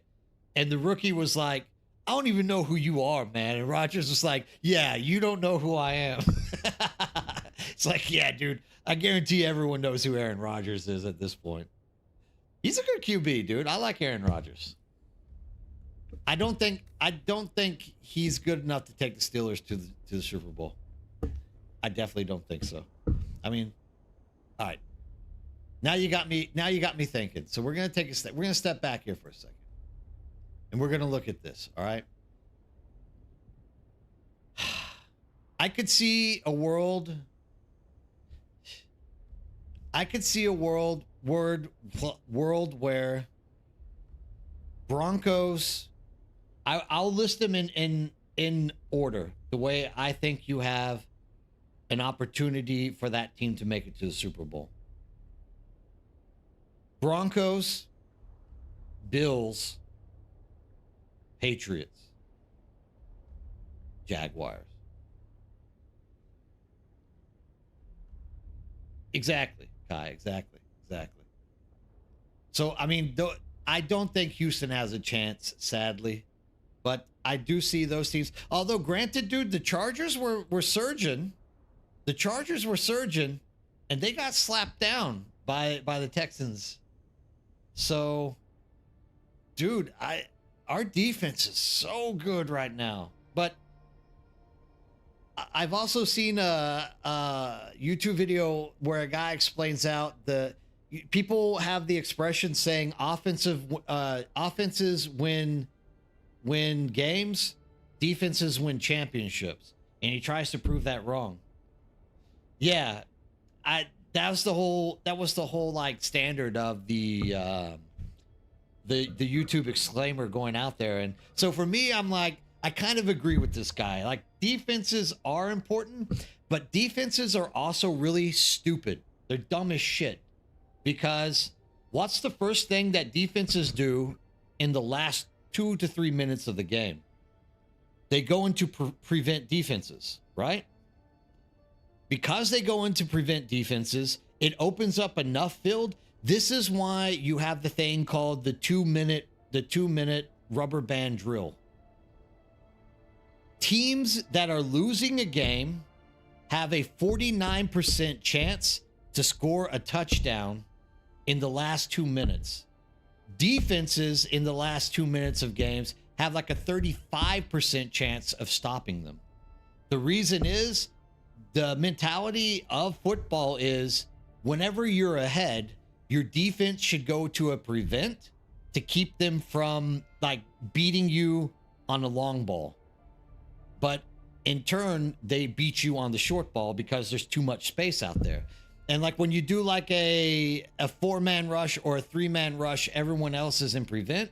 You can always find a hole out in it. So I don't really think defense wins championships, but it doesn't hurt to have one that only allows 19 or less points per game. So there goes the Texans. That's the only chance we have because we're lucky if our offense can score 19 or more points per game. I think we've only scored over 20 points in like 3 games this year. So our offense is absolutely garbage.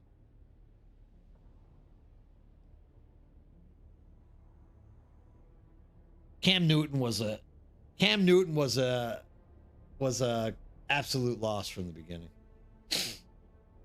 I think Cam Newton, he was okay for like 1 or 2 years. He was just a runner, dude. And in all fairness, quarterbacks should probably run more than they pass. You'd probably see more wins if they did that.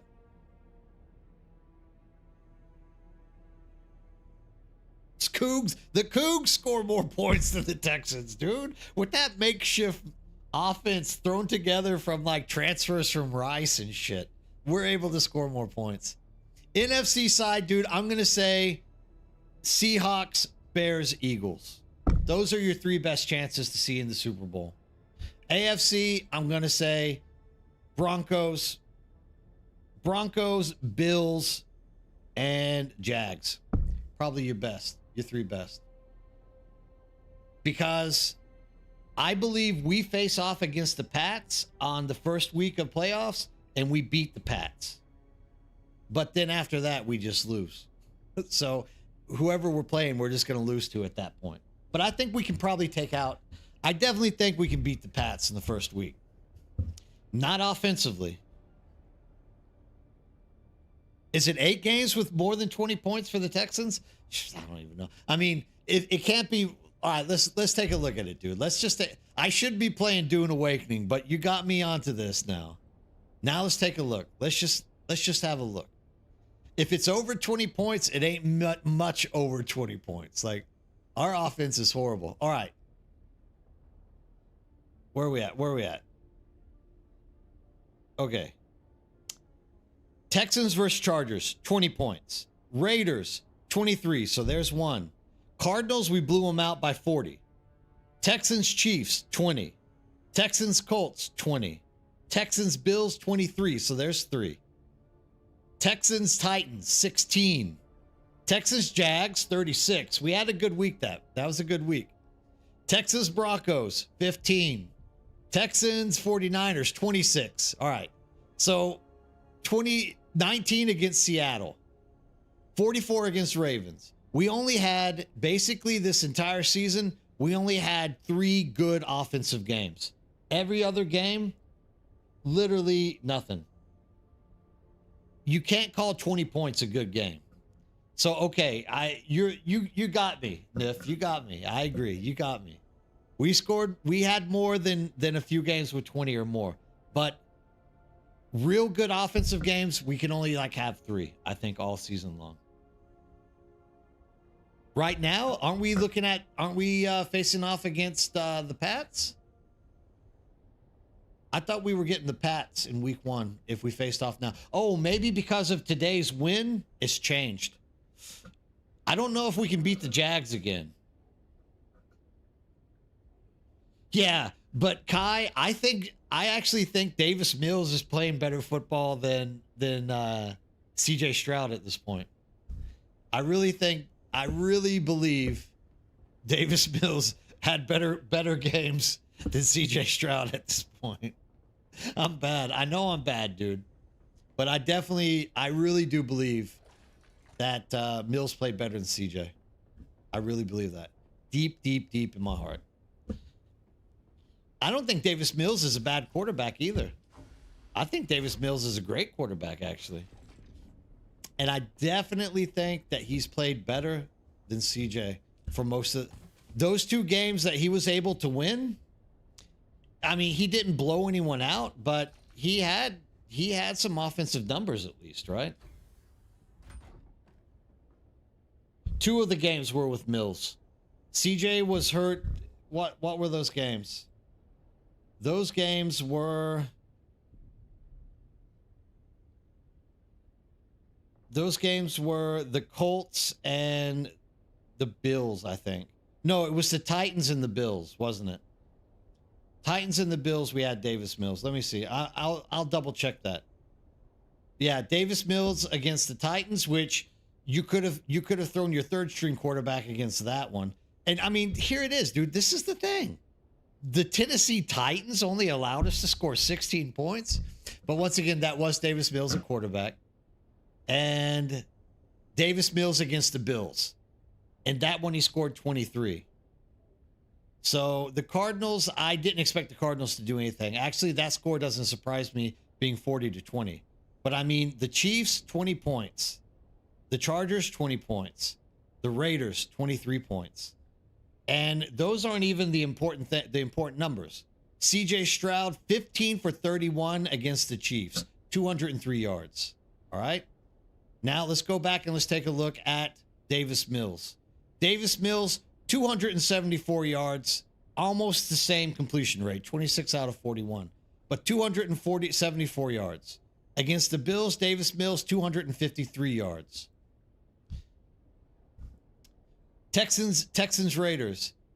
CJ Stroud, 187 yards. Texans Chargers today, 244 yards. Even whenever all these teams that we're beating, CJ Stroud is literally passing the exact same. His QB rating, I want to say, is probably almost the same as Davis Mills when he gets into the game. Maybe that would help. I don't know, man. I don't know. Maybe that would help.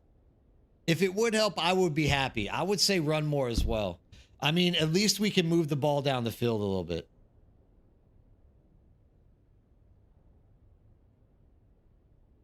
The Bears, 1985 Bears with Michael Singletary, 100%, Con.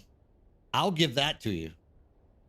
And 2001 Ravens, who was on the Ravens in 2001?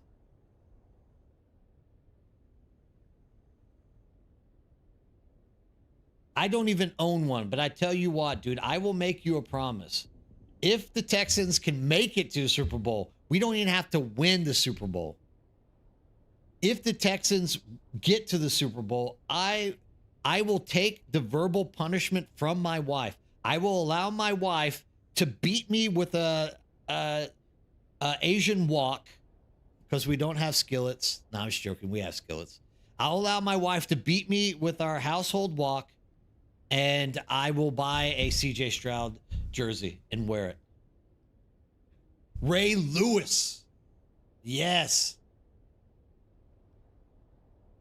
Who was the quarterback in 2001 on the Ravens? That's the question you got to ask.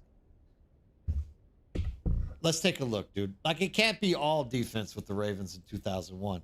With the Bears, I will say, yeah, because that was what, Harbaugh?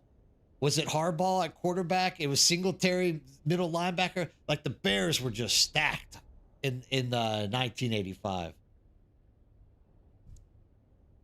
You own it? All right, dude. So if the Texans make it to the Super Bowl, we all have to, like, find a Texan-related thing, take a picture and post it in Discord. And I will wear a CJ Stroud jersey, even though I would much rather wear Will Anderson Jr. jersey because that's my boy right there. That's who I believe in. And I would actually much rather have a Case Keenum jersey because that's my alma mater, and that would be a hell of a lot more important for me to wear the Case Keenum. But unfortunately, Case Keenum isn't backing up this year, so. All right, let's take a look. Ravens 2001 team.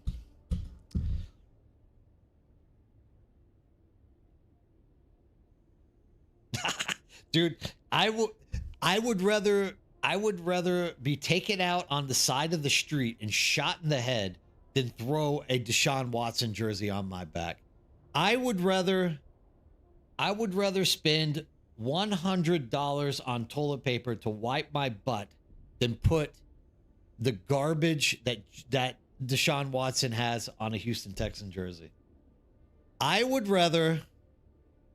go on for hours about this. I would rather be thrown in immigration deportation than put on a Deshaun Watson jersey. Deshaun Watson doesn't deserve a jersey. He did good with the Texans for like a year, but the crap that Deshaun Watson put us through after his first good season, absolutely, he deserves no love. And what he put the Browns through deserves no love.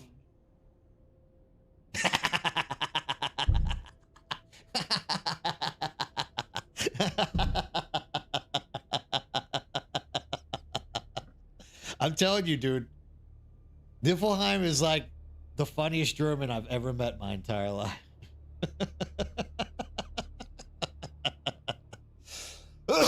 I'm sorry, I got to clear my lungs on that one. All right. All pros.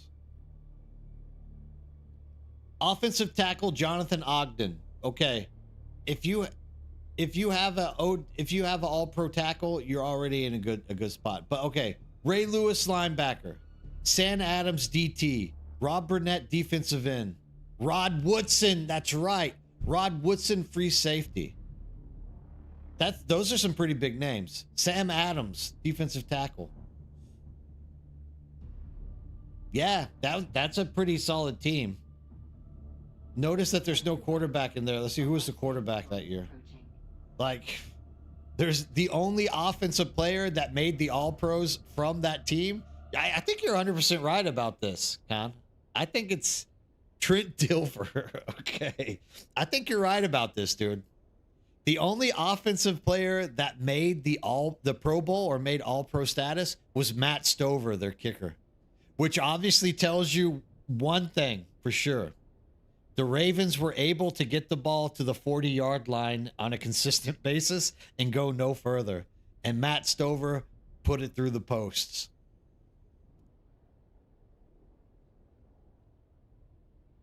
Yeah, dude, that makes me happy.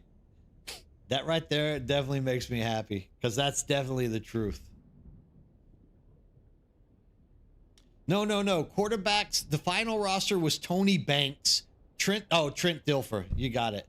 Chris Redman, Chuck Evans, Sam Gash, Priest Holmes, Jamal Lewis, nobody of any consequence. Quadri Ismail, Patrick Johnson, wide receivers. Ben Coates was a good tight end though. Shannon Sharp, but I think that was Shannon Sharp, old Shannon Sharp. That's like Shannon Sharp after his prime. After the Broncos like sucked all of his life out of him.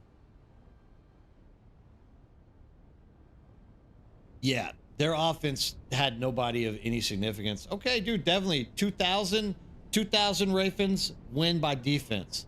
All right, now let's take a look at the 1985 Bears.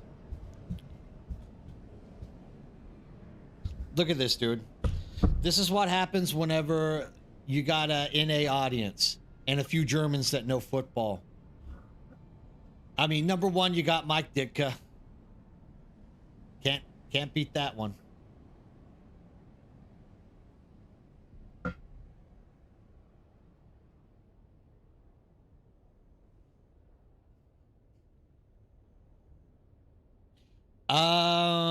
When you say small base, what do you mean? How small?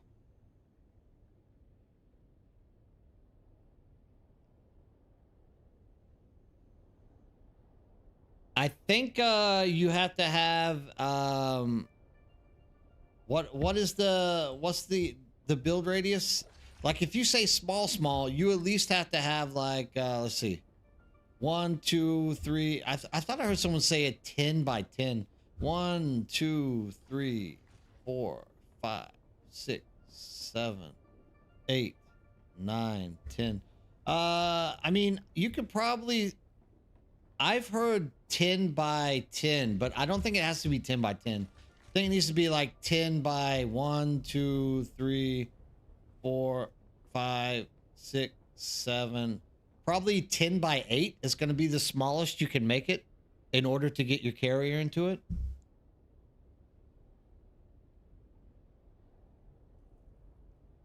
Oh, yeah, dude. Oh, I'm loving it too.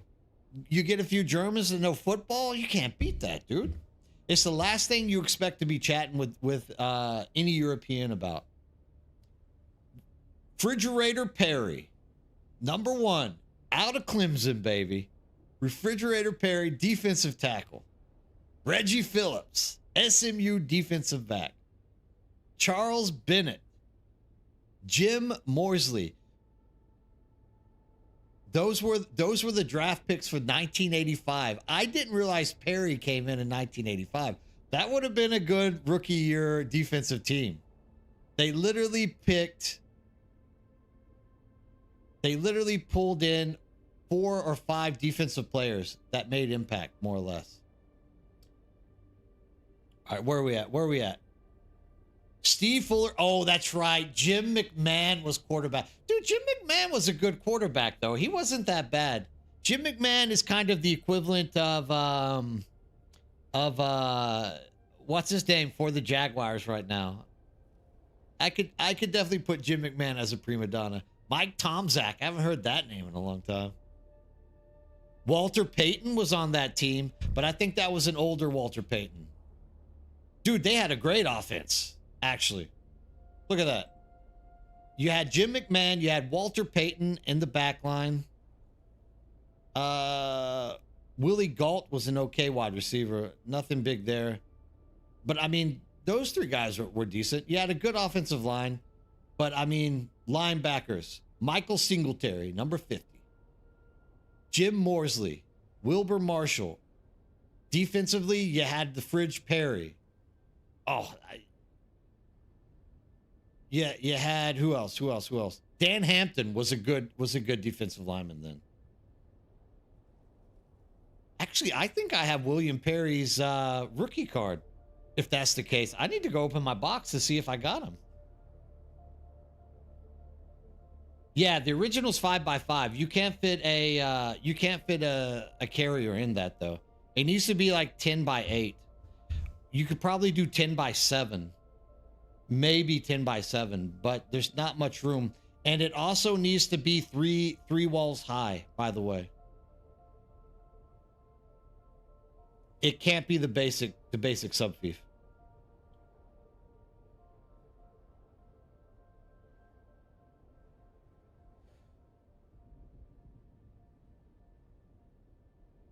It works with a 5x5? Maybe down in the PvE zone. I don't know, because you can still damage somebody's ornithopter wings if they're sticking out of their base with the las gun in the PvP area.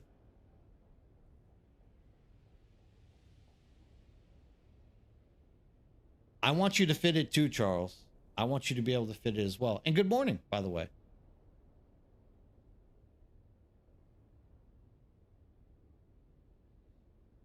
I mean, why do a 5x5? Why don't you just do an advanced and make it 10x8? It's not that much harder, right? What I guess the question here is, why do you want to fit it in a 5x5? Is this like a personal accomplishment thing, or is there like a given reason why you want to hit off a 5x5? That's the question that has to be asked. Why can't you make it a 10x10? Dude, taxes aren't that bad. Come on, Jojo. Taxes, it's gold. Come on, dude. Come on. You guys are killing me. Wait a second. Wait a second. So you're telling me that you guys aren't setting up something bigger than 5x5 because you want to live tax-free in a game where you can literally get enough taxes from one chest in the South Haga Basin to pay your taxes off for like 12 days. You guys are killing me. You're killing me, Charles. Dude, if taxes are that tight, come to see us, dude. I will pay your taxes for you every week if it's that bad. You guys are cracking me up, man. You guys are cracking me up 100%. You're literally wanting to park it. I mean, why do you... Okay, here's the question. Oh, I guess you can like... You can deconstruct your buggy and keep it in your inventory. So I'm starting to feel like there's some bad ideas going around in this one right now.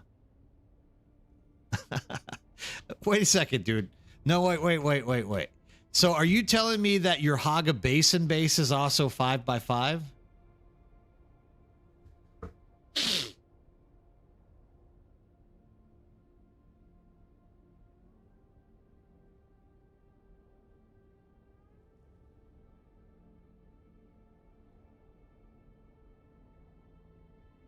I had no idea about that, Bananas.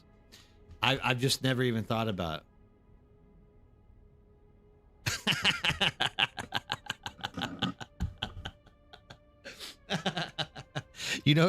You know what flashed in my mind whenever you said you have all the sand children is the dude from Total Recall, Vinny. Vinny's like, come on, man. I'm your man. I got 6 kids, dude. I got 6 kids to take care of. When he goes to Mars, Vinny ends up being the mutant. Yeah, but come on, dude. Like you're not living out of a 5x5 in the Haga Basin. Otherwise, how did you get your hands on a carrier ornithopter? Because, I mean, here's the bench to build the carrier ornithopter. It by itself requires a 3x3. And in order to power that thing,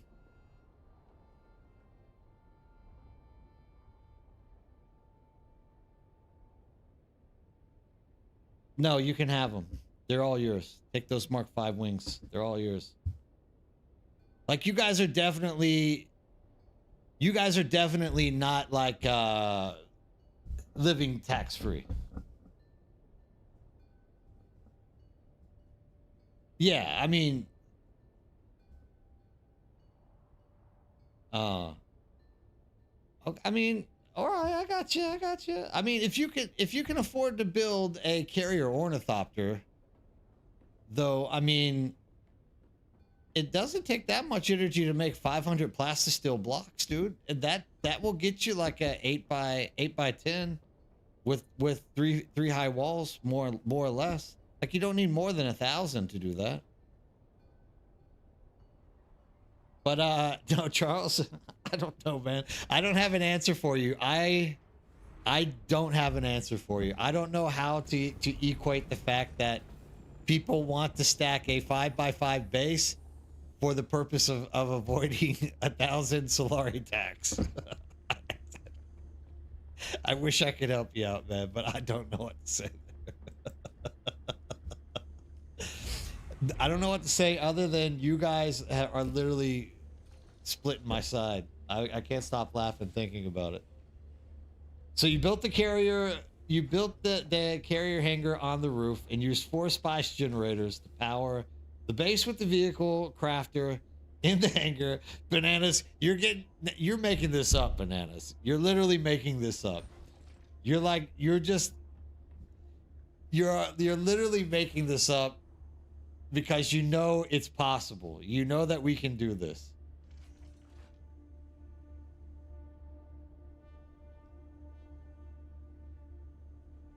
Okay, I got you. I got you. I just don't know why. You guys are cracking me up. Because I mean, in a 5x5, you literally can't put any other work table down. You can't put any boxes down. You can't do anything. What's the point of having a carrier ornithopter if you can't even put a medium storage box down to store shit that you're collecting with that? Yeah, that would be cool, but they also say, Landrew, they're never going to do that. They claim they're always going to make you go into the city to pay your taxes. What am I doing? That nabbit. What are we crafting here? All right.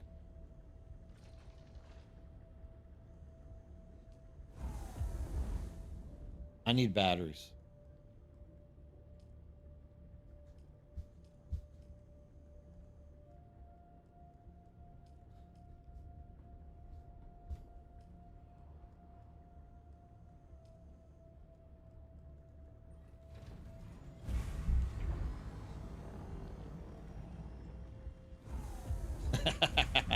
Maybe that's why you're building 5x5s. You got trolls out today, Con? I mean, it is primetime weekend. This is where they have time to get out and mess with people.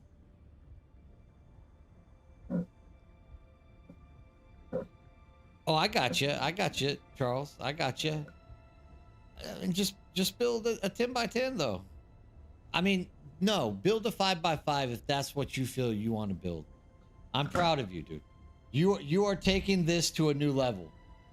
You are literally taking this to a new level. I personally don't see why you need a 5x5. But if it's no taxes and if it's no taxes and you can get everything you want in it, I think you're good. You can do that.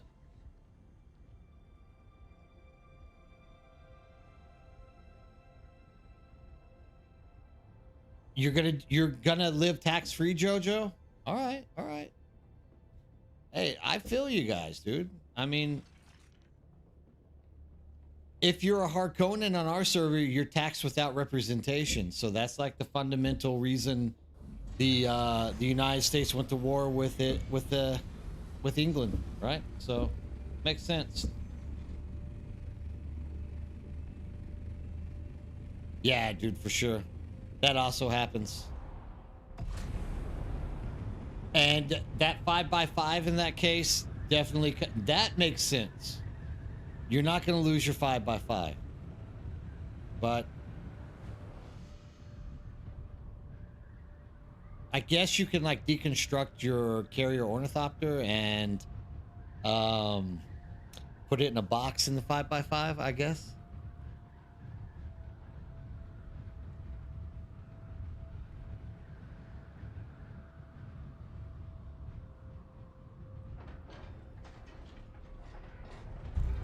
Wait, but you want to skim a large field or whatever with a carrier. Why wouldn't you just take an assault ornithopter or a scout ornithopter with carry if you're just skimming? Because with a carrier ornithopter, you can't carry anything back.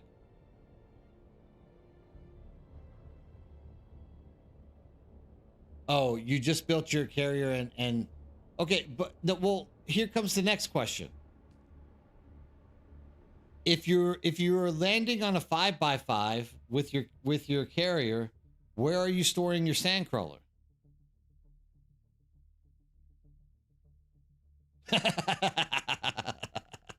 Right? Who invented this game? Yeah, close enough. They're Norwegians. Norwegians like their taxes. Scandinavians like their taxes. In that 5x5, you can fit them both? Damn, dude. I had no idea. You guys have taught me something new again. Dude, you learn something new every day. I learn something new every day from you guys. I don't know, dude. I like production and shit, so the 1,000 Solari I have to pay every 2 weeks to be able to refine crap in the deep desert, in my opinion, worth it. No, I believe you, dude. I'm not saying you're lying, Charles. I believe you. That's what I wanted to know, was like, where are you fitting that? Dude, when you say you can fit them both, like, I 100% believe you, brother. Like, I'm not saying you're dishonest in any way, form, or fashion. I didn't realize you could do it. That's why I'm saying I've learned something new from you guys today. I had no idea that would ever be possible. So because it's possible, it's amazing. But at the same time, I think it's amazing that you'll go to such lengths to avoid 1,000 Solari taxation during the week. Wait, Jojo, are you on Cetus?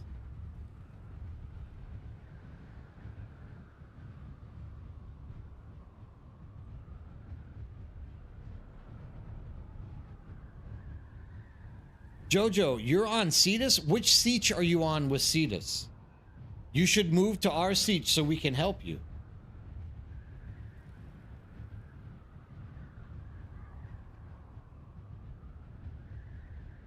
No, Charles says he is farming spice in a 5x5. He says he's able to fit both the Sandcrawler and the Carrier in the 5x5. Dude, join Khathib Siege. You can start playing with Mature, Driver, and myself, and the rest of us that are in there. You don't need to go at it alone, dude. I mean, Jojo, if you want to do it alone, do it alone. But, okay, awesome. We need to get you like an invite to a group, or like hook you up with stuff. Like, you don't need to play. If you want to play alone, do it. But like, Mature is only like a day ahead of you. Maybe not. Maybe you guys are about the same. Like,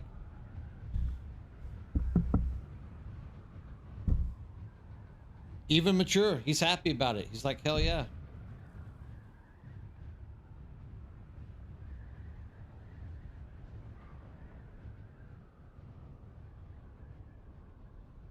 You're going to be the next Mature soon? In what way?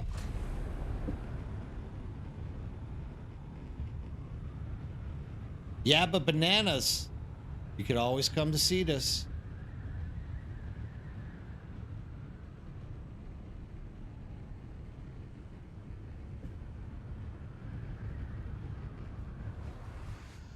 D's, you're 100% right, dude. Taxes are in the game to prevent inactive players from taking up space. 100%. I wish they would actually make it where it actually tore down the bases faster, though, so we could gain access to all that stuff from inactive players. I have nothing wrong with the way the system works in this game. I just wish that it actually was more efficient so that I could steal from people who quit the game and not allow their crap to, like, sit there for a month decaying to the Coriolis storm. You're gonna be his neighbor? Oh yeah. Oh man, I'm dying. I'm getting tired. I'm getting tired. See, my natural clock is like kicking in. It's like, dude, you should be at home in bed right now. You guys have precisely until I move my Sandcrawler and stuff back to the Haga Basin, because I always call it quits on Sunday in the deep desert. On Monday and Tuesday, I spend those 2 days just like gathering crap around the Haga Basin and like getting stuff in order. So you guys have roughly 22 minutes to BS with me.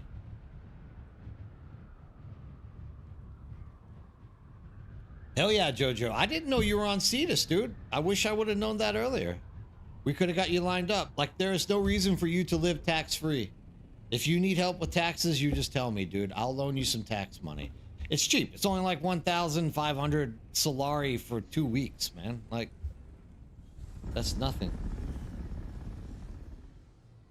Khathib is our siege that we're on. Look, like right now, if you are bored and you're like, dude, I am absolutely tired of playing alone, and you know that it isn't going to matter what you do for like the next 2 to 3 weeks, like feel free to join Cetus. And Mature in them are start. Mature just bought this game 2 days ago, dude. He is just now starting it. Him and his brother as well. Drivers come over to play. Now we have JoJo playing. So, I mean, in all fairness, there is a lot of opportunity for people who want to like go through the game itself again and like experience it and like have fun. I'm going to steal these pumps. Thanks for joining. Everyone always joins at the last second. That's okay with me though. Thank you for joining the family. Remember, Birdhouse Discord, we are building a community for everybody to jump into and share the game. If you're looking for people to play with, that is the place you want to go, because we are going to have a lot of people looking for folks to run around with and have fun. What else do we need? I think I needed these. What else do I need? Thank you for joining. Thank you for joining. Thank you for joining. Cetus Cathebe. Yeah, jump out there. Run with it. Throw your name out to Mature Gamer. Yeah, that's no problem, JoJo. And take your time, dude. Don't rush. Like, we can, if we have done, shave my head. Okay.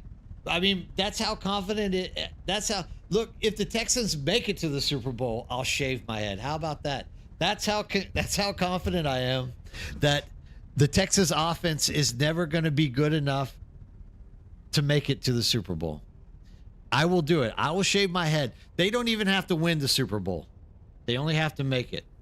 They make it, I shave my head, and I'll look like a nut for like 2 months. My wife is going to kill me if I have to do that, though. I hope you all know that. You're leading to a lot of physical torture on my end. Well, yeah, I mean, it's on the weekend. If I tell you, dude, that will be the first time I stream something that is not Dune related. I don't think I can. We can't stream the game though, right? Like there's laws against people streaming the actual game.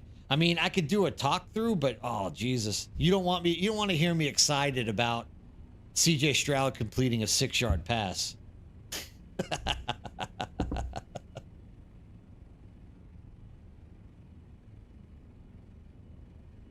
Yeah, dude, and I appreciate it, Deez. I'm glad you're stopping in. Excuse me. I mean, if it wasn't Sunday night and I had to think about being responsible sometime in the future, I would not I would not mind. See, my body is shutting down. Like, I'm literally shutting down. If I didn't have to think about being responsible, dude, I would stream for like the next 6 hours because I wouldn't care. But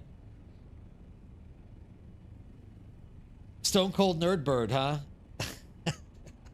Maybe I can get a WCW spot. I'll dress up like the Baron. I don't think I have any. There's like no way I could get my hands on something that would look like Harkonnen, Baron Harkonnen's like gear. I wouldn't mind cosplaying it though. I'm sorry though, D's. Like, I know you guys are just getting up. I know that. I wish I could stay a little bit longer because I know there's a lot of people that would like to jump in and talk to me and get to know stuff, but even like I said, tomorrow I don't have anything else to do. I don't have anything else to do, but I have to like believe. Oh, I do. I have to take my wife and kids to get their passport updated. They have to get a new passport because we're taking a vacation at the end of winter. We're going to go hit up some warm beaches, shake off all the cold.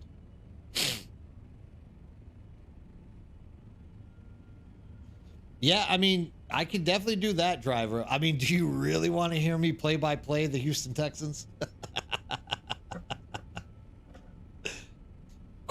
That would be an early morning, too. That would be like a 3 a.m. wake up to get to like a 4 a.m. game. Oh, neither. Neither Japan or Hawaii. Japan was cold, man. What are you talking about? I guess Okinawa would be okay. Okinawa would be kind of similar to Taipei, Taiwan. It would still be a little bit chilly. Nah, man, we're thinking something like Philippines, Cebu or Boracay, somewhere around there. There's actually a lot of nice Japanese vacation spots, but because it's wintertime, I don't think any of them would be actually.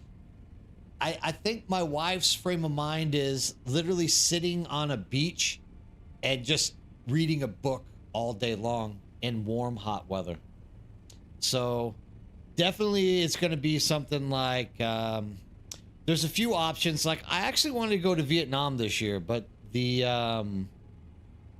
my wife doesn't like the whole Cambodia, Thailand thing going on. And there's a lot of Koreans getting kidnapped and like being forced into these like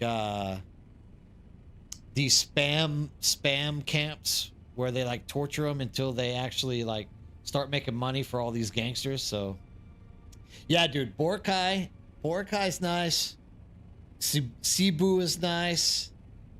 Yeah, it's a crazy thing, dude. It's like a crazy thing that goes on.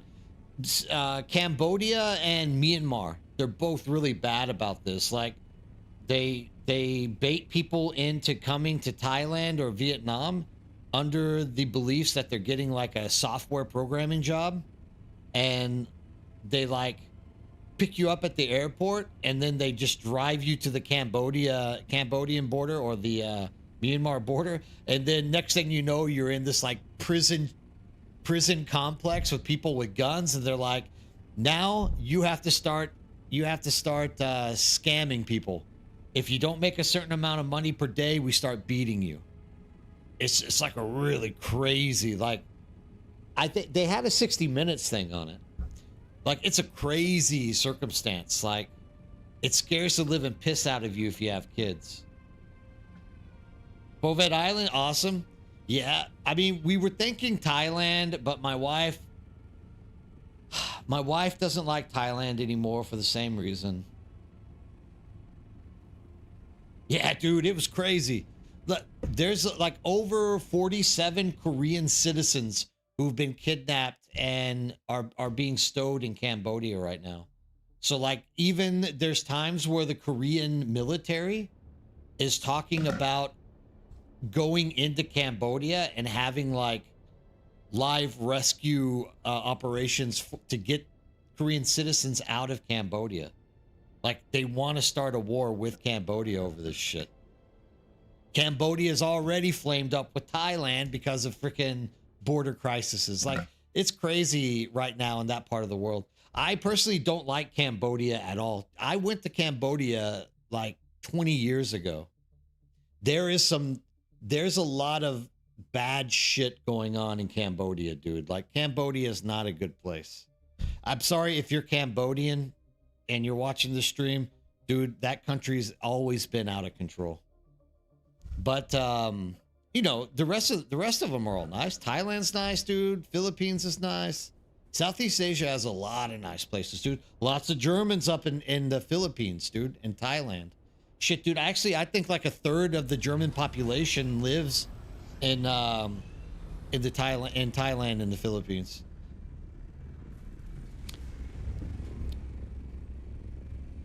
So many of them live there. But yeah, okay, so we went to Bali, Indonesia.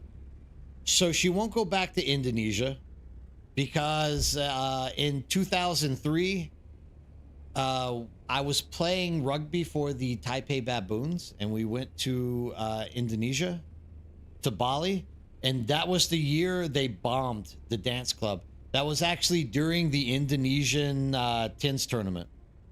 So they like, that was a fat finger mistake. They literally blew up a nightclub in Bali, ended up killing 6 people that I played rugby with. My wife refuses to go back to Bali, Indonesia, because they also blew up the restaurant like 2 years later for the same thing. during the Bali Tins in international tournament. So, like, she won't go to Bali, so that cuts that out. She doesn't want to go back to Taipei because we lived in Taipei for a little bit there, and like, I mean, we like Taipei, we like Taiwan, but you know, there's not that much vacation-y spots in Taipei to go to. It's a good country though. I like Taipei. And so like the only countries on the list are Philippines, Guam, Saipan. Maybe those are like the 3 that she's going to be thinking about.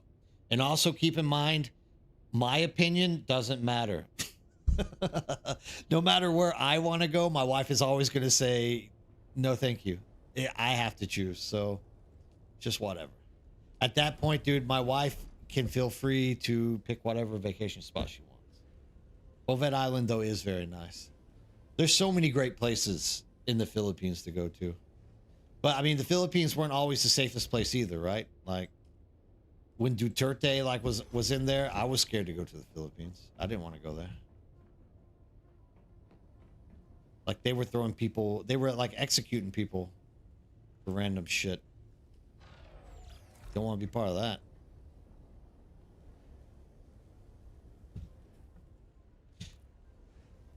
We got 10 minutes before I get out of here. We got 10 minutes. Talk to me. Should give the U.S. a try. Con, we did the U.S. right before COVID. The reason why we will not do the U.S. right now is because the Korean exchange rate is so garbage because of the economy right now that it would end up costing us like triple the amount to go to the U.S. Not only that, but you're talking about 4 round-trip tickets by itself is like $8,000. Then once you're in the U.S., you're paying Korean won to U.S. dollar, and that's like right now it's like 1,460 Korean won, give or take, for like $1 US. Like, dude, you're losing so much money with that exchange rate.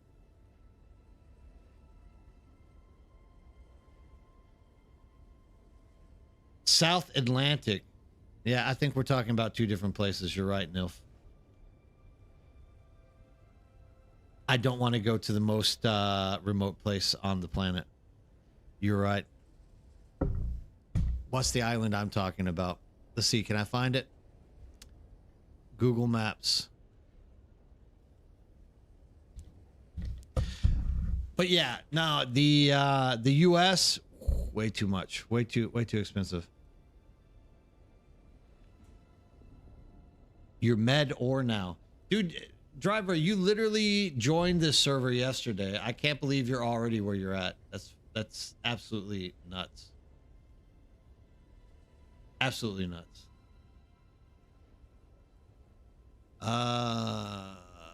Google Maps. I'm talking about an island in the Philippines. And we don't want to do any more Korean. Like, Korea's too cold. We don't want to be in Korea. So we've also been everywhere in Korea. She doesn't want to go to China. She doesn't like China, so we can't go there. I mean, this is an actual fact, these. I'm actually loving doing YouTube content right now. I'm not getting paid anything. I mean, the commercial share that I get, like, probably I clear like $200 US a month. Like, it's nothing. Like, it's pennies. You could not live off what you make. But the Bohol Island is what I was thinking about. Sorry. That's down by Pangalao. It's a good countryside island, deep south in the Philippines. The exchange rate, though, is so good right now that even though it's like $100 for commercial share, it's like $100 turns into basically $150. So 200 basically turns into like $300 Korean won relevancy. So it actually works out to like be doing stuff on YouTube right now. I wish I could be monetized on Twitch. Then I would be making it from both of them. But Tahiti sounds nice. Definitely not Madagascar. Way too far, dude. Madagascar is like a very long flight. Don't want to take that flight. We thought about Malaysia. I spent last summer in Johor. That's like the southern part of Malaysia. That was really nice, dude. Really loved being there. Madagascar, way too far. Like, Malaysia was definitely on her list, but now I don't think she wants to. So cheap in Malaysia as well. Malaysia's an awesome country, dude. I recommend anyone going to Malaysia. It's a beautiful place. And so cheap. So cheap to stay in like a 5-star resort. It's crazy nice, dude. So nice. There's so many great places to go in Asia, dude. So many great places.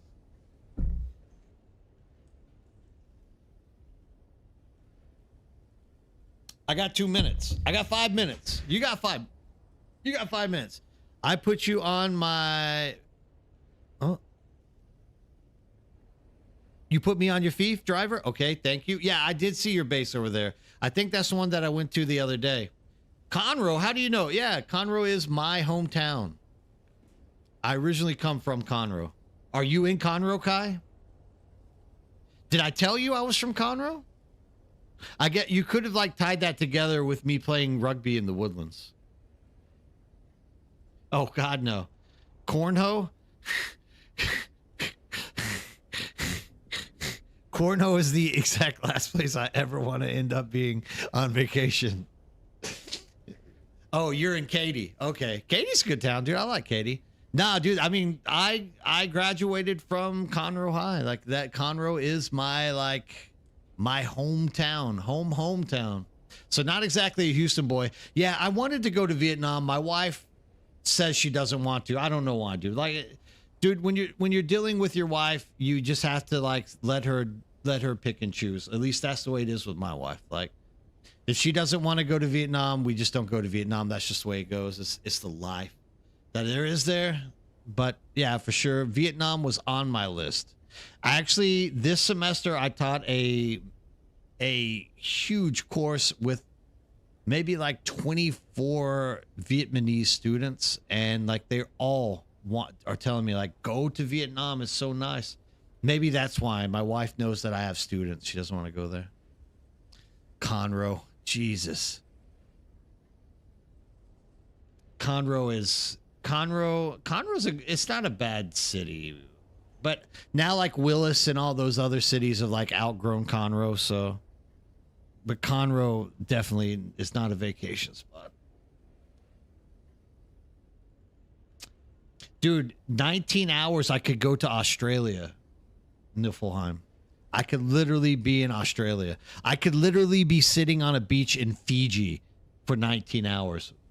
No reason for me to go to Madagascar. If I was going to go to sit on a beach and fly on a plane for 19 hours, it would be Fiji. Or I'd go visit my boy Dave in the Cook Islands. I would go over to Rarotonga. Raura is a great freaking place, dude. I landed there in like 1996. Rarotonga is a great place. Cook Islands, awesome little place, dude. That's where I would go spend. I would definitely spend a 19-hour flight to see my boy. Hell, for a 19-hour flight, I would go to New Zealand probably even and hang out with some people I know there.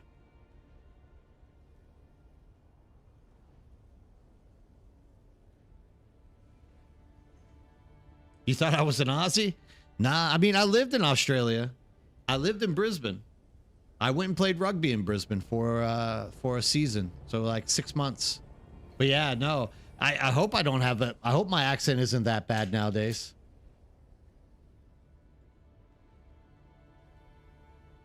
There is a 37-hour and 20-minute travel from Seoul. Yeah, definitely don't like that. The accent? Well, I mean, I think my accent is mixed with a lot of crap. I've lived in too many places in my adult life, and I think I've messed up my accent a lot. I've actually been in a local pub here in Korea where I had military guys talking to me, and they told me I was full of shit and I wasn't American. I was like, dude, I'm from like North Houston. And they're like, no, you're not. You're just being an asshole, dude. So I think my accent has definitely become non-American over the years, without a doubt. No, never, Nilf. Never gonna take a 4 layover trip to Madagascar, dude. Never. Arrakis, maybe a vacation to Arrakis would be. I don't think it would be fun. I don't really think Arrakis would be a fun place to vacation. Dude, have you seen Arrakeen? That place is a freaking dump. Yeah, more or less. Arrakeen is a dump, dude. Arrakeen is literally crumbling on top of the people living there. And Haga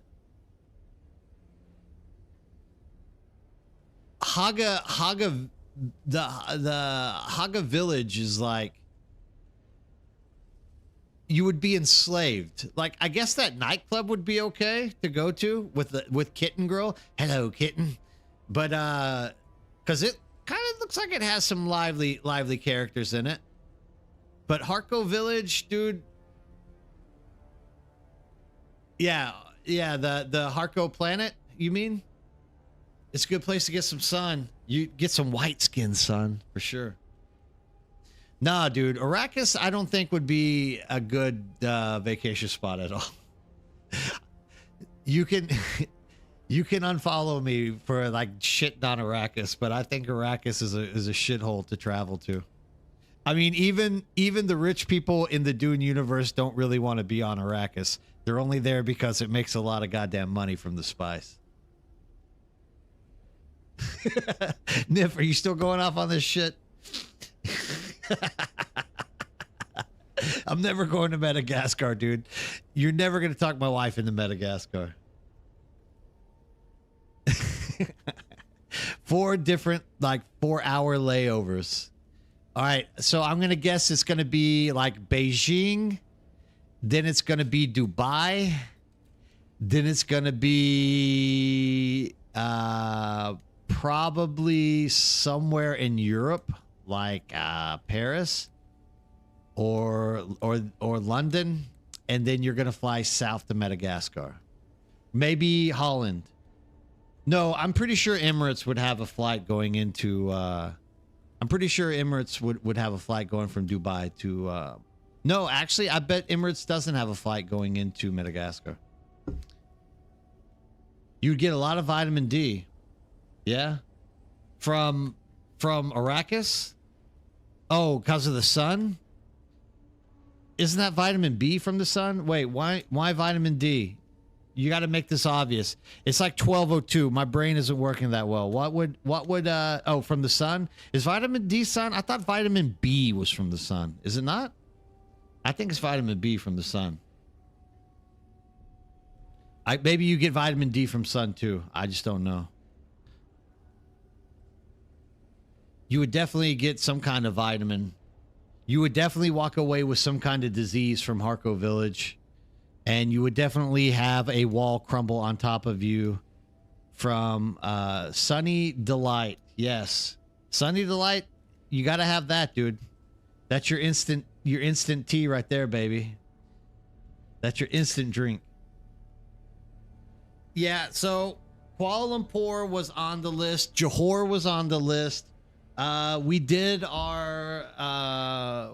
our what's it called when you get married? Gyoran Shikyoheng in English. Definitely never going to India. India is one of two places that I have zero desire to ever travel to, which is a shame because India has a lot of beautiful things. But everyone I know who goes to India has the exact same story, which is one day of walking around India and being amazed, and then 2 weeks of laying on a floor halfway dead because you have dysentery so bad that you can't even move. You definitely would get. I already have Spice Eyes. I don't know if you've ever seen them. I have Spice Eyes already. Texas Sun tea in the jar sitting on the window. Can't beat that for sure. That is something that was part of my childhood. Grandma, Nana putting up the big jar with the tea in it and letting the sun cook it all day long. Honeymoon. Thank you, Dees. That's it. Good on Shik Yoheg. So we had our honeymoon in Phuket.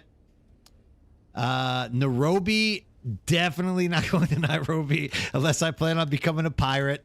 Madagascar, not going way too far. I wouldn't mind Madagascar actually. Like it looks like a pretty legit place. But definitely not going to spend 19 hours to get to Madagascar. We could definitely find a better place a little bit closer. KL, though, Kuala Lumpur, very nice place. So I definitely would recommend it. If not KL, I would say Johor, just down in the south. The Azores sound great, but there's no way the wife is going to pay money that the Azores are asking you to go to.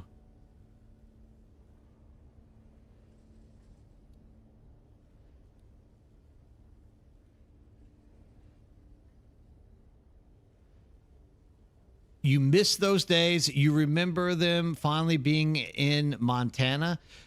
My best friends from Denmark moved and finished their university at University of Montana. I went to Missoula one summer when I was doing wildland firefighting for like extra pay cash when I was in university in Washington State. I was in the Kennewick, Pascal, the Tri-Cities area. Just to make it quicker. And what was the name of that city? It was Moses Lake. Vladivostok right now, absolutely not. Why would I go to somewhere even more cold than where I'm at right now? That would be virtual suicide. Never going to catch me in Vladivostok. I don't even think Vladivostok has anything worth traveling to see. There's like a seaport and a whole bunch of drunk people on vodka, like committing crimes in Vladivostok. That's what I picture Vladivostok being. Oh, you live by Flathead Lake? Actually, I think my buddy Mike is living in. Is it Flathead? What's the lake just to the north of it? It's like crystal blue. That might be Flathead Lake, actually. I just can't remember.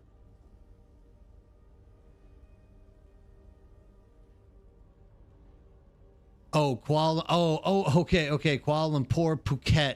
Jesus, dude, that you're going backwards even with that. So you're literally going KL, flying all the way north to Phuket, then flying to Mumbai, then flying Nairobi. Oh my God, and then having to fly south and back to the east to no. We're definitely not doing that. I can't remember the lake name. I'm tired, dude. Usually I have the energy to be like hooping up and like talking to people I don't know, but tonight, oh my God, dude, I'm tired. Like I'm holding it up. You guys are forcing me to stay up later than I should. I'm calling it. We're gonna for anybody sitting on Twitch, hang around in Twitch. We are going to raid a new channel tonight. Usually we raid people that are in the community, but tonight we are going to jump into somebody's channel new. We got to pick it out, though. Let's see. There's Kurumi. Kurumi could use a little boost. He's only at 14. We have Wooten Vossen, the Dune Framen, Ban und DLC Action of Com Server Wusten. But he doesn't have a real picture. So we are going to bomb. Well, okay, here's the question we have to ask. All right, here's the question for everybody. Girl or boy? Which one do you want? Girl or boy? Guy or girl?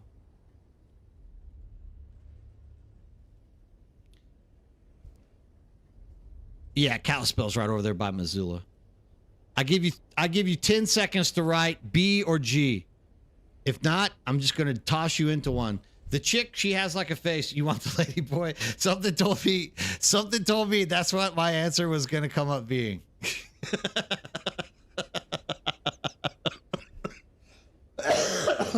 As soon as I said that, something in the back of my head was like, the first answer is definitely gonna be lady boy.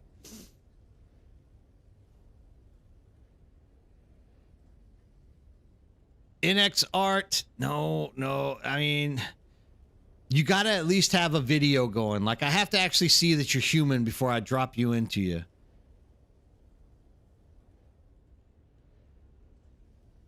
What do we have? Do we have anyone in here that... All right, dude, we're just gonna have to go with what we got.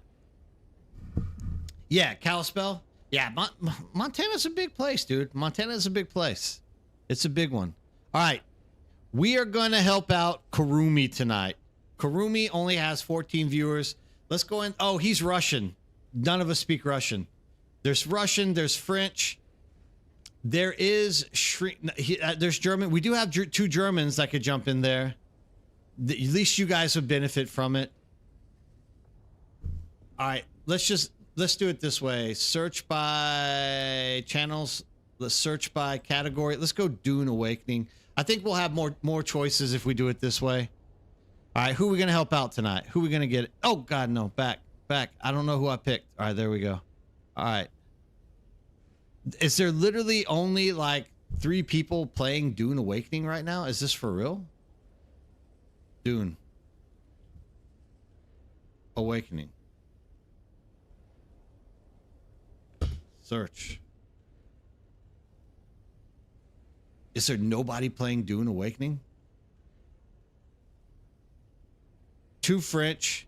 Dune Awakening. Duning around is Mavelli. Yeah, there's a big German community in Texas. I would. You'd love to hear that Texas German? I mean, you've already heard it. Bist du gern meine Deutsch? That's about as ugly as it gets. All right, now we're getting in here. All right, let's see what we got. We got some morning Duning up here with Med J National Gaming. What else we got here? Alfredo, very small. Let's see what we got. 18 viewers live. Dune in paar Ruden fliegen. Wer liegt auch etwas fahren? Dice. I sound like a Dane every time I speak German. Okay, dude, I think I found our channel. No, that's Spanish. Man, no English-speaking people playing this game anymore? What's going on with this world? These are all cartoon characters. We need act like living people playing this game. Okay? There's Desert Time. Oh God. Everyone's playing in a foreign language thing. It's crazy, dude. Everyone's speaking foreign language in this. All right, here we go. All right.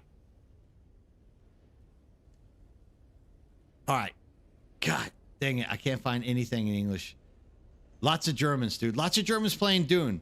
Is it that big? Is Germans really that big? It is too early for US. I think so too, Kalash. There's Grumpy Yeti. We're gonna jump in to Grumpy Yeti, dude. That's who we're gonna raid tonight. Grumpy Yeti. He says morning coffee stream. Drops enabled, going through the storyline, and dude, old man gamer like me. He actually looks a little bit older than me, so we're gonna give this up to my man Grumpy Yeti. Jump in there. Let's give him a big hi, everybody. When we jump in, everyone give him that hi so that he feels good, and let's give him some thumbs up for that effort that he's doing. We're gonna start that raid. Here we go. We're not gonna cancel the raid. We got 27 viewers ready to jump in here and say hello to Grumpy Yeti. Let's do it.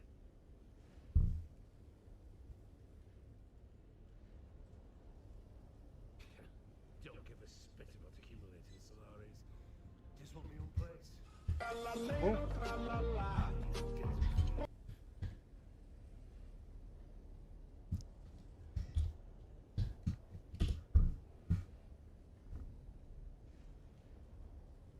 I'm loving it, dude. I like the Christmas theme.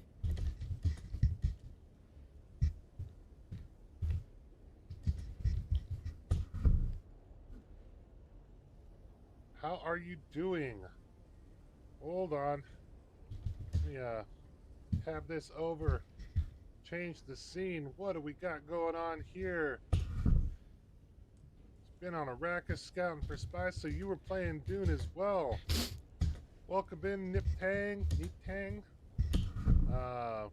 TNG's Gaming. Hello. Hanover, welcome in. Thought I was watching House. Yeah, I got that kind of surly look that Hugh Laurie does so well. I'm doing good. I'm out of this thing. fact, All we got learned now is German YouTube to before say English. goodbye My to. dad was Somebody Donald and I busted it on this poor guy, and he was like, "I thought I was watching House MD." I love those Germans, dude. They're funny as hell. Guys, thank you for joining me on YouTube tonight. I'm glad that we were all able to sit around, share this, and have a good time. I will be doing this again on the weekend. Keep your eyes out for that resource and blueprint map coming out on my Tuesday evening, your Monday morning. It will be coming out there as always. And everybody, I'm going to miss you until the weekend. Maybe I'll put a surprise stream together somewhere midweek if I'm not too busy. Otherwise, I'll see you guys again on Friday. Have a good night.